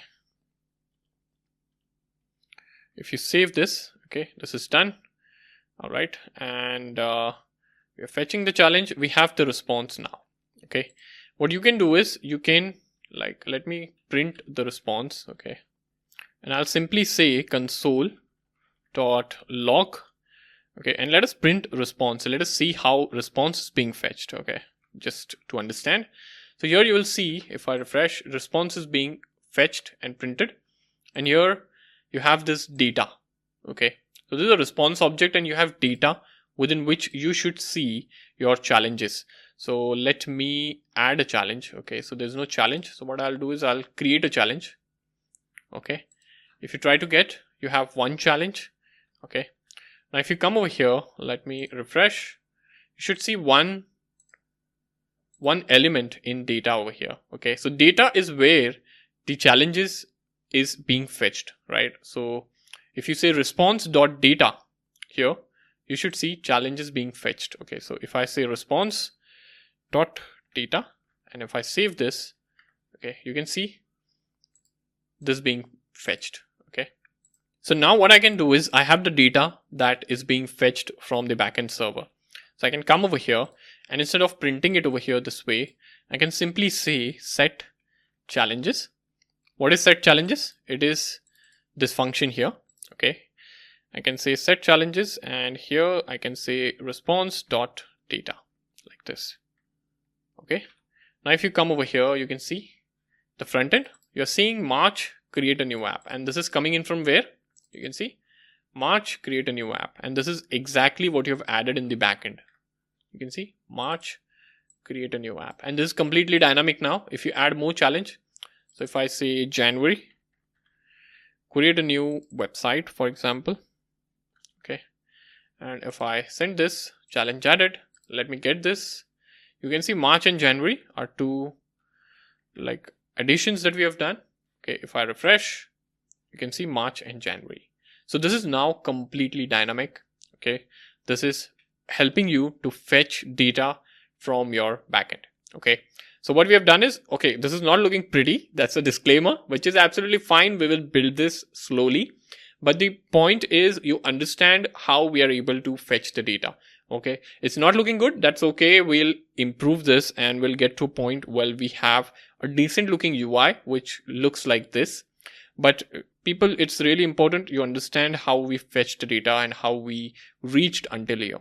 Okay, so learning step by step is the best way to learn if you're a beginner, or if you're looking to learn something new, so that you don't give up, you don't get overwhelmed, and you don't give up. Okay, so here, just to summarize, we have this app function.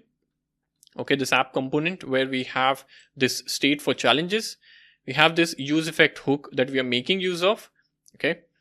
Okay, we missed a semicolon here. I'll add this. We are like returning this challenge list over here, which is accepting the challenge prop. And here if you come, okay, we are simply displaying the challenge with the help of the challenge component again, which we have created, which is representing a single challenge in our application. Okay. So yeah, that's about how things are working so far. And one thing to note over here is challenges is being fetched from the backend, right? So challenges has a month. So if you come over here, challenges has these three properties. Okay. So just make sure, since it's being fetched from the backend and backend is defining what is being returned to the front end. So backend is sending it as month, description and ID, right? So when rendering, you should have month, description, and if you want to make use of ID, you should make use of .id. Okay. If you try to change the name over here, because this is not matching from the response that backend is sending. Okay. If there is a mismatch, then you will not be seeing things rendered properly. Okay. I hope this was useful, and I hope you have a clarity of how we have been able to connect front end with a backend.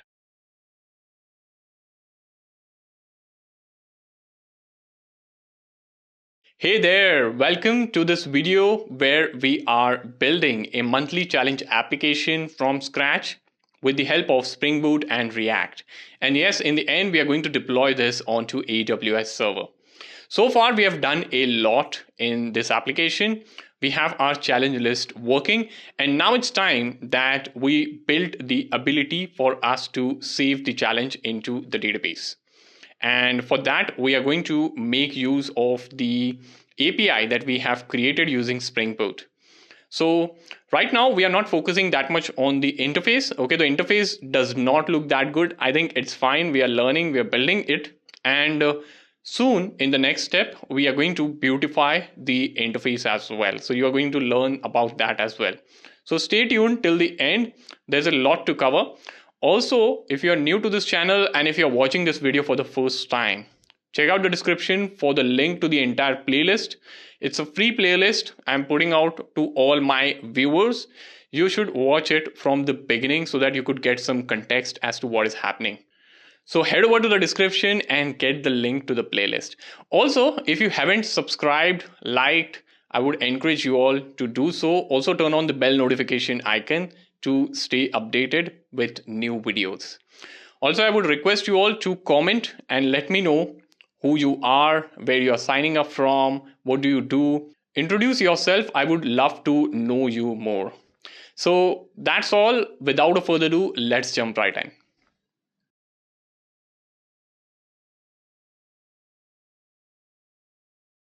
So now it's time that we take this particular application to the next level. So right now we have the list of challenges that is being fetched from the backend server into our React application.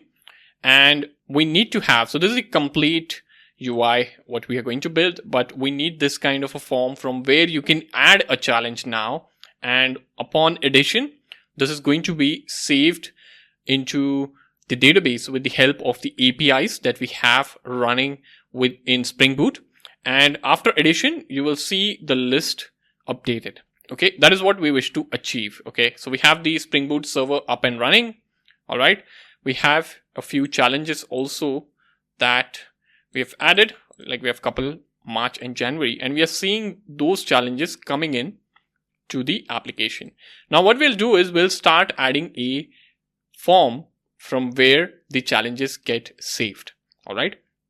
So to do that, what I'm going to do is I'm going to add a component. Okay, so I'm going to create a new file. I'm going to say add challenge.js over here. Okay, and I'm going to create a function. This is a function, and I'm going to call this function as add challenge, and I'll add this here. And okay, we don't have any parameters right now. Okay, and what I'll do is I'll first of all export. I'll say default and I'll say add challenge. Okay, so yeah, we have this component in works now. So now this particular component will have a form. So what I need to do is I need to return. I'll return something. Okay, and what is that something going to be? That is going to be a form which is wrapped in a div. Okay, and here I can have, let's say I'm going to write simple HTML. Okay, we have this label. Okay, I'll say HTML4, and I can say month over here. Okay, this is JSX codes, not exactly HTML. Okay, you can see a class name. This is different from the normal HTML properties. Okay, but how this works is this looks exactly like HTML. So I'll say form label here.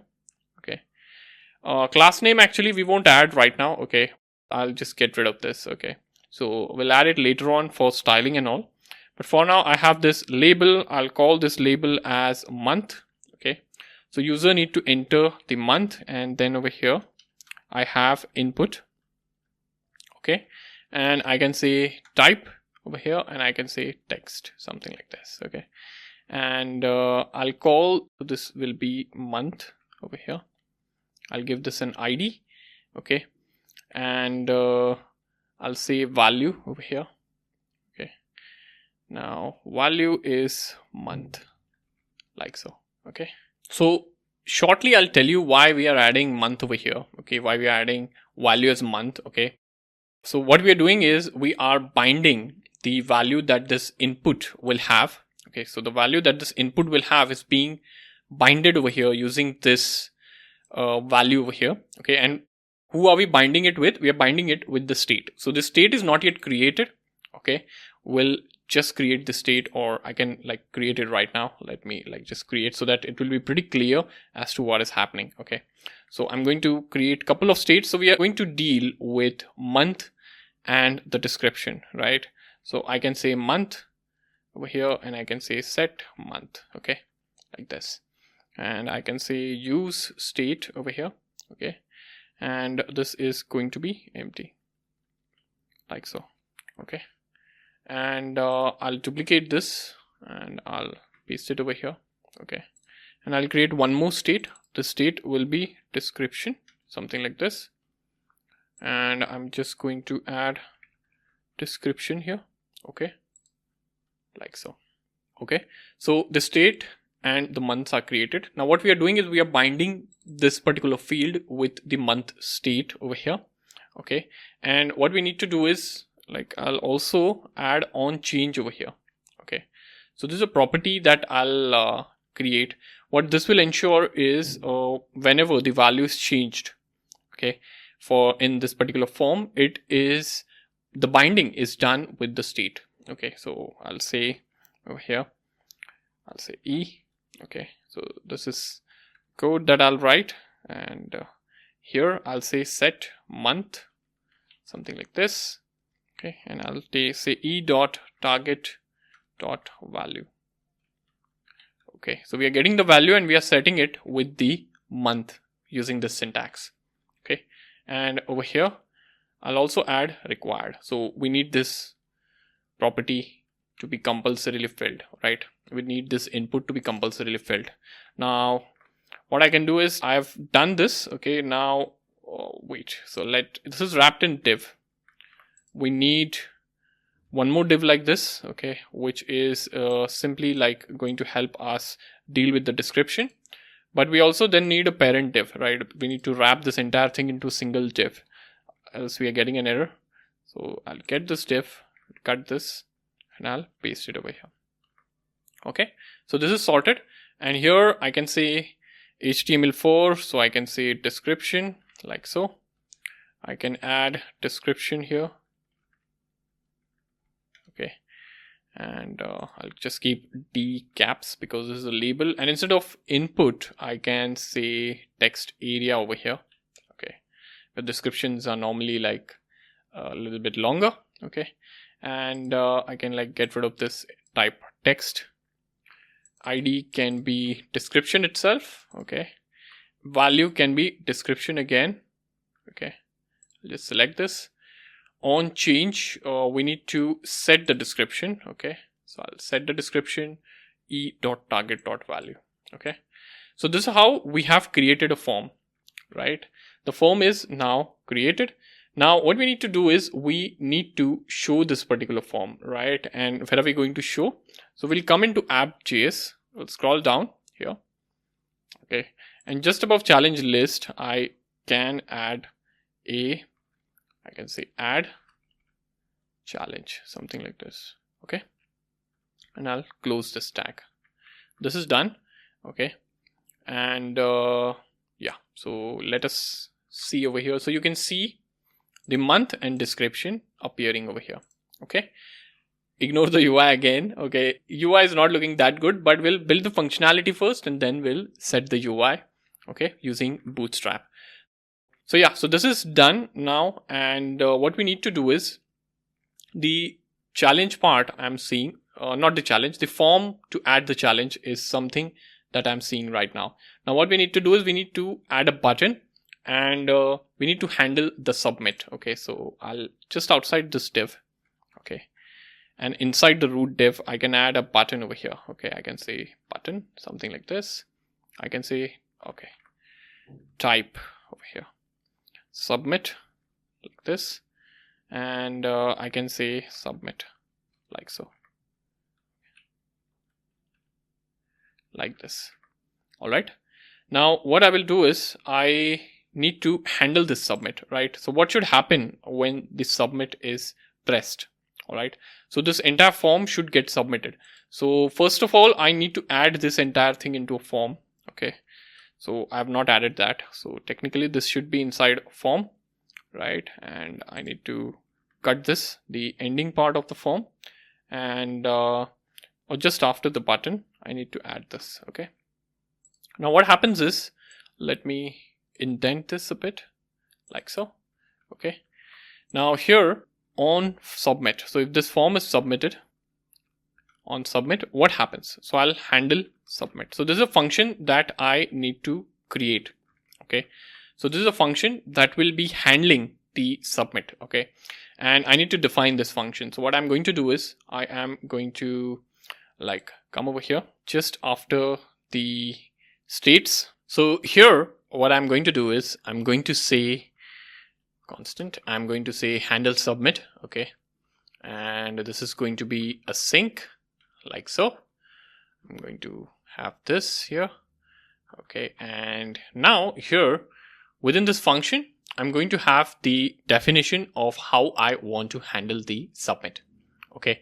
So first of all, I'm just going to say, I'm going to prevent default like so. Okay.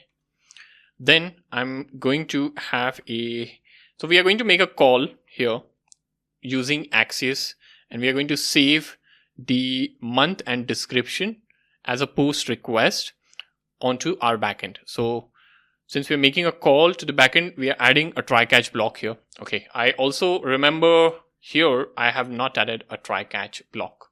Okay. So if you wish to add, you can add a try catch over here as well. Okay. So what you can do is here, you can come within this, you can say try catch. Okay. And you can move these two lines of code within try. Okay.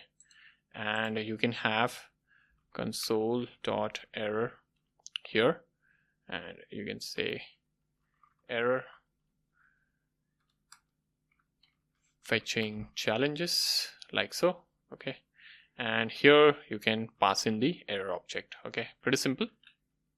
Try catch block is added, and you can just save this. Now coming back over here, I'm going to do something similar over here as well. Okay. What we will be doing, we will say over here await. Okay. So here when making this call, we got the response, but here we are not going to get the response since we are going to do the post request, and we are going to make use of Axios. Okay. Dot. Okay. We need to import Axios. Right. So I'll just copy the import. Okay. From here like so. Okay. And here I can say Axios dot again post like so. And here I need to copy the URL. Okay, so I'll copy this URL, and okay, not this URL. I copied the server URL. 1 second. I need to get this URL here.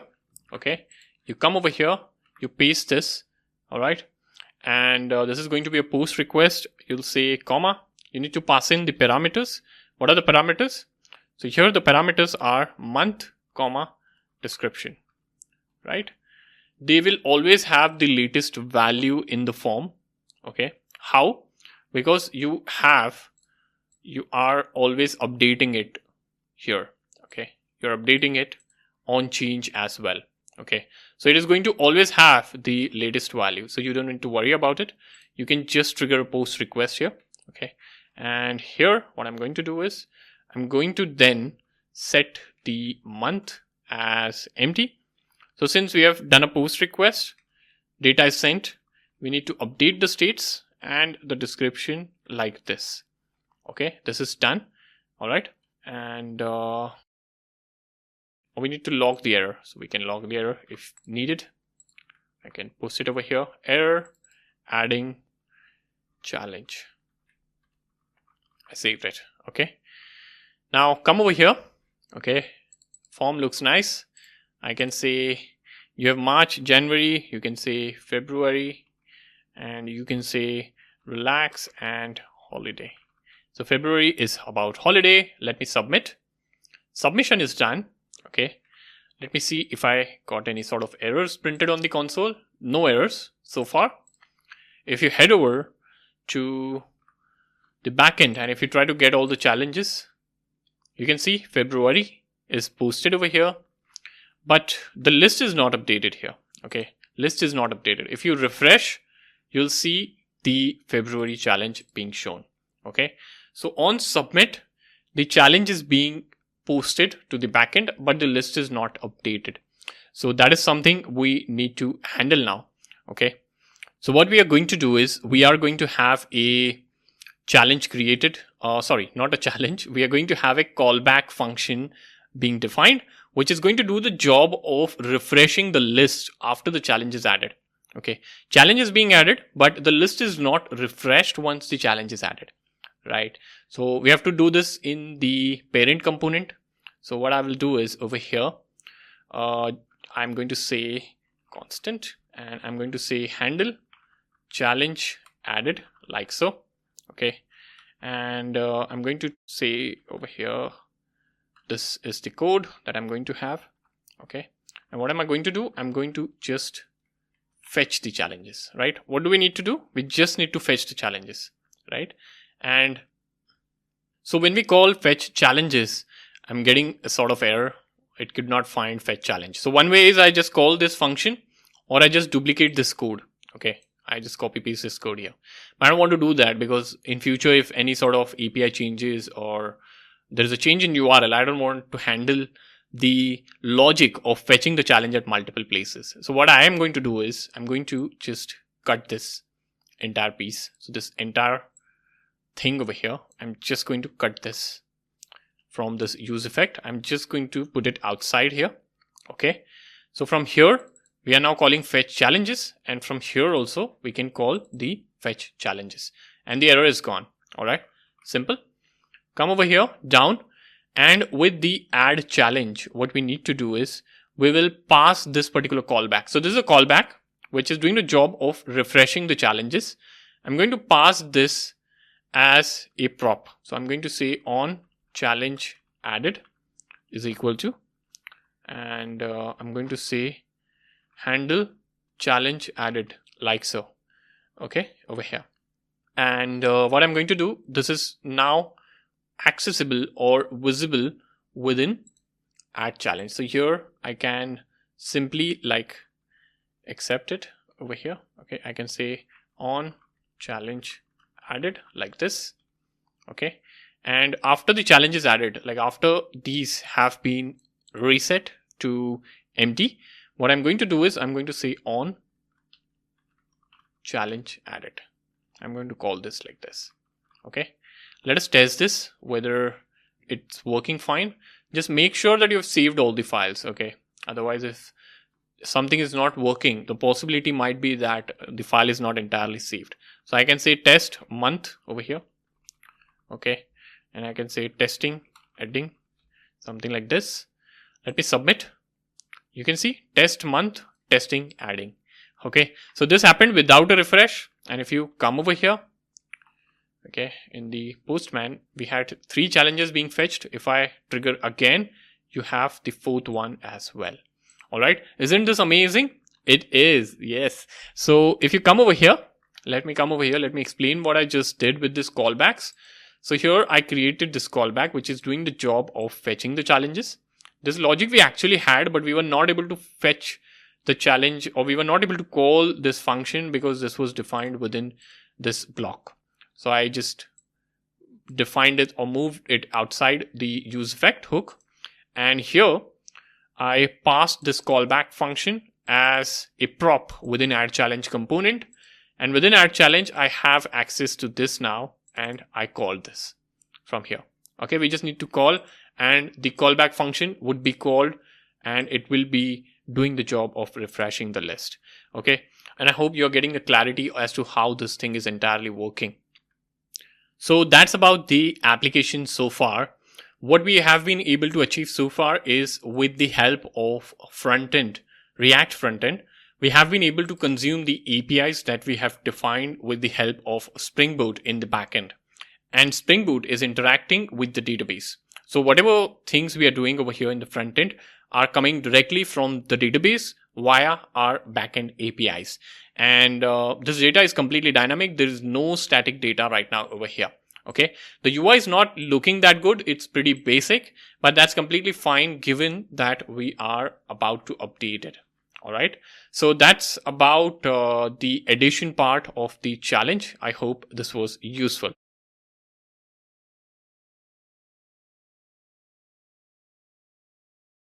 Hello people, welcome. And in this particular video, we are going to take our application to the next. Till now, we have come very far with our application. We are done with everything functional. Our application is working fine, but it's not looking that great.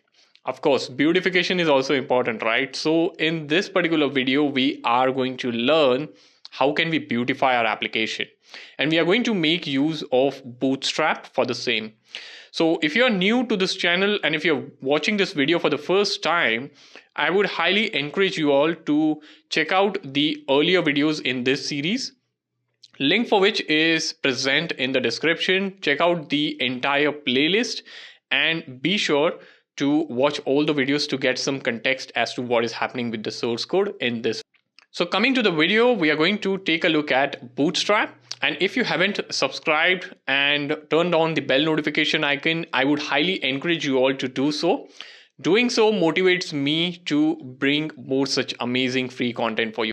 So do subscribe and share this video as much as you can.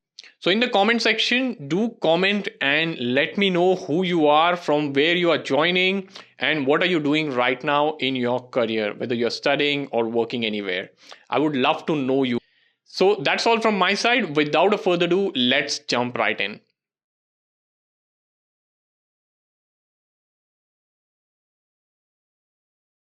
So far with the monthly challenge app, we have the app functionally working. So whatever challenge you add, like in terms of month and the description, and if you submit it, that particular thing is being added into the database. And if you refresh, you can see it in the list over here.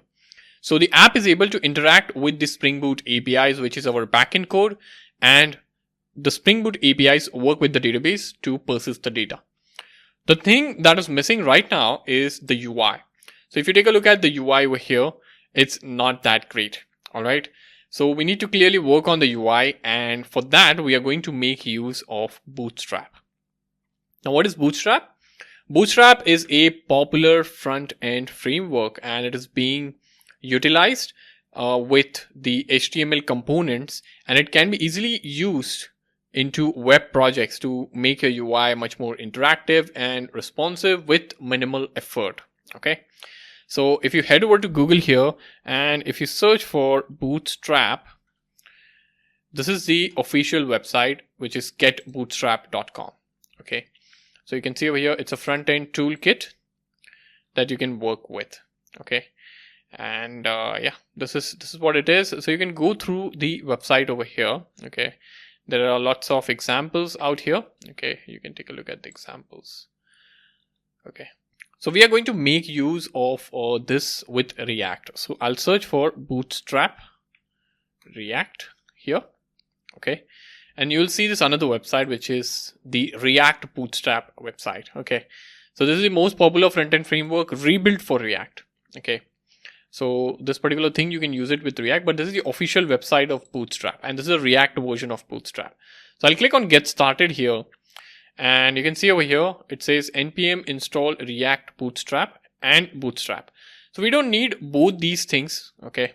I won't be getting React Bootstrap. Okay. I will be just getting Bootstrap. So what you can do is you can come over here. I will open the terminal here. You can say npm install Bootstrap, something like this. So this is ideally going to install this. Okay, you can see it has added this particular thing. I'll just close this now. Okay. Now what I need to do is, if I scroll down a bit here, this code. Okay, so I need to get this. Okay, we will be making use of this particular CSS within our application, and we'll be making use of all the classes that we get access to. So what I'm going to do is I'm going to come over here in app.js.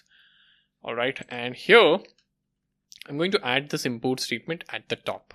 Okay, if you want to see where this is coming in from, so you can go to the project structure, and under node modules you'll see a module called Bootstrap. So let me scroll over here. You should ideally see it somewhere over here.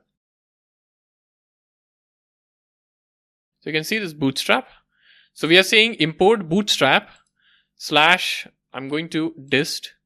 Within dist I have CSS, and within CSS you have a lot of CSS files. So we are getting bootstrap.min. So if you scroll down here, we have this bootstrap min.css. So this is a CSS file that we are making use of. It's a massive CSS file. Okay. So you can just go through this. I don't know if you would want to, but yeah, this is what we are making use of. All right. So I'll just close this and let us begin making use of this. Okay. So first thing over here, if you come to the official website, we are first going to make use of containers. Okay. So I will go to the container here. Okay. So we need to make use of this particular thing, container. I'll just copy this and I'll come over here.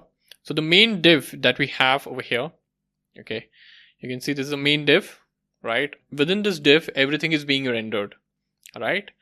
So I'm going to change the class name over here to, okay, I'm going to add container here. Okay. And I'm going to say empty -5. Now what is empty -5? Let me explain that as well. Okay, so if you search for margin here, okay, margin and padding. All right. So empty -5 is a way to add margin into an element. Okay, so you can see over here, M means for margin. Okay, T means for top, right? Margin top, padding top. So if you use it with P, like pt-5, it means you are adding a padding of 5 at the top. If you're saying empty 5, it means you're making or you're adding margin of 5 at the top. That is how it means. Okay. And that is what it is. And that is what I have added over here. Okay. Now, if you come over here, if you see the app, there's nothing much has changed except the fact that it's all now in the container. All right. So this is done. Now what I need to do is I will add some few more classes over here in the h1 tag. I need this to be in center. Okay, so I'll say class name. I'll say text -center here. MB. So this is margin bottom -4. And if you come over here, you'll see this is now centered. Okay, so this is the only classes that we'll make use of in app.js. Let's head over to add challenge. Okay, over here. Here is where we have all the like HTML part, okay, or the JSX part, you should say, which is rendering or being rendered to HTML. So this particular thing over here, this entire thing is a form, right? And if you switch over here, okay, we need to add a nice form. So we can make use of card over here, something called as card here. So I'll search for card and you can see what do you want to know? So about cards, you want to know about examples. So I'll go to examples. We'll take a look at some of the examples. So you can see this is a card. This is also a kind of card. Images in a card. Okay. If you scroll down, there are quite a few examples, header and footer, you can see. So this is a card with header. So this is a header featured. Okay. And everything has a source code over here. You can see like everything has a source code. So I'll scroll down a bit and you should see, one second. So here you'll see these kind of cards where you have a header and basically some content inside. So if you take a look at the UI that we are aiming to create, it's similar to this, right? So this is the exact same card that you're seeing over here. So what we need to do is we can make use of these all classes, okay? And since we have the CSS already imported, this will be converted into something like this, right? So we need to have the outer div, which is a card over here, okay? And then we need to have the header over here. Then we have the card body, okay? And within this, we have the entire code for the form, okay? So I'll switch over here. And what I would do is here at the top. So this is the first div. I'm going to say class name here. And I'm going to say card. And I'm applying a margin over here, okay? When you say my like my-5, it is applying margin to top and bottom, okay? So this is something that I'm going to do, and if you come over here, you should see like a border added, okay? So with every change, you'll see something happening over here, okay? And here I have form, okay? So before form, I'll also, so if you take a look at the UI, before form, you also have this header, right? And if you take a look at the code here, this is the header. So I'll copy this code. Okay. I'll come over here and before the form, I'll paste it here. Okay. Something like this. Like so. Okay. So now this is header and I can call this header as add new challenge. Like this. Okay. And let me take this to one line, single line. Okay. Okay. So we have this header. Now what we need to do is we need to add one more div. So I'll copy this. I'll add this div here and I'll copy this closing div and just after the form, I'll paste it over here like so. Okay. So this div now is about, I'll say card body, right? So after header, we have the body. So if you take a look at how it's defined, we have header first. So this is the div for card. Entire div. Then this is like the entire div has two parts. One is the header and this is the second part, which is body. So we're done with the header. Now we are adding body. So this is the card body and within card body, I have this form. Okay. So now if you come over here and if you see the app, you can see it's getting into that shape. You can see over here. Okay. You're seeing that card sort of look coming in. It's just that this need to be better now. Okay. So I'll come over here. We have this div and in this div, let's say I can make use of class name here and I can say mp-3, something like this. Okay. And here, so this is a form label, right? So if you take a look at the form over here, if you go to Bootstrap and if you search for form, okay, like so. So here you will see there is a class for form label. Okay. So you can copy this. You can come over here. Okay. And wherever there is a label, so you can paste it over there. Okay. This is a form label. And then for the form control, you have another class, which is form control. So we'll copy that also. But since we have two labels, let me paste it here as well. And then we have another class for form control. Okay. So it'll give this sort of a look. You can see this look over here for forms. That is the look you will get. And I'll just paste it over here and I'll paste this over here. So save your code, come to the browser and take a look at the app. You can see it's starting to get decent. You can see, right? The button is not looking good, right? This button is still out of the frame. So if you take a look at this button here, submit button, you can see this button has this class, button and button primary. So whichever element you like, you can pick up the classes for that, right? You can come over here and you can paste it, something like this. Okay, so I'll just take this and I'll replace all the class with class names. Okay, since we are writing JSX. Okay, so we'll stick to this. Okay, so it's done. And now if you come over here and if you take a look at our form, you can see, okay, the form is looking pretty decent. All right, but the thing is, there needs to be a little bit of margin. Okay, at the bottom, you can see it's pretty stuck. It looks almost overlapping this text area. So what I will do is I'll come over here. Okay, we have a class name of margin 3 here. So I'll apply the same thing here also and I'll save. And if I come here, you can see now it's well placed. All right. So you can see how decent it is looking right now. Okay. You can even add a placeholder. So if you come over here or if you see this thing, okay, I don't see a placeholder here, but let me go to inputs. Okay. So I'll search for inputs. That will be better. Inputs.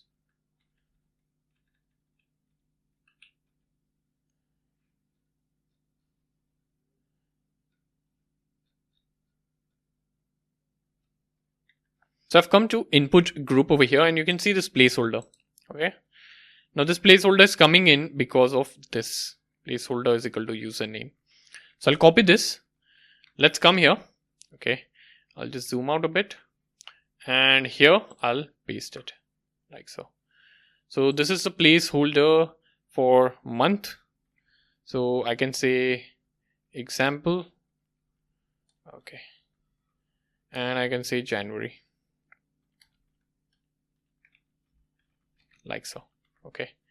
And I'll paste that same thing here. Okay.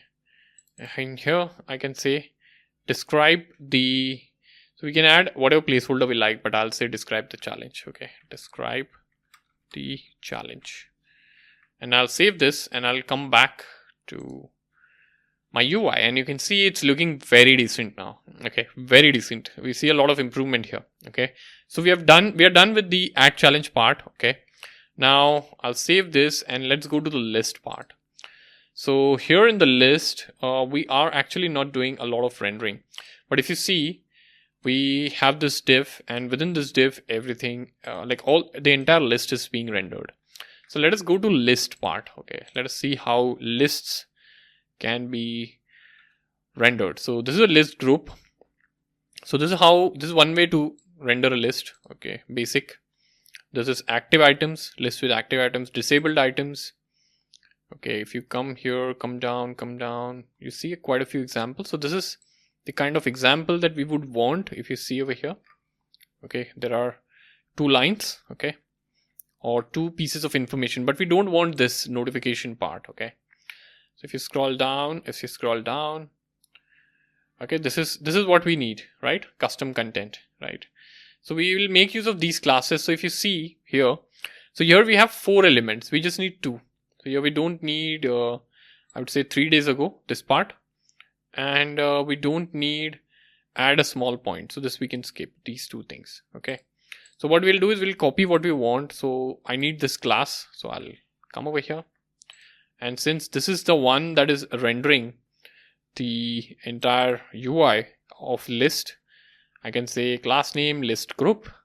And if you add this, okay, you don't see major changes. Little reflection in the UI after you add classes, but yeah, you will slowly get there. So now we are rendering it from the challenge component, right? So what we need to do is we need to go here. Okay. And within this, the challenge.js file, we need to update this. All right. So if you see over here, this part, this is a href. I'll just copy this. We need to render 1 element, right? Here, because this div is coming from challenge list. Okay, so I'll just come here. I'll paste this thing here. Okay, you can see. Now what we need to do is this a tag is being returned. All right. We don't need this part, correct? We don't need this part. So I can get rid of this. Okay, now we have a tag. these are the classes. We'll keep this classes as it is. Okay, this is the div class, and what we can do is I have this div class. This is div content between. This is h5. Now within h5 I need month, so I can take this, I can remove this, and I can add a month. Okay, and then within p tag, so there is no p tag. Okay, p tag we deleted. Actually there was a p tag. So if you see, this is some placeholder content in the paragraph. You can see this one. So this is something that we can make use of. Okay, so if you see over here, right now we have small, which is 3 days ago, so we don't need that. So I'll add p tag over here. I'll take this, I'll add it over here. Okay, this is done. Now we don't need this part, the old code. We can remove this. Okay, now if you see, now if you come over here, oh, so everything is blue. Interesting. Let us see why it is blue. So it's blue because of this active class over here. So this first one is active. Okay, and we replicated that first one across everything. So I can just get rid of this. I can save, and I can come over here and see this.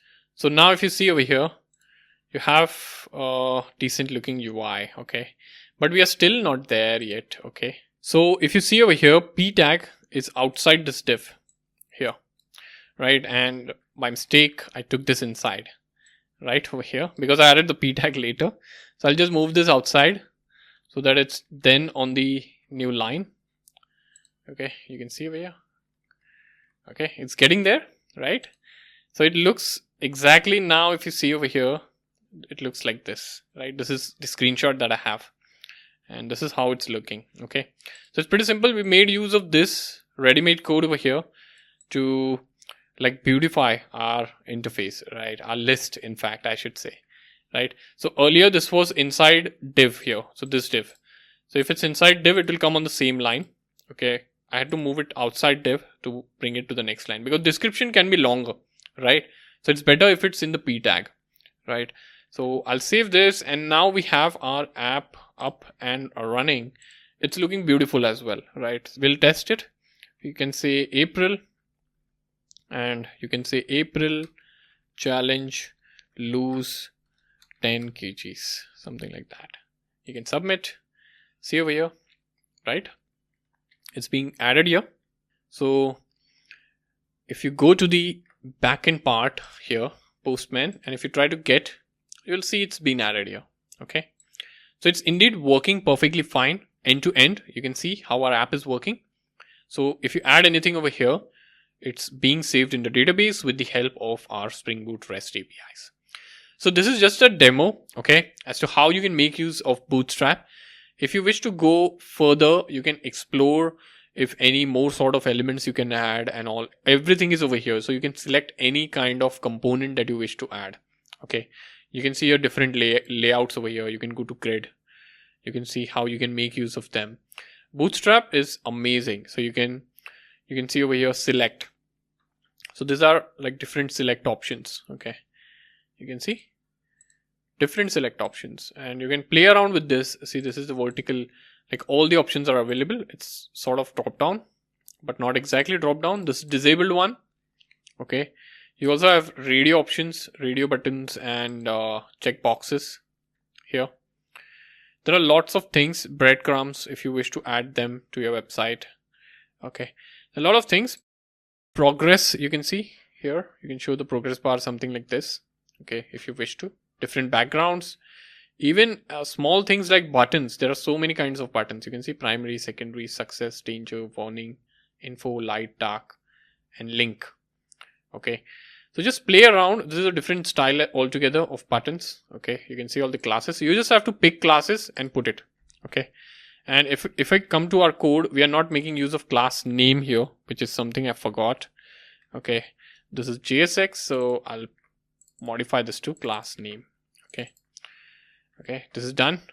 So everything is done now, and our app is working perfectly fine like we saw. So I hope this was useful. I hope you'll create something and update this particular app, and also share it with me.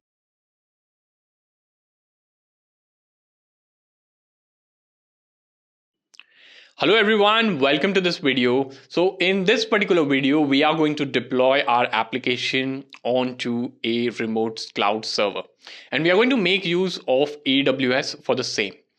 So if you are new to this channel, watching this video for the first time, do watch the earlier videos to get some context. The link is in the description to the entire playlist. So we are building a complete application from scratch using Spring Boot and React. So this is a complete full stack app development course where we are learning the nitty-gritties of building the application, how to use Spring Boot, how can you use React, and even how you can deploy. And deployment is what is covered in this video. So if you have never used AWS, don't worry at all. This is completely beginner friendly. I'm going to break down everything in very simple terms for you all. And I'm going to show you step by step what are you supposed to do in the dashboard and where you are supposed to click, why an option exists, everything from ground up. Okay, so if you have never used AWS, don't worry. You will be able to deploy your application onto AWS cloud. Also, you don't need a paid account or you don't need to spend to deploy our application. Since we are learning, we will be making use of AWS free tier. AWS allows you to create and sign up for a free account. So we'll be making use of that and learning how you can deploy. But for production grade applications, you will need a paid account. But since we are learning, we don't need it for this tutorial. So that's all from my end. If you haven't liked, subscribed, and turned on the bell notification icon, please do so. This is a friendly reminder. Also comment and let me know from where you are joining and watching us, who you are, what you are doing currently. I would love to know more about you. So without further ado, let's jump right in.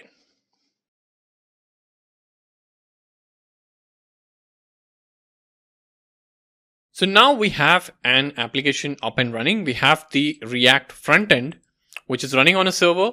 This React frontend is talking to the APIs here, which is running on a separate embedded Tomcat server.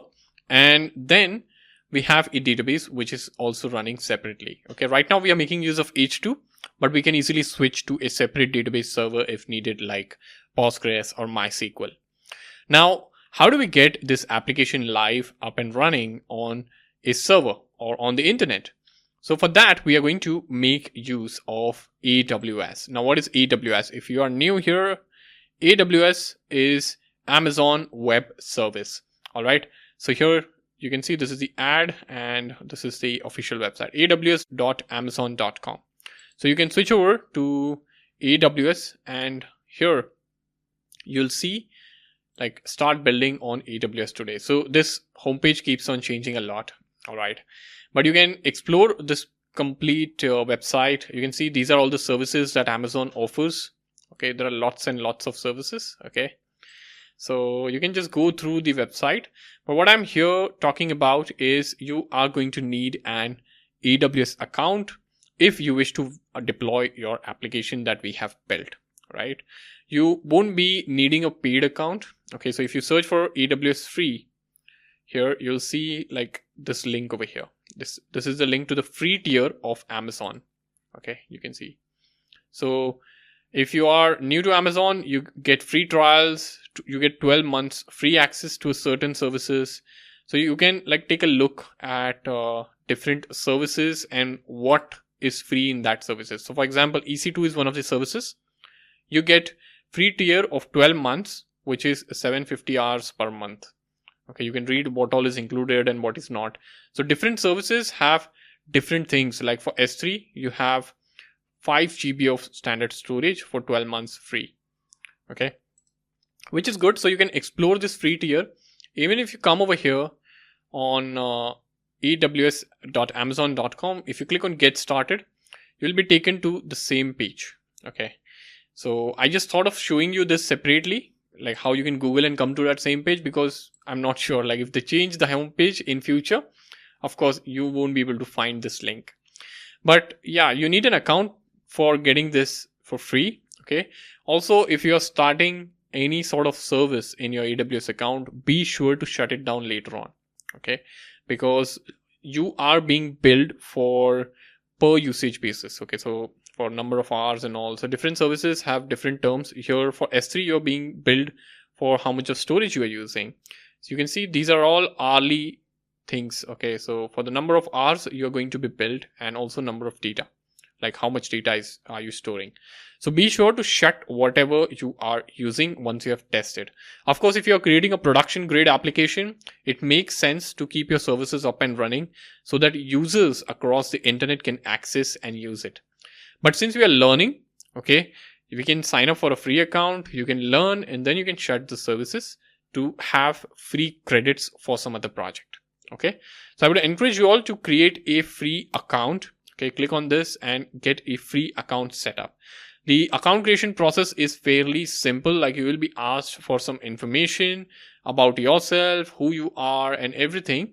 Okay, and if you have an existing AWS account, you can even sign up for that. All right, so just do that step. I already have an AWS account, so I'm going to sign in to that.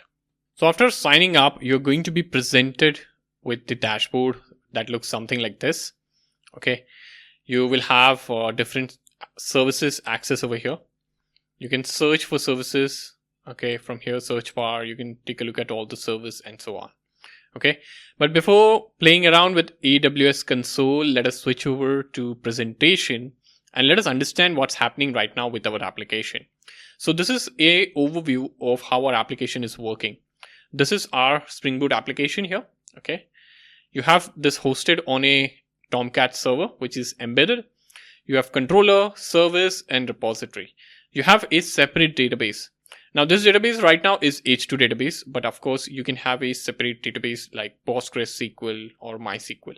Okay, so here you have the React application, which is running on a server itself, like localhost :3000. That's support, like how we are running it locally. And you can access this React application from the browser, and using Postman you can access the APIs. Okay, so you can directly bypass the React application and access the APIs as well. All right, so this is the entire application and the entire flow. So whatever like interaction you're doing with the React app or the Postman, the response flows in this direction. Like, it goes from controller, service, repository, and then it talks to the database and then comes back. So that is what you're seeing over here, the response back. Now let us talk about how we are going to deploy this. So to deploy this, we will be needing few AWS services. Okay, so React app needs a server. Okay, so we are going to host it on S3. Now what is S3? I'm going to explain this to you shortly. We have the Spring Boot application, which also needs a server, and right now locally it is being run on a local server that is embedded Tomcat, which we get itself with the Spring Boot. But we are going to host it on EC2 instance. And database is running on RDS in the Amazon Web Service account. Okay, so RDS is a service. So let us talk about what is S3 and what does each mean. Okay, so first we'll understand RDS. Now what is RDS? So RDS stands for Relational Database Service. It's an Amazon service. Okay, it's called Amazon RDS as well. Okay, so it's a service for setting up, operating, scaling a relational database in the cloud. Okay, so like we know, like Amazon or AWS is offering us cloud services, and these services are hosted in cloud. So if you need a database in the cloud, you can make use of Amazon RDS. Okay, so that is one. And whenever you set up RDS, you get options to choose the database engine. Okay, like in market, if you see, there are different database vendors like PostgreSQL, MySQL, Oracle, SQL Server. So with RDS, you can select which database vendor you want. So whether you want to use PostgreSQL, MySQL, okay, there is a step-by-step form that you have to fill in when setting up the database. And if you go over here to console, okay, you can simply search over here for RDS. You'll see this managed relational database service. Okay, you can go over here and you can take a look at the dashboard. Okay, there won't be anything over here, okay, in your account if it's new, but I'll walk you through as to how you can create your database. Okay, but this is about RDS. Now what is EC2? Okay, so EC2 stands for Elastic Cloud Compute. Sorry, it's not Elastic Cloud Compute, it's Elastic Compute Cloud. I'm sorry about that. Okay. So it's a service using which you can host your applications into a cloud. Okay. So it's like you're getting an EC2 instance, which is like a virtual server in the cloud. You can think of it like a virtual server, and you host your application over there, you move your source code over there, and then your application runs in the cloud. Okay. That is how we are going to make use of it. But we are not going to make use of EC2 directly. Okay. What we are going to do is we are going to make use of something called as AWS Elastic Beanstalk. Okay. So this is a service which helps us deploying applications. Okay. So that is something that we are going to make use of over here. Okay. Then talking about React app, we are going to make use of S3. Okay. Now what is S3? S3 stands for Simple Storage Service. Okay.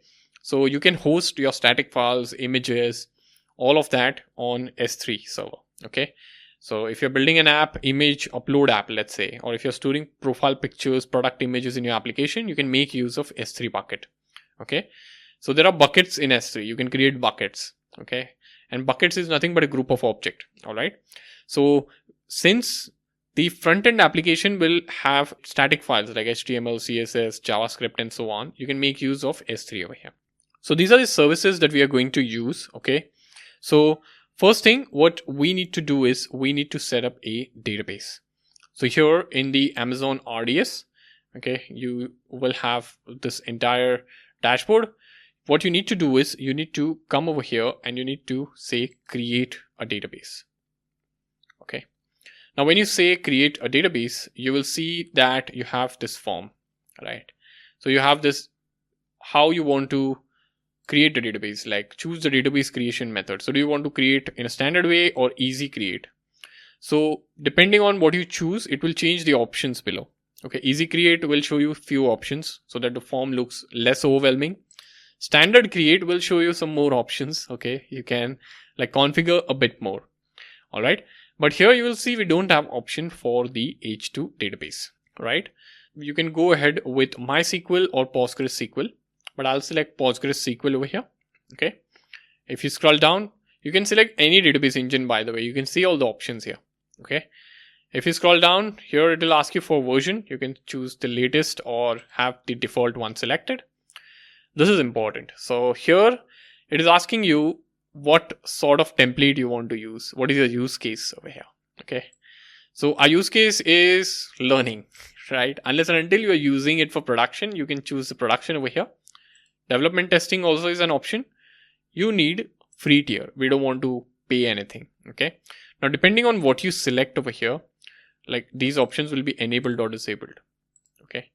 So I'll stick to free tier. I don't need a multi AZ DB cluster or something like that. Okay. Database instance identifier. Okay.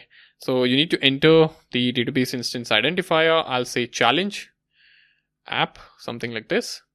And you can scroll down. It's asking you for credentials. So you can see the master credentials over here. Okay.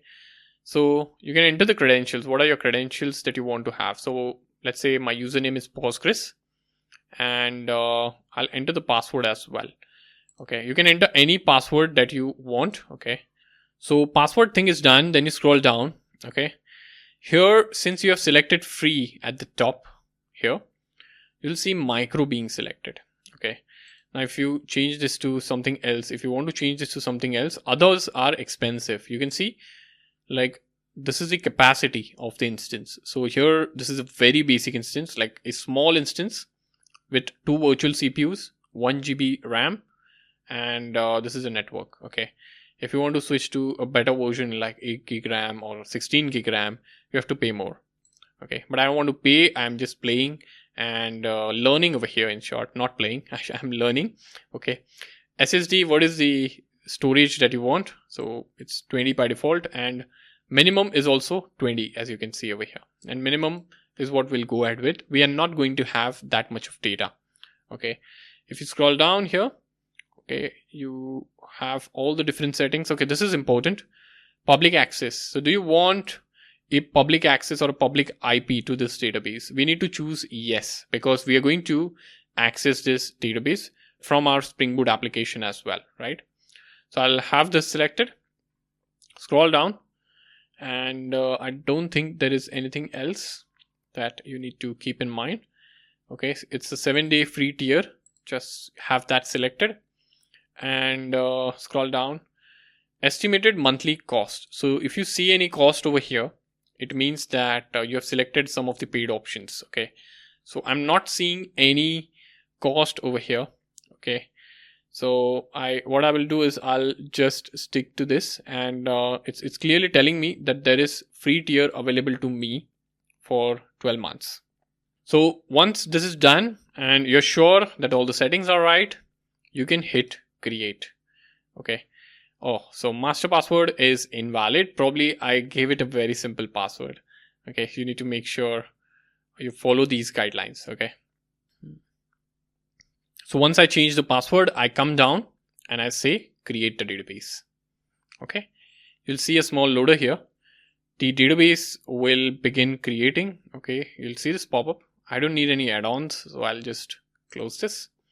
But we'll wait for a while until this database is done creating, and this will take some time. Okay, this creation process will take some time.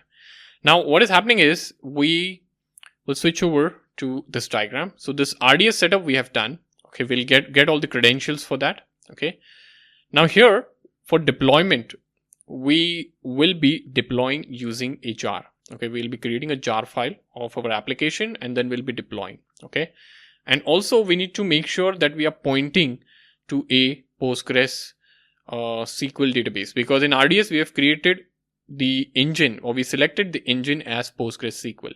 Okay, so we need to switch to Postgres SQL, and for that we'll switch over to start.spring.io. Here I'll select Maven. I'll say add dependencies, and here I'll say Postgres SQL driver.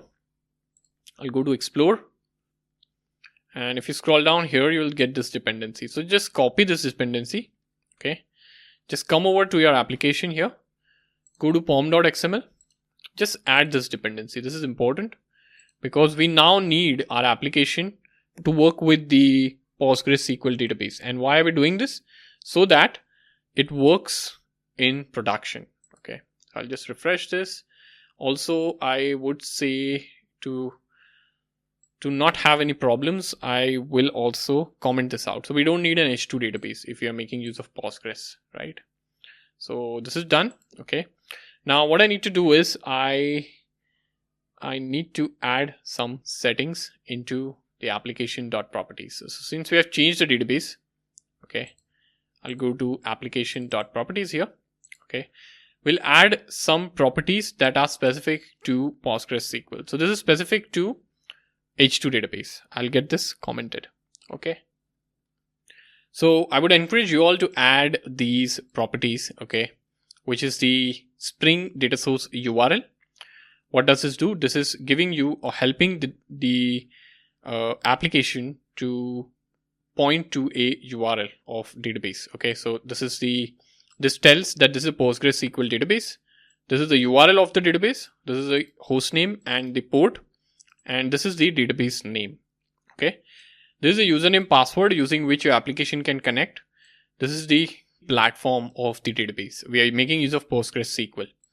Then you have this DDL auto create and drop. So you want things to create and drop. Okay, so every time you make a change to the schema, the Hibernate, which is inbuilt in Spring Boot, okay, on which Spring Boot runs essentially. Okay, so what it's going to do is it is going to create and drop or alter based on if you are doing any change into the schema.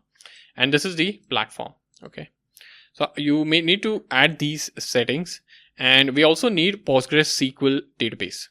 Okay, so now since we need the Postgres SQL database, if you switch over to Amazon RDS over here, okay, you will see that the database that we had created is up and running. You can see the status is available now, and you also have access to the endpoint over here. So this is the endpoint. All right. And since when setting up this database in the cloud, we had mentioned that we need this to be PostgreSQL database. So the database engine of this is PostgreSQL. And what we can do is we can copy this URL endpoint. I'll switch over to IntelliJ. I'll come over here, and here in the URL part over here, instead of localhost, I can happily add this URL here, something like this. Okay. So this URL I'm adding, I have this port number. We have this database name, which is Postgres. Here I have the username. Okay. And here I need to enter the password. So I'll just enter the password. Also, if we are deploying this via Elastic Beanstalk, we also need one more property over here. And the property I'm talking about is the server port property. So I'll say server.port is equal to 5000. So if you're installing or if you're deploying your application via the Elastic Beanstalk, which we are actually doing in this video, be sure to add this property. Alright, I'll also change my password over here. Alright, so I have made the necessary changes. Now what we need to do is we need to make use of Maven to create a jar file, right? So we would be deploying our application onto Elastic Beanstalk in the form of a jar file, right? And one way is you come to like the browser and you install Maven. So you can search for install Maven. Okay. And you'll come to this link. You have a way to install Maven if you want to, but if you're using Spring Boot, you already have access to Maven wrapper. So if you come over here, okay, here under .mvn, you have this folder called wrapper, which has Maven wrapper.jar. So we can make use of this as well to create a jar file of your Spring Boot application. How? I'll show this to you. So I'll head over to terminal here, okay, and if you open the terminal from IntelliJ, it will be opening in your project directory, okay, which is okay. Now I need to run this command here. So I'm going to say ./mvnw package. Okay. And I'll press enter. Now the moment I press enter, you will see this kind of processing happening over here. Okay. And you should see, okay, you can see JPA and all is also working. All right. And you should see everything worked fine. Okay. There is no issue as such. Even JPA was configured successfully. You can see over here, create table challenge. This also worked successfully, which means that the connection to the database, that the remote database that we have configured in the form of RDS has also worked and there were no issues. You can even run your application over here and test the APIs whether it's working perfectly fine after you switch to remote RDS instance. Okay. Now what has happened is this worked fine. We have the jar file created over here. So you can see replacing main artifact. You can see here, this is the location. So within your challenge project, within your project directory, target, under target directory, you have the jar file. So if you go over here under target, you have this jar file. Okay. This is what we need to deploy. This is auto generated. I mean, we generated it with the help of the command. Okay. Now what we need to do is we'll come over to our browser. Now here in the browser, I have RDS running, and what I need to do is I need to head over to services and I need to select Elastic Beanstalk over here.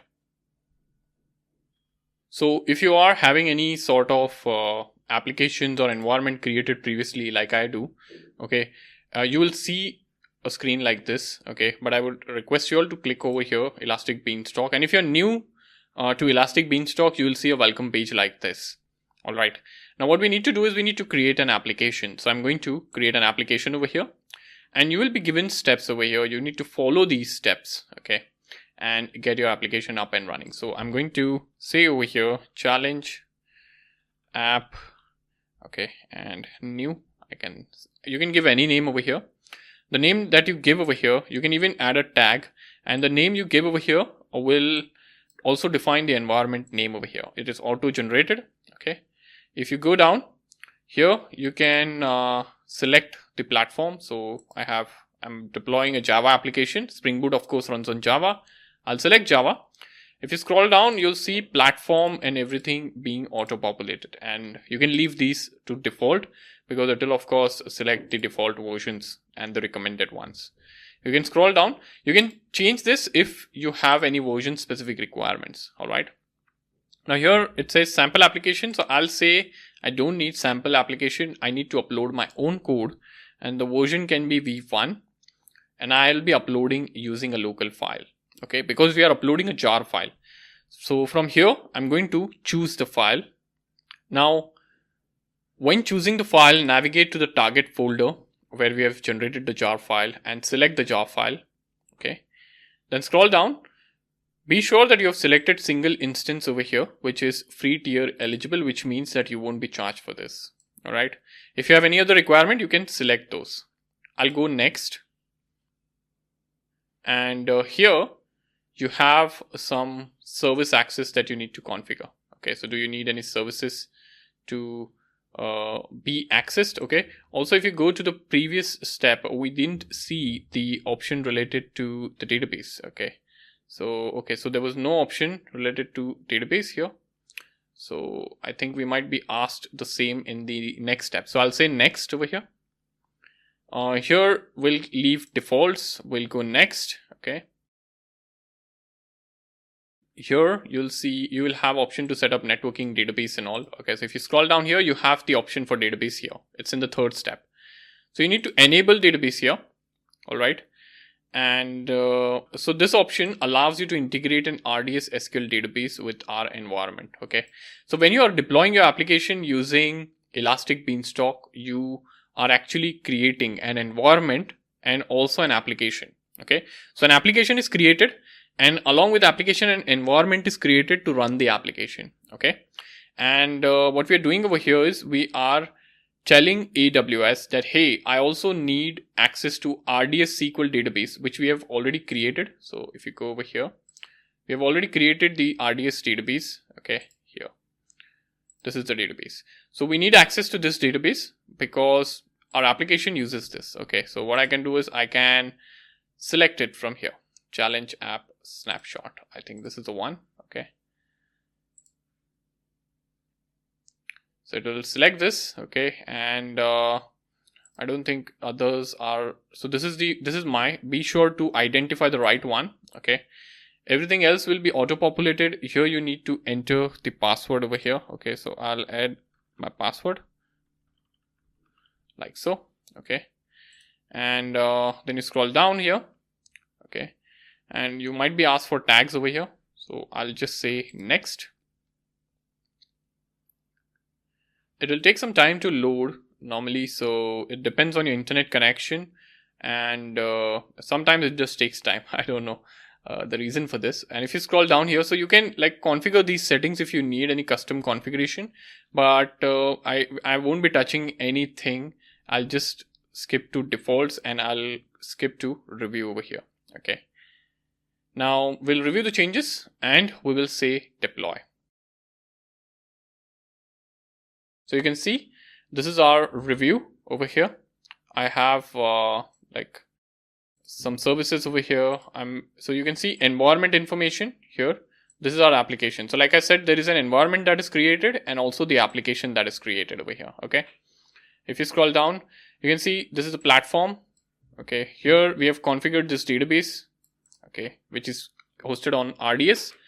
Here are some default configurations. And if I go down here, I have some environment properties as well. Okay, so we might be needing or we might be wanting to change the environment properties later on, but let me show that to you. So let me show you the default behavior. If you say submit, all right, the changes get submitted and AWS will begin creating our environment and the application. Okay, and this process will take a little bit of time and you have to be patient with it. Okay, so right now the details are being submitted. And you'll see like it's actually like you can see over here, it's launching our environment and it will take few minutes. So I request you to be patient for a while since we have just created this environment and the application. It will take time. And you can see here applications and environment tab. You can see the application and environment that is being created for your application. Okay. So I'll just pause this for a while until this is created. Alright, so our application is up and running. You can see environment is successfully launched and the health of the application is okay. So this took some time. I should tell you, I had to wait for a while, okay, to get this up and running. So, but we are here now. You can see all the events that happened actually during this entire process. Okay, and it took around like 10 minutes for itself to set up. All right. Now, here is the URL of your application that you have got. If you click on this, and if you open it in a separate tab, you'll see, okay, you get this error over here. Okay. Now, we did not get the 502 gateway error. So if you're getting the Nginx gateway error, what you can do is you need to go to the configuration tab over here. Okay. And let this load. It's taking a little bit of time. So here, if you scroll down here, you have environment properties. Okay. So what you can do is you can click on edit over here. You can scroll down and you can add over here server underscore port. Okay. And you can add 5000. So why we are adding 5000? Because here in the application properties, I had set that. Okay. So this is only if you're getting the 502 gateway error. I'm not getting. So I'm just going to do cancel. And I'm getting this white label error page, which means my application is successfully hosted and I can access challenges endpoint. Okay. Something like this. You should see an empty array because the challenges are not yet created. You can see over here, it's an empty array. Okay. Which means our application is done and it's successfully deployed. You can head over to the applications tab and you should see the application over here running in this environment, right? You can also see all the environments that you have over here. Okay, this is one of the test environment that I was testing something with. But here, this is the environment that we have just created. Okay, and you have access to change history. So you can explore these settings if you need. Okay. Also, if you switch over to the diagram here. Now, one question you will ask, hey, Faisal, you said we are deploying it on EC2, but you are using something called as Elastic Beanstalk. What is that? And how does it differ? Why have you not shown us EC2? So here, if you go, okay, what is Elastic Beanstalk? So Elastic Beanstalk is like a platform as a service. Okay, now what I mean over here is this is a service that is being offered by AWS. Okay, so what this service does is normally deployment has a lot of things, right? You need to manage the infrastructure.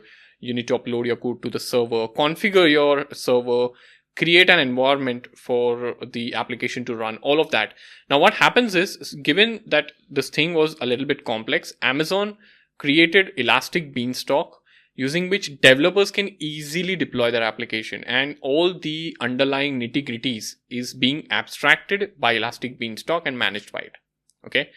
So if you go over here to services and if you select EC2, you can even search for EC2. Okay. And you can see the description, virtual servers in the cloud. Let me open this in a new tab. You'll see you have one instance running over here. Okay. And you can see the challenge app is running over here. Okay. So what is happening is Elastic Beanstalk is deploying your application using EC2 in the background. Okay. And here in the front end, when you're using Elastic Beanstalk, things look really easy for you. Okay. So what we did, we just said, create a new application. We just went through the steps. We just uploaded our jar file. We just told Elastic Beanstalk what we need and what services we need. Do we need to connect to RDS and all? We just mentioned the configuration that we need. What Elastic Beanstalk did is it figured out what all it needs. So it created an application. It created an environment for it to run all of that. Okay. And our application is up and running. You can see over here. Okay. And in the hindsight, like in the background, behind the scenes, it also created a EC2 instance and got our application up and running over there. Okay. So actually we are making use of EC2, okay, but via Elastic Beanstalk. And that is why I had mentioned EC2 over here and not Elastic Beanstalk. Okay. So RDS is done. EC2 is done. Now we need to host our React application. So let us talk about how can you host React. And for that, we will switch over to Visual Studio Code. So now over here, we are in Visual Studio Code. And what we need to do is we need to prepare our application for deployment. All right. So first thing we need to do is here we have everything pointing to localhost. Okay. So what we need to do is I will head over to the browser. Okay. I'll head over to our deployment here, or the environment, and here we have the domain. Okay. So I'll get this domain. Okay. And I'll replace the local host over here with this URL.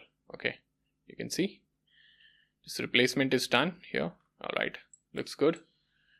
All right, this should work. And okay, this is one URL. Also for adding the challenge, there is one URL over here. Okay, so we are doing an API call over here as well. So I'll change this as well here, something like this. Okay. Just make sure that you are entering the right URL over here, and also you're saving the file. Okay, so now your application is pointing to the server over here. Okay, so I have HTTP 2 times over here. Okay, so be careful when you're copy pasting. Let me check over here. Okay, here I don't have HTTP, which is all right. Here I have, which is all right. So URL looks okay. All right, just be sure to save the changes. And here, now on terminal, we need to run a command. So we need to run this command called npm run, and I need to say build. Okay. Now, what this command will do is this will build our React application to create production ready version. Okay. Now there is some processing, or there are some set of files that we need over here, which will be the static files, which we'll upload to S3 bucket, and we will be hosting our application there. And this command will create those static files for us. Okay, so right now we have node modules, public and src. Let me run this command. Now the moment I run this command, you'll see some processing happening, and here you will see a new folder appear, which is build folder. Okay, and we'll wait for the processing to finish. Okay, this will take a couple of minutes, and you can see the processing is done. Now if you come over here, we have this new folder which is built, and this is a folder that we will be uploading onto EC2. Okay, let me sorry, not EC2, this will be S3 bucket. Okay, on S3. So I'll switch over here. Okay, and if you take a look at the diagram here, we are hosting our React application on S3. So I'll come over here. Here I will go to services, and here you have S3, which is like scalable storage on cloud. Now here you can host static files. Okay, I have few buckets already created. Okay, I'll create a new bucket. Okay, you can create a bucket here. You can say general purpose. You can say bucket name is challenge app, and you can say live version, whatever name you want.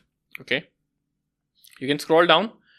ACLs disabled. Okay, so here you need to configure things, and we'll stick to default settings, except that we'll remove this check. So we want public to access, like we want public access, right? Because we want this to be hosted and accessible to everyone. Okay, so I'm just going to uncheck this one. Okay, also be sure to choose the region over here. So we are not seeing the option to choose the region.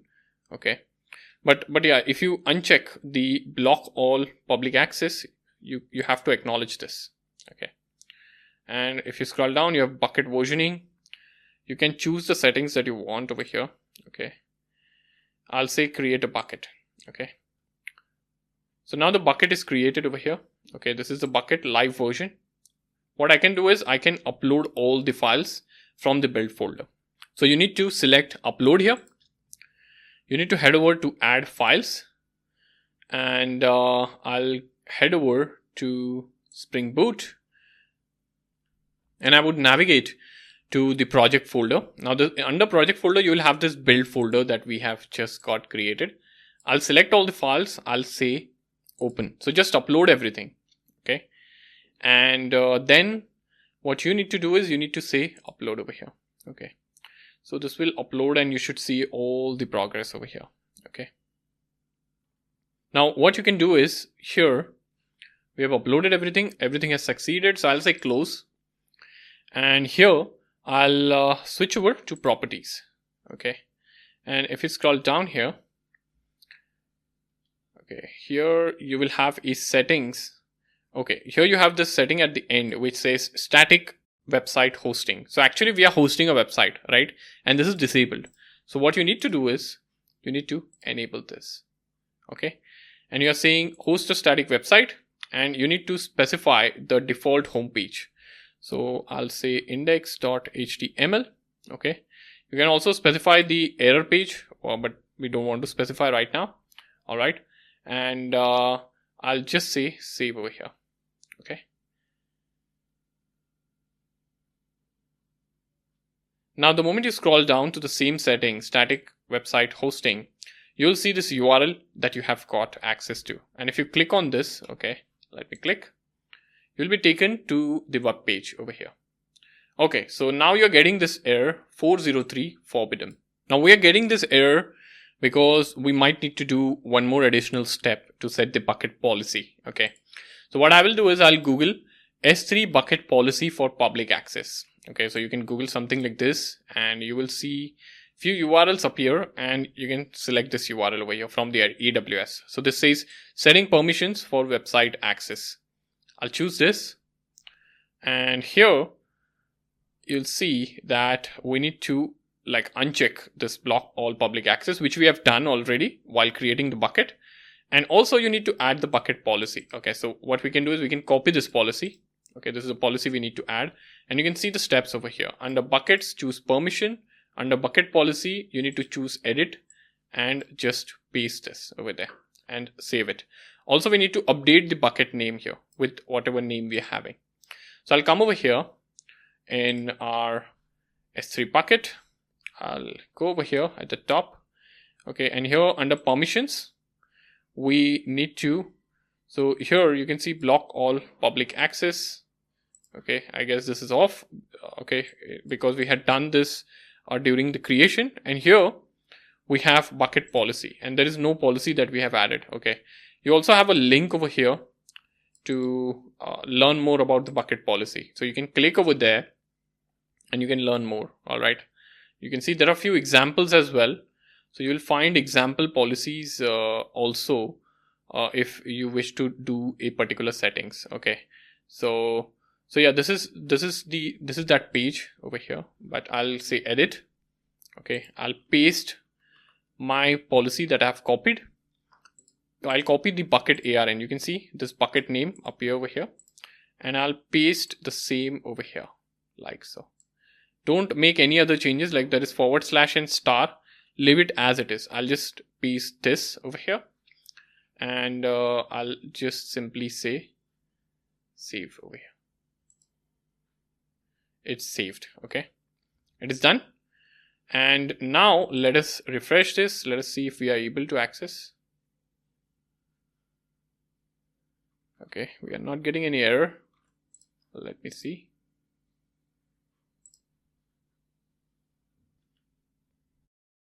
So no output is coming in. Let us see the console as to what is happening. Now if I switch over to the console, you will see that the CSS file is not found. Okay, let me troubleshoot this. So CSS in the build folder is under static. Okay, and let me see if static folder exists on my S3 bucket. So here, if you see, if I refresh, I don't have the static folder uploaded.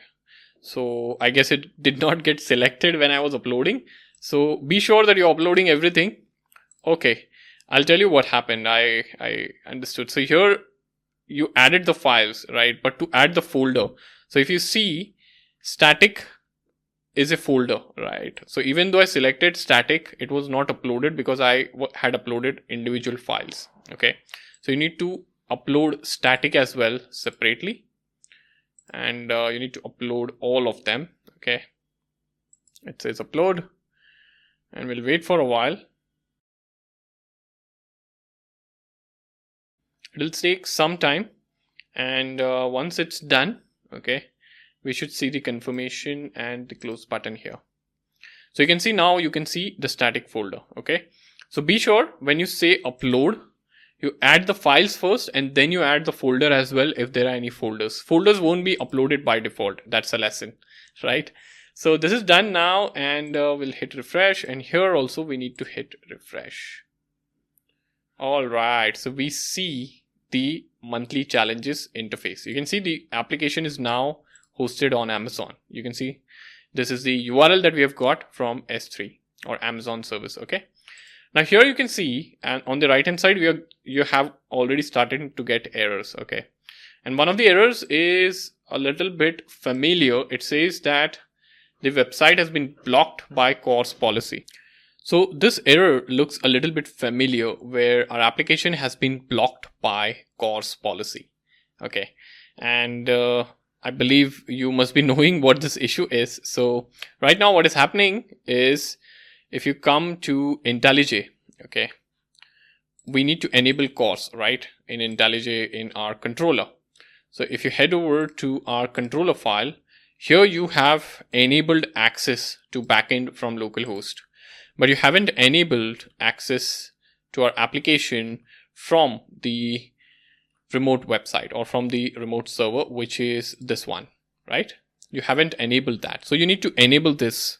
So to do that, what I'm going to do is I'm going to copy this URL, because this is a URL that we need to allow, and I'll come over here. Okay. And I need to also keep the access for localhost, right? So I'm going to add something like this. Okay. And I'm going to add one more value over here, separated by comma, like so. Okay. So I'll change this to new line, and you can see like there are two values that have been added. Okay. Something like this. I can save this. Okay. You can now head over to the terminal, and you need to generate a new jar, right? Because we have made a change to our application code, right? And we need to make a new jar, and that new jar we need to redeploy to our application so that our front end works. Okay. So this new jar will be generated now. Okay. You should see a success. Okay. It's done. Build success. Now what I need to do is I need to head over here to our Elastic Beanstalk. I need to click on upload and deploy here on the right hand side. I need to choose the file. Okay, so I'll go to the like my project name is JPA. I'll go to the target folder and I'll select the jar. You can change the version if needed, version label here, and you can say deploy. So this will take some time for this new deployment to happen, but it won't take a lot of time as compared to the first time deployment. Okay. So we'll wait for a while until this completes. It hardly took 3-4 minutes for this to update. Okay. But now if I head over to our front-end application and if I say refresh, we don't see any errors. Okay. And now here, if I add anything, January, and if I say description like this, okay, if I save this or submit this, you'll see it's working. And now this is the actual live application. So here this application is running right now on the Amazon Web Services, where you have the front end being deployed to Amazon S3. You have the Spring Boot application deployed to EC2 instance via Elastic Beanstalk, and you have the database running in Amazon RDS. You can test this, you can refresh, you can add more challenges if you want. February, create app, something like this. You can even enhance this app if you need. Okay, but here's your little project, and this is how you have deployed it. Okay, so you have browser. From browser, you can make a call to your React application like we are accessing, and React app will interact with EC2 instance to like get the code running, and your code will interact with database that exists on RDS. Okay, and you can even access the APIs directly via Postman, as you can see. I hope this was useful, and I hope you have learned a lot by building this.